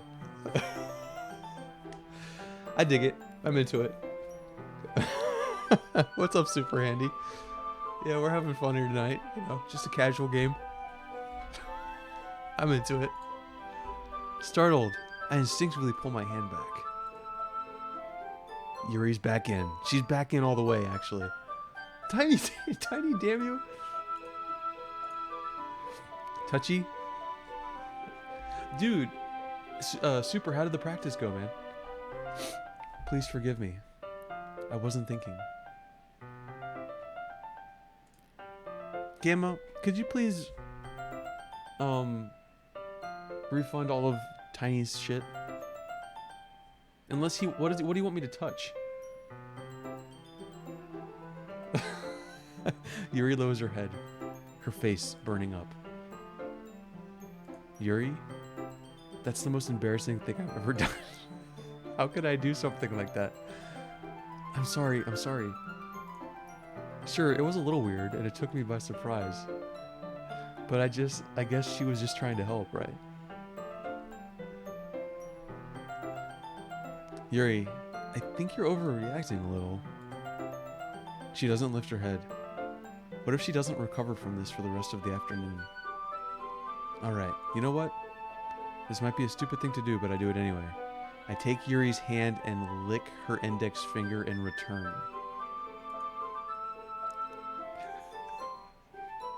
Did you really just do that, Yuri? Now we're even. I'm into it. Yuri just looks at me like I did something wrong. I knew that would be a bad idea. If not for the sweet aroma of the jasmine oil, the air would be extremely heavy right now. You're so weird, Hobbs. Yuri giggles shyly. Eh? Yuri calling me weird. I have no response to that. Where do you keep your bandages? I don't think I need one, actually. That was a tiny cut. Look, it already stopped bleeding. I see. That's relieving. The tension is quickly lifted. We each resume our respective activities. I watch Yuri's knife cut through the ribbon like it's nothing but air. Meanwhile, I continue to make progress on the paper. After we finish attaching the paper to the ribbons, we lay them all out side by side. It looks better than I expected and will be very effective as a door curtain. It looks great. Good thinking coming up with this, Yuri. Ah, thanks. It's just something I saw online, really. Are you ready to move on to the next task? Yeah, let's do it. What do you have in mind? I'd like to create a banner. That's why I asked you to buy the paint tablets. Oh, that's right. One of the items Yuri had asked me to buy was a kit of watercolor paint tablets. We'll need about 6 cups of water to put each of the tablets in. Oh shit, I remember that stuff. Do you mind fetching those for us? Of course not. 6 cups of water. I'll be right back in a minute. Thank you very much. Oh, and just a little bit of water is okay. If you fill the cups too much, it'll be too diluted. Dude, we just left her in the room. She's gonna find the stash. Taking Yuri's advice, I decided to use small plastic bathroom cups rather than full-size glasses. I put them on a plate to catch any paint that drips, then bring it back into my room. Yuri? Yes? I come in to see Yuri quickly unrolling her sleeve, pulling it back over her arm. Nothing. Your face is a little red. Is it too hot in here or anything? Not at all. There's nothing wrong, so let's mix the paint. Oh my goodness.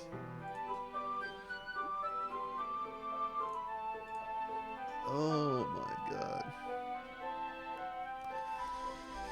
Yuri hurriedly dismisses me and takes it upon herself. Gotta take off that turtleneck. Unwrap the tablets, dropping them into the cups. So, I thought we would do something simple that would look very nice. I'd like to paint a gradient across the banner, starting with the colors for a sunrise, then daytime, then sunset, and nighttime.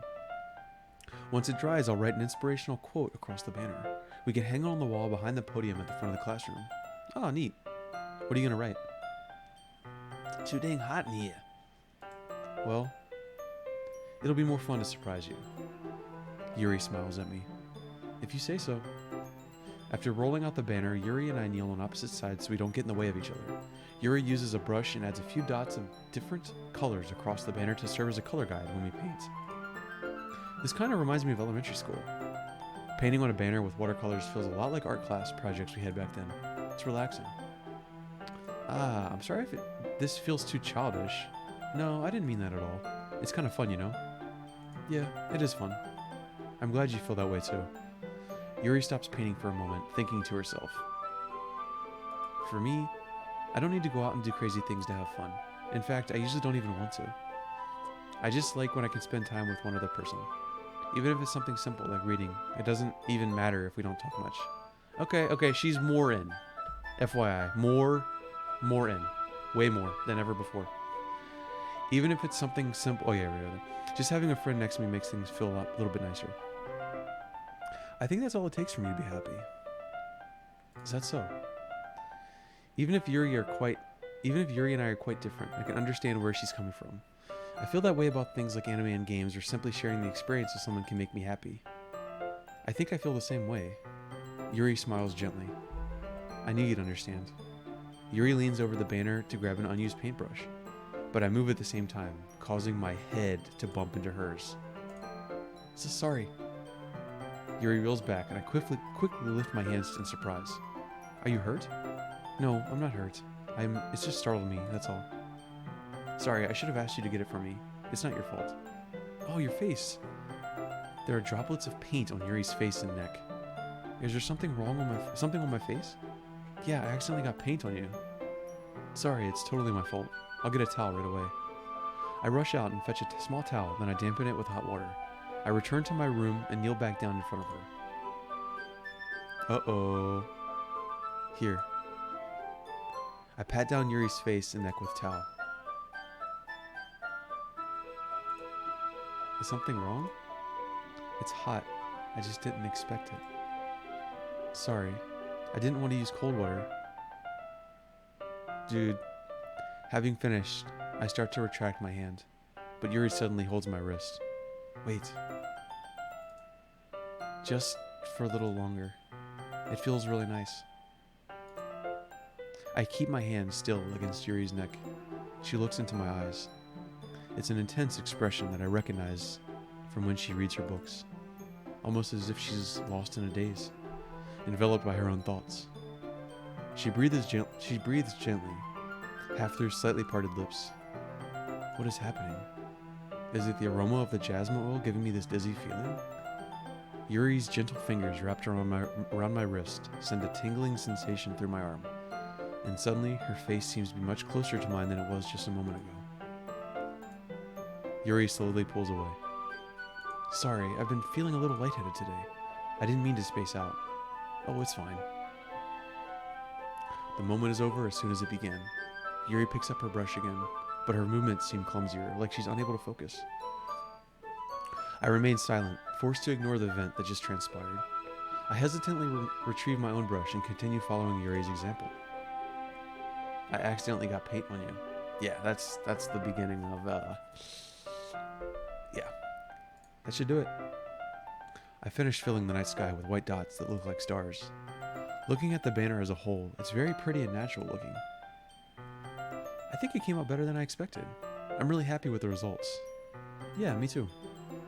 Are you going to add the lettering now? Not yet. It needs to dry first. That's true. But won't that take a while? Well, perhaps it would be best to leave it here. Then have you bring it in the morning? I can do the lettering in the classroom before the event starts. Is that okay? Yeah, that's totally fine. Wonderful. In that case, I don't think there's anything more for us to do here. Yeah, right. Phew. You say that like you're glad it's over. I was wrong to assume that you were at least enjoying yourself a little bit. Oh no, it's not that. I'm just glad that we managed to get everything done. I see. I am too. I was a little concerned about time. I need to start making dinner soon. So you don't have any time left? I was secretly hoping we would have extra time after finishing the work. Well, Yuri thinks to herself. I think it would be too irresponsible for me to wait much longer. I'm sorry. I was hoping there would be more time as well. It's probably my fault. Sorry for being such a slow worker. No, it's not your fault at all. And the important thing is that we got everything done, right? Yeah. So, I shouldn't be disappointed or anything. Gathering all her things, Yuri seems to look a little downcast. I understand why. It sounded like she rarely gets the opportunity to spend time with friends in a relaxed environment. But that doesn't mean this is the last time it can happen. Once Yuri packs up, I walk her out the door. Thank you very much for having me today. No problem. I'm glad I was able to help. Just let me know if there's anything else you need me to bring tomorrow. I will. Well then. Yuri fidgets. I guess I'll see you tomorrow. Wait. I kind of say that without thinking about today. It's fine that we didn't have as much time as we wanted, because we can do this again. Whenever you want, you can come over. Or we can go out somewhere. Oh, I forgot you don't like going out much. As I stumble over my words, Yuri simply smiles bashfully. Anyway, you know what I'm trying to say, so... You're very thoughtful, Hobbs. Yuri takes a step closer to me, then briefly squeezes my hand. Ugh. I kind of like that about you. Well, how am I supposed to respond to that? But I don't even get a chance to. As Yuri suddenly pulls back. Sayori. Hi.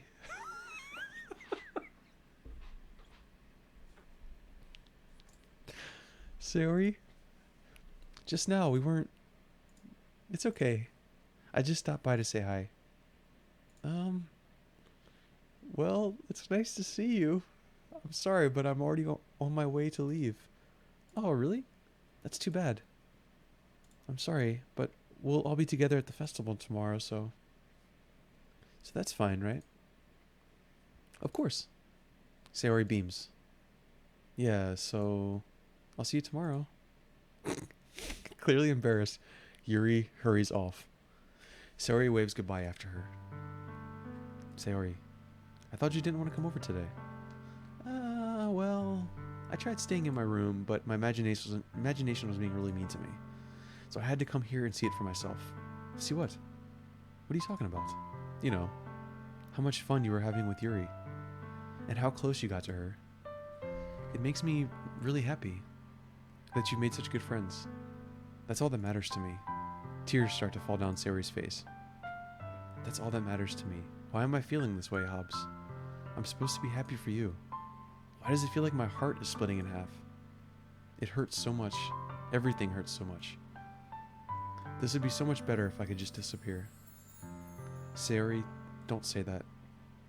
It's true, Hobbs. If I wasn't here, then you wouldn't have to waste your sympathy on me. You wouldn't have to put up with me being selfish. Monica was right. I should just... Monica? She was right about what? Sayori, what I said before is true. I'm not going to let this continue. Caring about you like this isn't the burden your mind is making it out to be. It's something that makes me happy. It's something that I wouldn't trade anything for. So even if it takes an entire lifetime, I'm going to be by your side until you don't feel any more pain. But... She looks away. I put a hand on her shoulder to reassure her. I'm scared. I'm really scared. What are you scared of? I'm scared that I might like you more than you like me. Sayori, it's true, isn't it? I was weak and started to like you too much. I did this to myself. I like you so much that I want to die. That's how I feel. And that's enough. I don't want you to hurt anymore. I slide my hand down Sayori's arm and squeeze her hand in my own. Do you remember how I said I always know what's best for you? Do you still believe me? Wordlessly, Sayori nods. Even if you don't understand all of your own feelings, I know what you need most right now. And that's what I'm going to give you.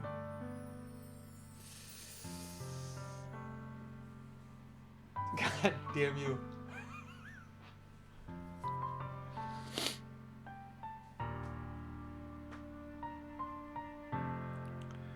Unfortunately, I got some bad news.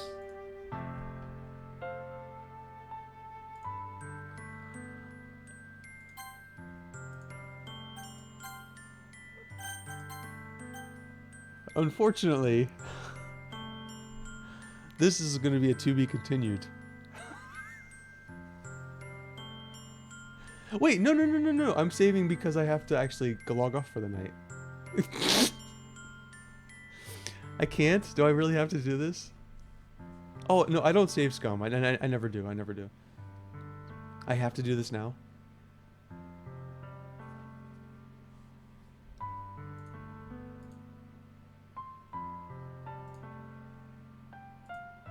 I have to go?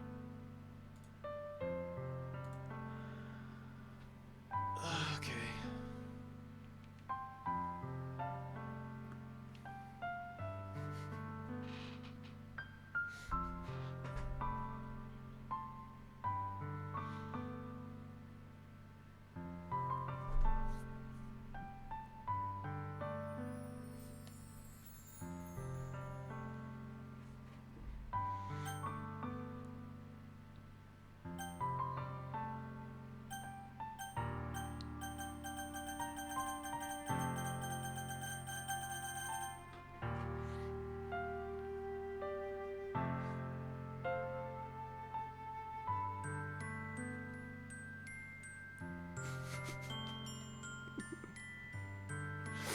I'll make the choice. I just want to make sure I'm making the choice.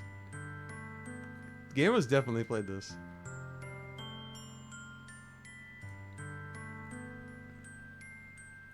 I'm just thinking, okay?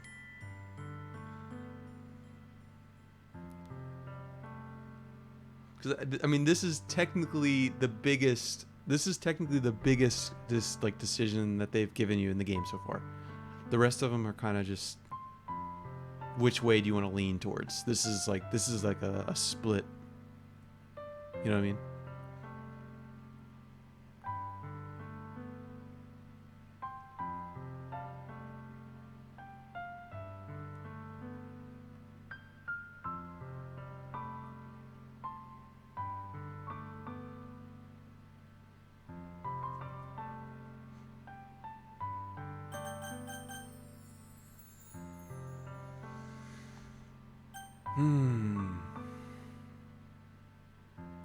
Save Scummer?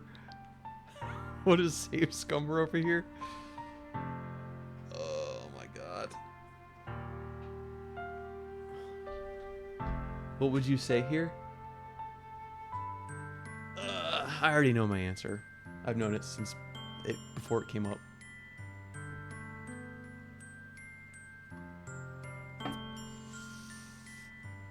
And that's what I'm gonna go with. You'll always be my dearest friend, Sayori.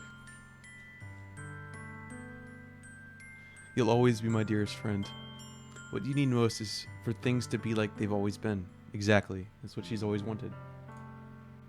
Monica told me the truth. She told me how much happier you seemed after I joined the club.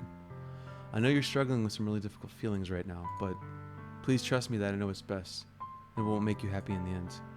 I promise I'll help you get things back to the way they were. I see. Sayori forces a smile through an incredibly pained expression. Is this what it feels like to get stabbed in the chest? I should write a poem about this. It's okay. This is just my punishment, remember? For being so selfish. So please don't worry about these stupid feelings. I know you're right. I knew this whole time there's no happiness down that path. That's why I came here. Just so I could get the answer I needed to hear. And the other thing, you're also right that I just want to get it, that I want it to go back to the way it was. I realize that now. You really do know me better than anyone. Yeah, I think the saying, like, no matter what, I think saying that I love you is probably like the worst thing to say here.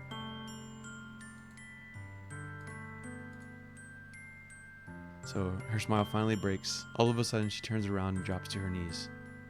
And she screams. Clutching her head with both hands, she screams as loudly as she can. I'm so shocked that I don't know how to react. Sayori looks over her shoulder and flashes me one more weak smile before turning around and running off. I'm left helplessly standing in front of my house. Why am I feeling so horrible about this? There's nothing more that I could have done. The most I can do is support Sayori through her feelings and help her on the path that she's right. But I'm having as much trouble understanding Sayori's feelings as she is. Even though I can comfort her, I keep wondering if I should be doing something more or something different. I know these thoughts will continue to plague me until things are back to the way they were. I'm going to give it everything I've got. Sayori will always be my dearest friend, and I'll do whatever it takes to put a smile on her face every day. It's the day of the festival. Oh my goodness. Slow to the party. I hope you're having a wonderful night, Slow. Talking in my chill voice for you. Thank you for joining. This is Casual Night with Doki Doki Literature Club. That's true. That's a really good point. Yeah, that really sucks. It does.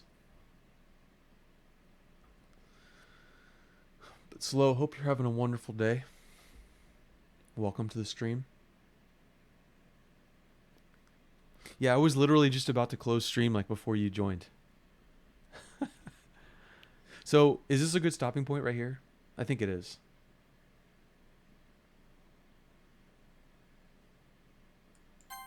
No, it's not? Are you kidding me? Fine. Gamma, I'm trusting you. Just a little bit longer? Okay. Slept like... Is that 11 hours? Dude, nice, dude. I mean, I'm sure you feel groggy as hell, but catching up on that sleep is good. I hate sleeping 11 hours personally, but I know a lot of people that like it. I think I actually have like it's weird, but I think I have like a sleep phobia. Is that a thing?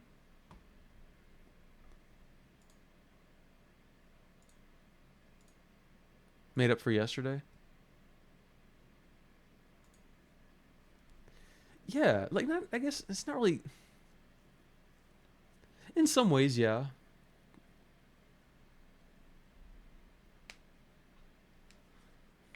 We're not gonna get on that tangent right now, but okay. So it's the day of the festival.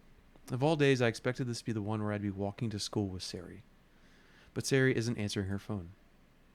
I considered going to her house to wake her up, but decided that's a little too much. Slow, have you played this game before?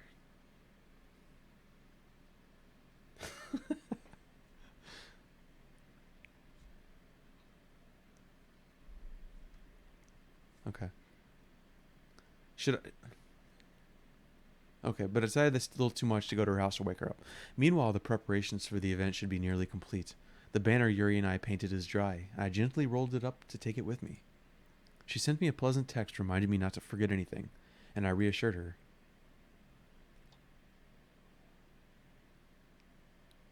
No, it's not like panic attacks, no, but uh,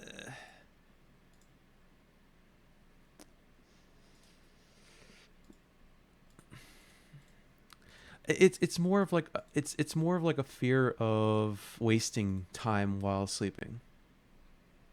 Does that make sense? Like yeah, nightmares and and terror with dreams like happen, of course, but yeah, it's more of like a fear. It's part of like I fucking hate it. Yeah, I guess it's so yes, yeah. Nightmares definitely do play a part in it for sure. But anyway, yeah. Funnily enough, I probably feel the same way as Natsuki about the event. I'm more excited for it to be over so I can spend time with Sari and Yuri at the festival. But knowing Monica, I'm sure the event will be great too. Hobbs, you're the first one here. Thanks for being so early. That's funny. I thought at least Yuri would be here by now. Monica is placing little booklets on each of the desks in the classroom. They must be the ones she prepared that have all the poems we're performing. In the end, I found a random poem online that I thought Monica would like and submitted it. Yes, Levinel, still going. I think, yeah, we're 4 hours in. Holy shit. Yeah, I should have gone to bed like 40 minutes ago.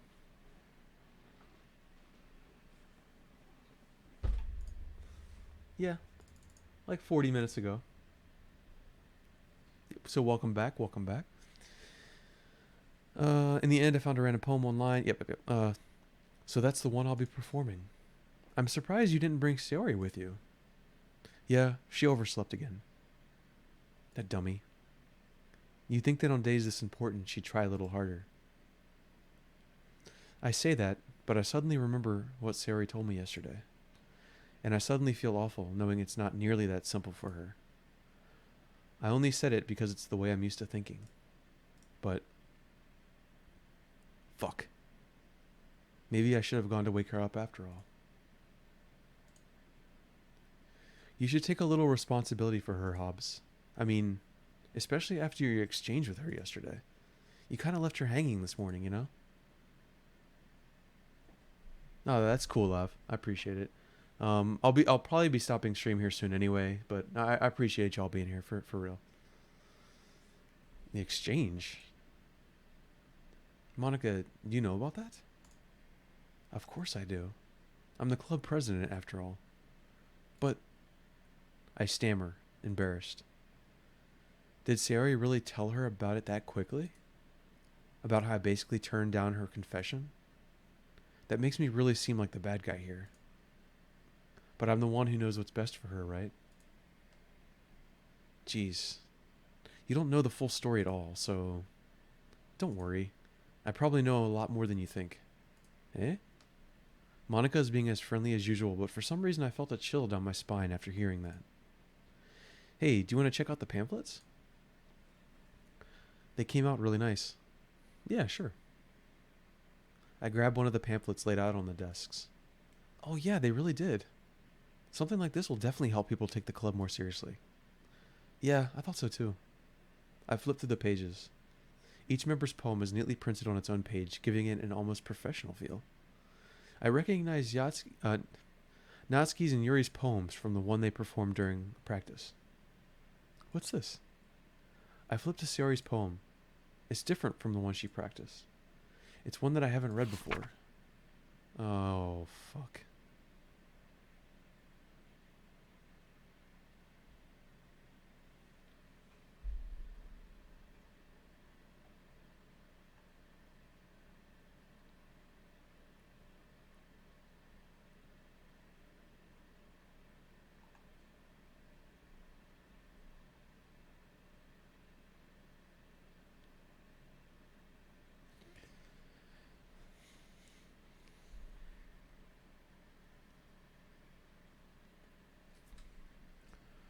Get out of my head before I do what I know is best for you. Get out of my head before I listen to everything she said to me. Get out of my head before I show you how much I love you. Yeah, that's kind of what I was thinking, tactical, Grace. Get out of my head before I finish writing this poem. But a poem is never actually finished. It just stops moving.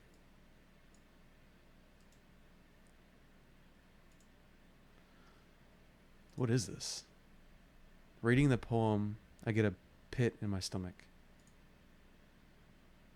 Hobbs? なぜだ、孫義。Piper O'Hare? Thank you so much for the follow. I hope you're having a wonderful night. I do apologize for the 10-minute follow. We just did it as a precaution for tonight's stream, so apologies in advance. Yeah, it definitely could, and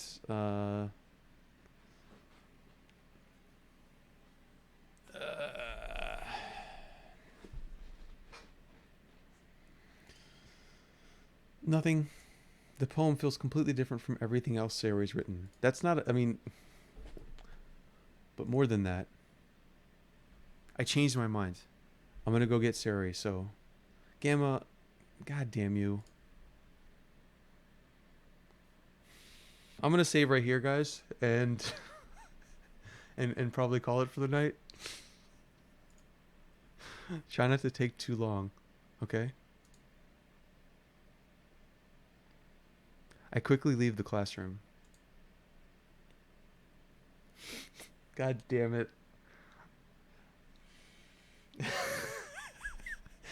Don't strain yourself. Monica calls that out after me. I quicken my pace. What was I thinking? I should have tried a little bit harder for Sayori. It's not a big deal to at least wait for her or help her wake up. Even the simple gesture of walking her to school makes her really happy. Besides, I told her yesterday that things will be the same as they always have been. That's all she needs and what I want to give her.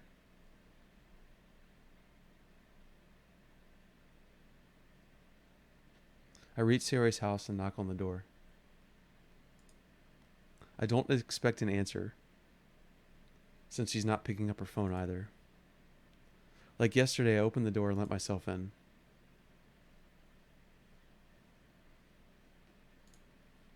She really is a heavy sleeper. I swallow. I can't believe I ended up doing this after all. Waking her up in her own house. Isn't that more like something a boyfriend would do? In any case, it just feels right. Outside Sayori's room, I knock on her door. Sayori? Wake up, dummy. There's no response. I really didn't want to have to enter her room like this. Isn't it kind of a breach of privacy? But she really leaves me no choice. I gently open the door.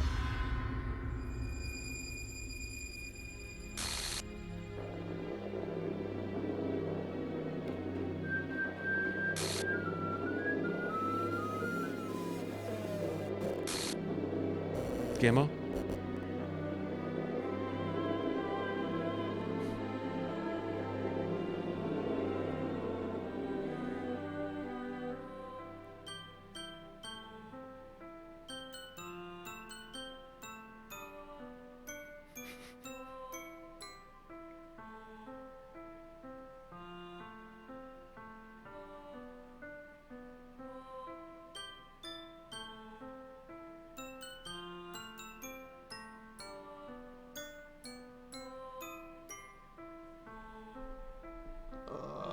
I mean, this is what I expected the last time I came here.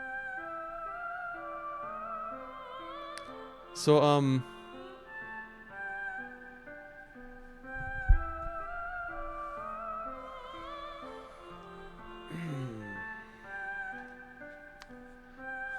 I got the bad ending.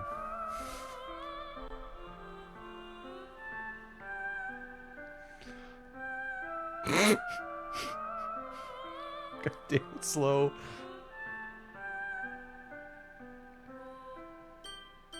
All right, before I ask any questions, I'll go forward. God damn it. So we're obviously in some sort of like, I don't know.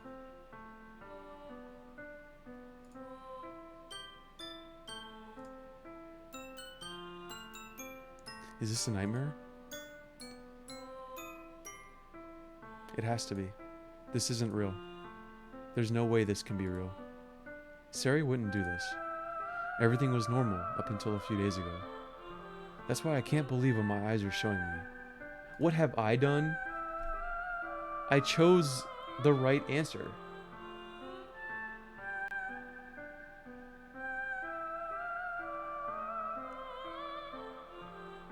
Right?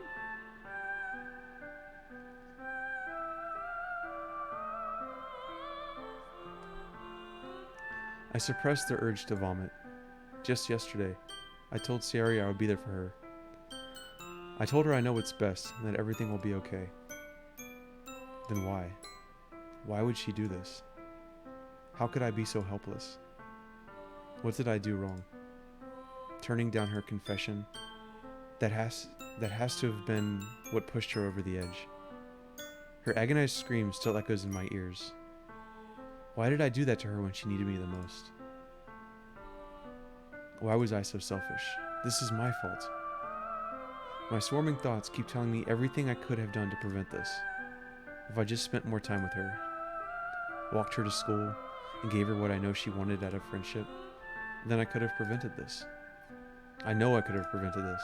Screw the literature club. Screw the festival. I just lost my best friend. Someone I grew up with. She's gone forever now. Nothing I can do can bring her back.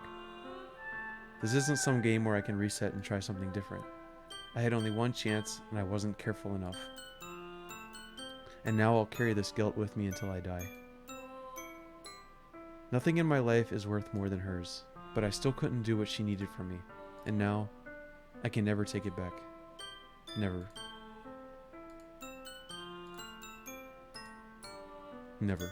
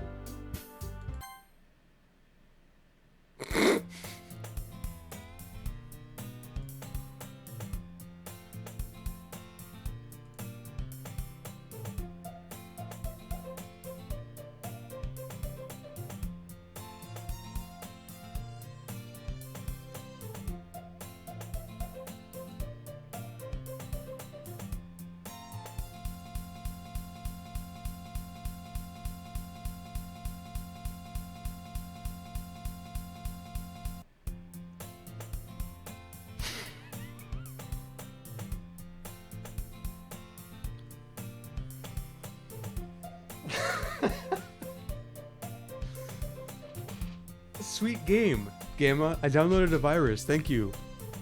Thank you so much. I appreciate it.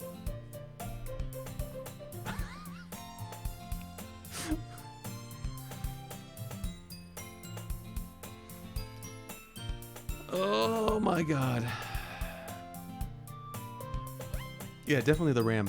So I think what happened was I put the RAM in while the computer was on and it caught fire.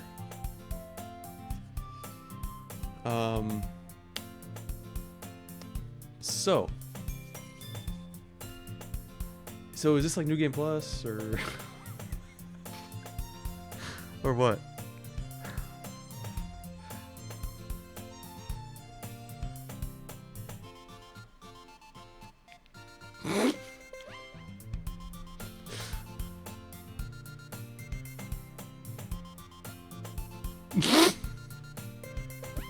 New game fucked up, I think, yeah.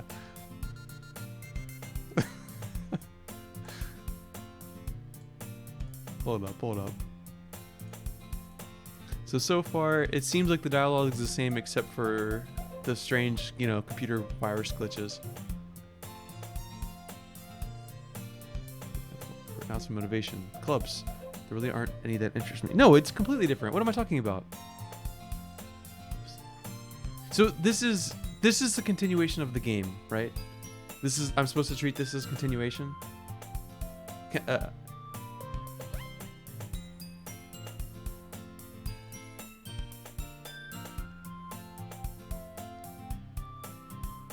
damn it. Alright. This is a good stopping point. God damn it. Gamma, what have you done? It's the theme of this stream.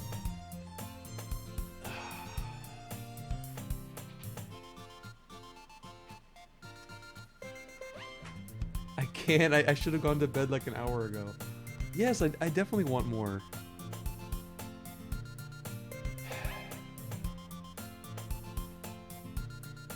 Also, check your computer files. Yeah, I have work tomorrow.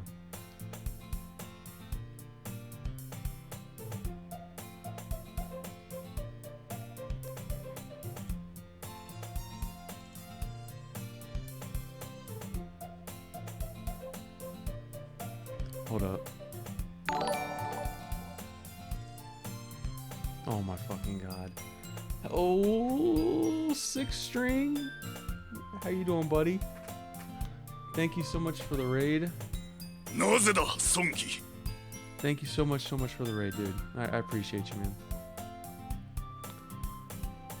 Lugia 4554. I hope you're having a wonderful night. Thank you so much for the なぜだ孫義 Tony. Thank you. Thank you so much for the follow. I appreciate you.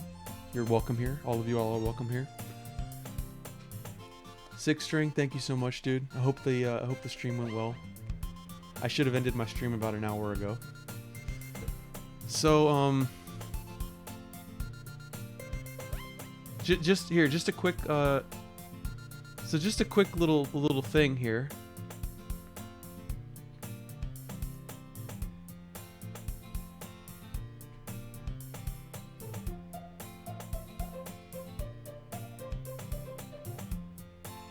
Gamma?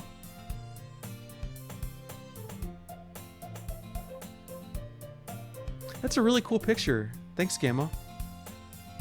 Yeah, really cute. So I take it, does that get unpacked and added to your folder after you beat the game the first time? I'm assuming so.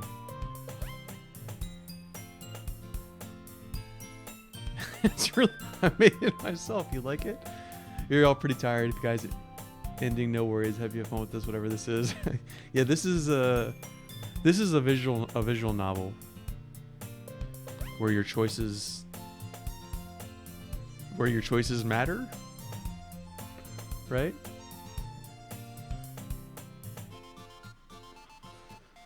Yeah, I'm actually doing commissions right now. Dude, what the fuck?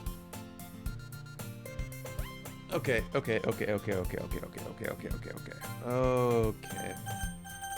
So,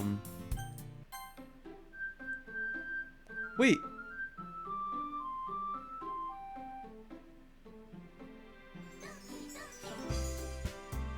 Did I just fuck up? Why does it say new game now?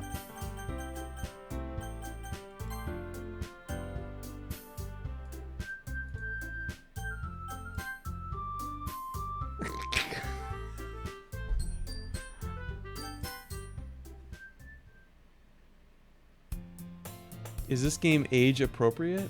Hey, let's see. This game is definitely not age appropriate.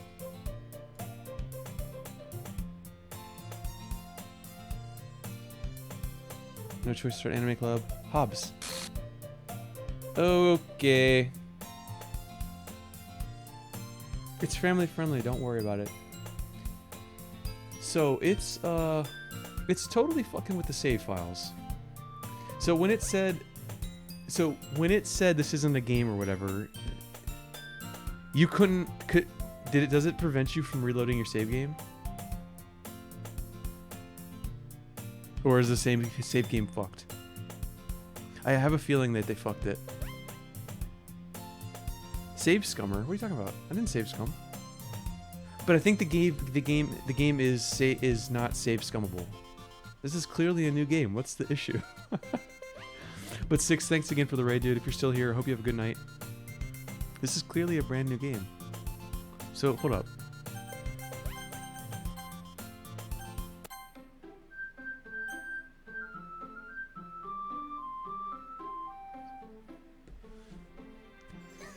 Okay. Yeah, I might actually continue this tomorrow if everybody's kind of cool with that. Should I?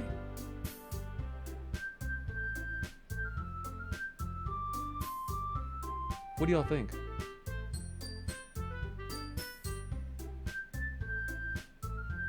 Yeah, let's. Yeah, there's only 3. There's only 3 lovely girls on the main menu, right? Only 3. Okay. Yeah, I'll start this up tomorrow. Yeah, loving those 3 girls, and then I think there's some type of like smudge on my monitor or something, like near on the left side. Yeah, no, I'll start this up like 8 o'clock or so, I think. Yeah, 8 o'clock p.m. EST. I'll be here. And yeah, and I'll continue. I'll do another new game. Okay. So I mean, obviously, so suicide. I obviously predicted. I mean, I feel like that's pretty obvious, like pretty early into the game. But what else is happening here? I don't know what the fuck's happening. So yeah. So I'm pretty excited.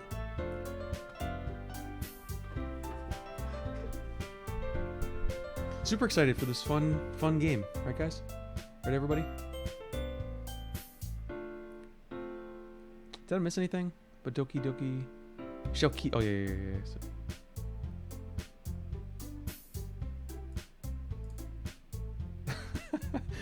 Yeah, I was talking about something that never happened. Yeah, what are you oh yeah, it's true. Yeah. What am I? Damn it! I already fucking fucked up. Hold up. New game. Yeah, what's the issue? Yeah, thank everybody. So thank you so much for hanging out. Like I wasn't sure what to expect from this stream, but I truly appreciate all of y'all. For real. This has actually been a lot of fun. Gamma, thank you so much for the redemption. Yeah, I mean, I'm never really tired, unfortunately, but I need a shot of Harl. Oh yeah. But yeah, thanks everybody. Seriously, like you're all wonderful. Seriously. Let's see who all's on. Hold up a sec. If you guys don't mind hanging around for a quick raid, let's see who was on.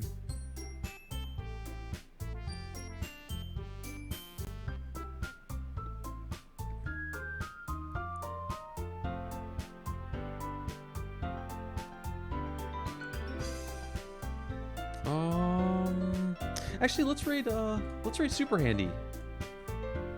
Getting passed around as viewer meat. I'm sorry, Raidon.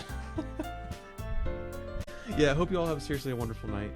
Yeah, I'm gonna seriously, Super Handy is fucking